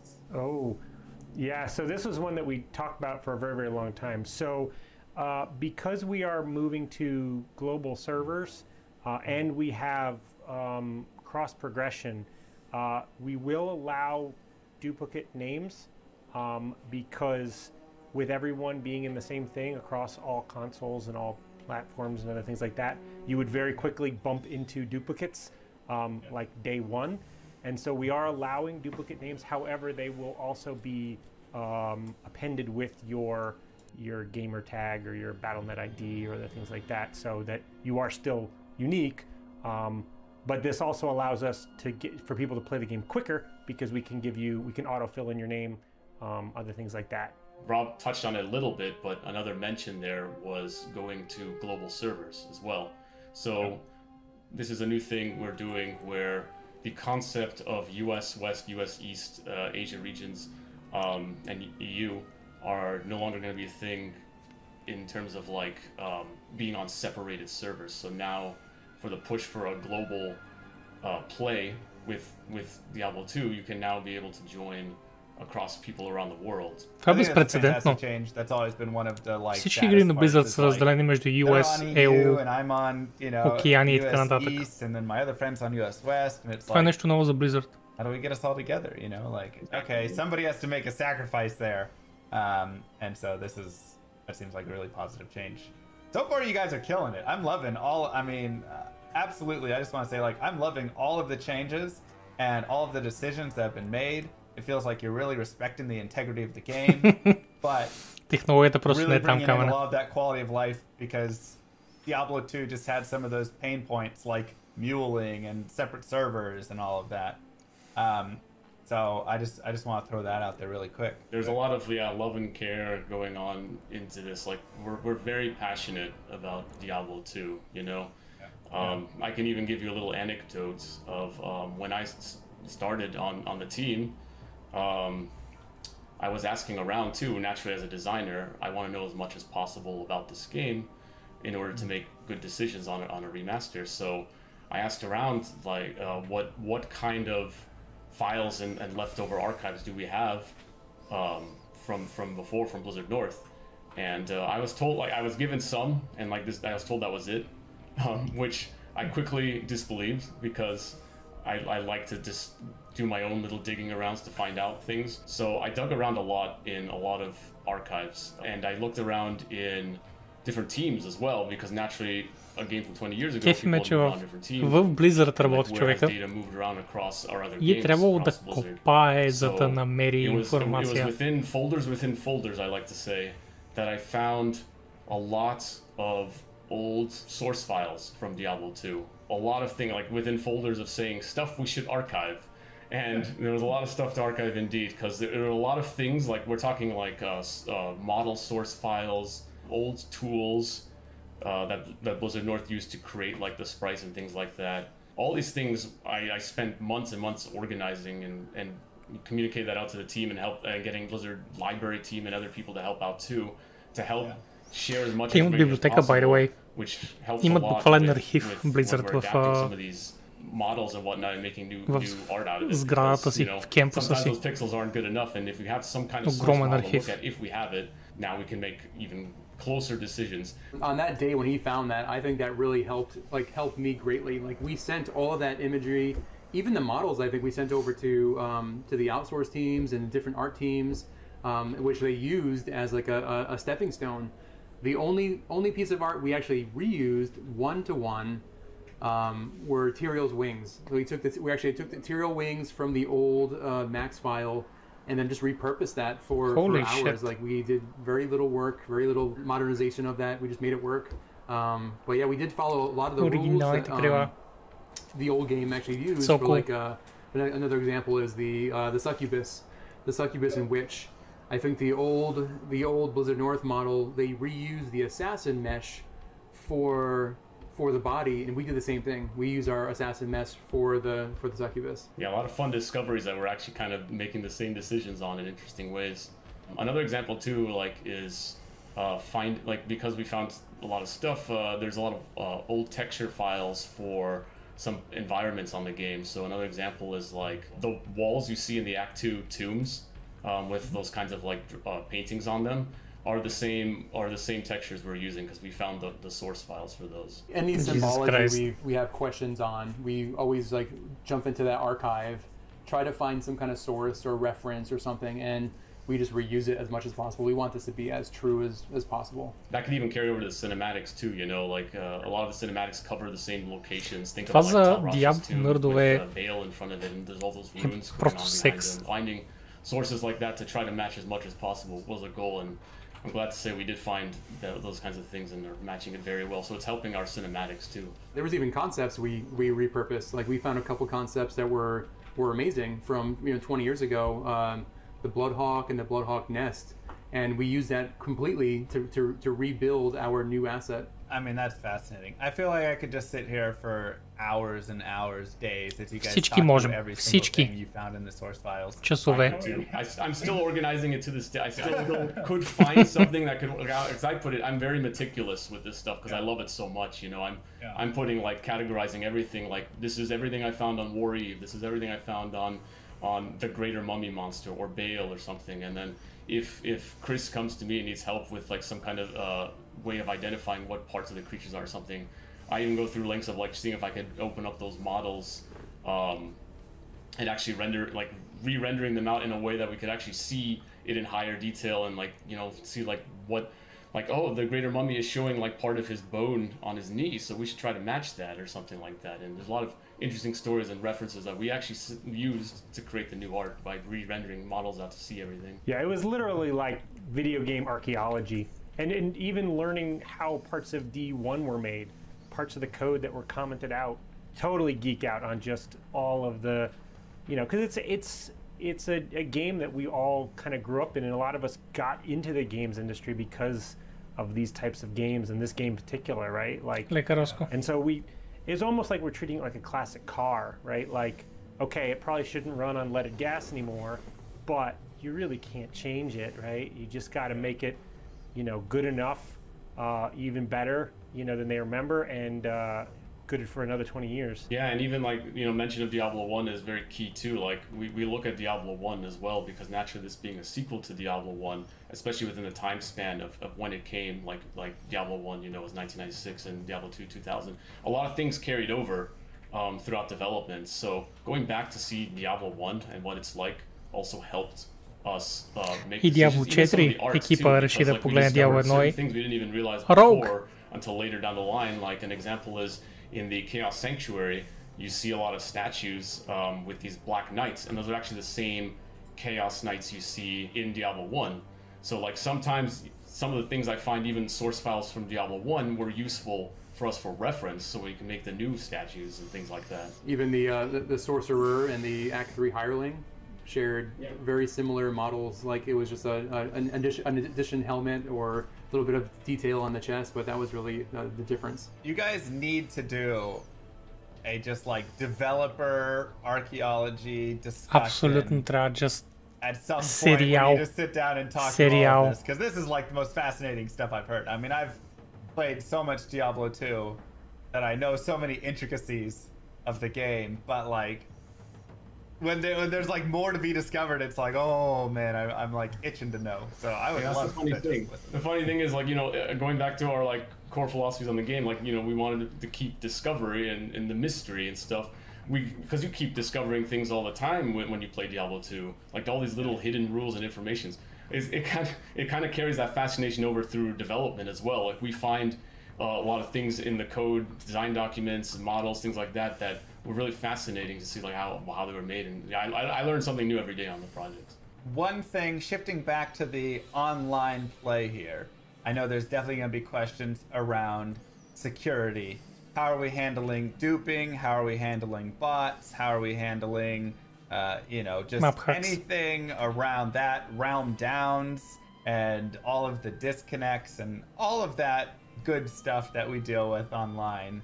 What's being taken, or what actions being taken there? So moving over to modern BattleNet helps us with a lot of those types of things. To say it's, you know, Loctite, I wouldn't dare do that. That's like throwing a gauntlet down to the community to try to break it. But all of that should be far more secure now. Now, we do still allow you to play offline, right?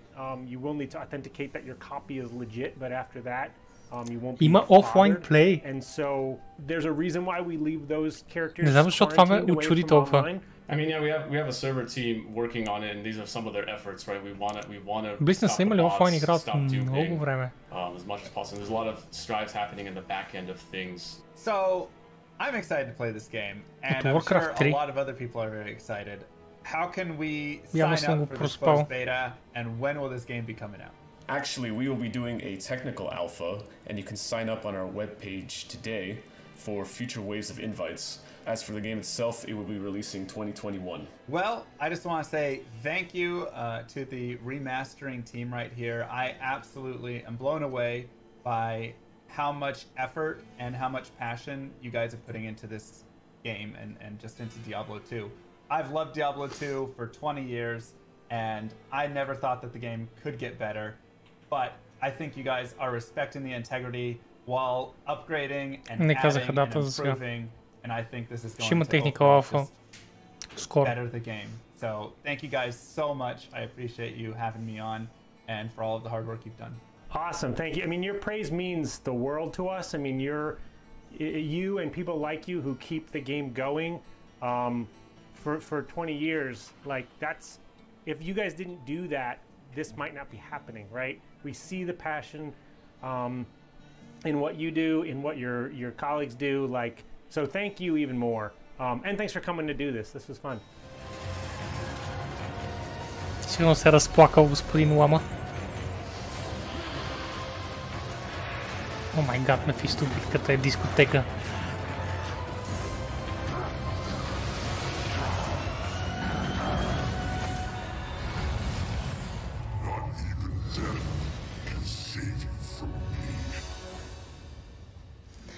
Те винаги ги наричат Technical Alpha, Нив. То може веднага след Technical Alpha да има Closed или Open Beta. Но те винаги пускат Technical Alpha преди да припарят към по-тежки тестове. И сме в февруари. BlizzConline. Watch Shock versus the world in Dolby Vision and Dolby Atmos only in the Dolby Access app. И сме в февруари, Нив. Да, чакай, че аз съм свикнал да гледам BlizzCon ноември месец и съм всичко ми е next year.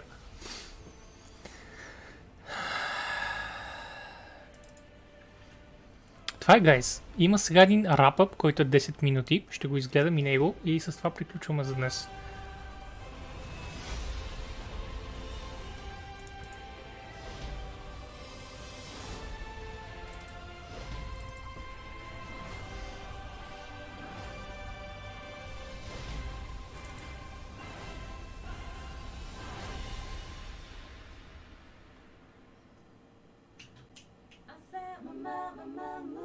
안녕하세요, 마봉입니다.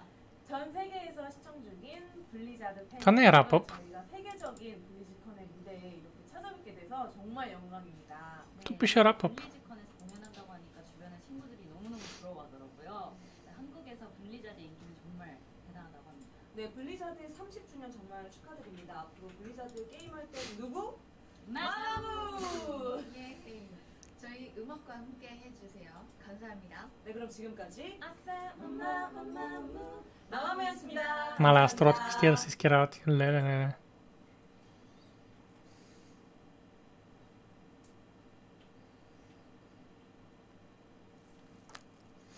Утре също ще има Diablo Алекс. И сега като мине това нещо. Може би дори няма нужда да го гледаме, само ще го слушаме. А аз ще разкажа за програмата ни с Влади утре.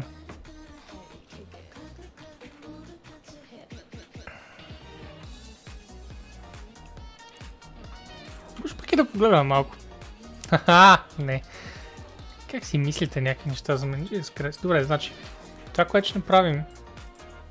Няма мен да тегля един рефреш, че нещо се бави. То просто ми показва къде сме в момента. I don't care. Та, нещо, което не гледахме, е Diablo Immortal Alpha and Beyond. Това нещо е 30 минутки. И утре с Влади ще стартираме с това.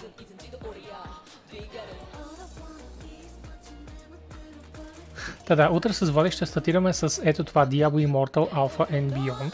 Защото аз съм супер хайп. Ще стартираме с това в 9 вечерта. След това започваме с едно от двете. Или WoW QA, или Diablo QA. Предполагам, че може да изберете вие. Не е важно, защото след това можем да изгледаме другото. Не знам дали ще гледаме Overwatch League. Не искам да мъча Влади пак с заспиване в един. Така че със сигурност ще видим още два панела Diablo и един панел WoW. И това ще бъде. Утре в 9:30.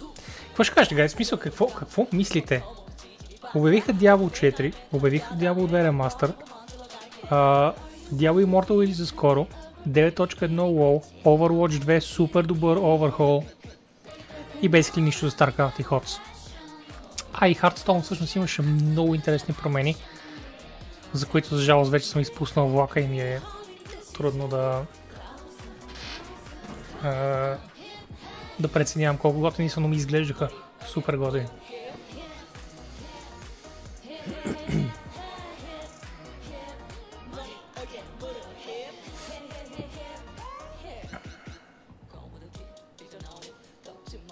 Вече са си изкарали сигурно бюджета NIF, нали знаеш?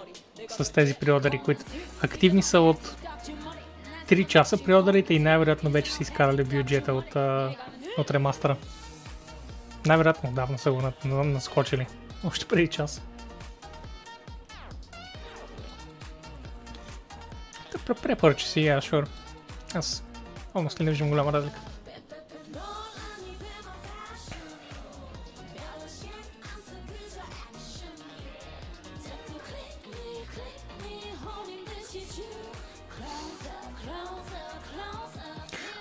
Неща, които знаем със сигурност като дати, са, че тази година няма да видим Overwatch 2 и Diablo 4. Тази година ще видим ремастъра на Diablo и Diablo Immortal. И разбира се за Hearthstone промените, които чухме. И не казаха дата за WoW 9.1. Но предполагам, че е в едните 3 месеца. Мисля, че започна от начало.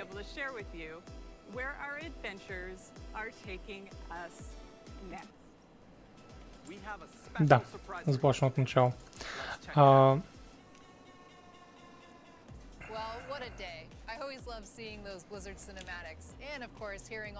И мисля, че имаше и още един панел на Warcraft, който не видяхме. Shadowlands Update, този панел също не видяхме, той е 25 минути пак. Така че може би ще изгледаме тези две неща. Този панел за Shadowlands и този панел за Diablo Immortal Alpha and Beyond, което е общо 40-50 минути и ще стане перфектно. Утре в 9 продължаваме, гайс. Добре, мисля, че е време да ви оставим. На мен не ми се спи особено, но мисля, че съм твърде хайп за тия работи. Утре в 9. Yes. Не беше ли 10? Започва в 10, ние започваме в 9, за да изгледаме старите неща от днес, които бяха двата панела, които пропуснахме. Което току-що казах, Астър, слушаш ли ме? Лека Манов. И лека на всички, че да, стана късно, за съжаление. Много благодарим с Влади, че останахте до толкова късно, въпреки че Влади не остана. Той все пак ви благодари. И ще се видим след 20 часа. По-малко 20 часа.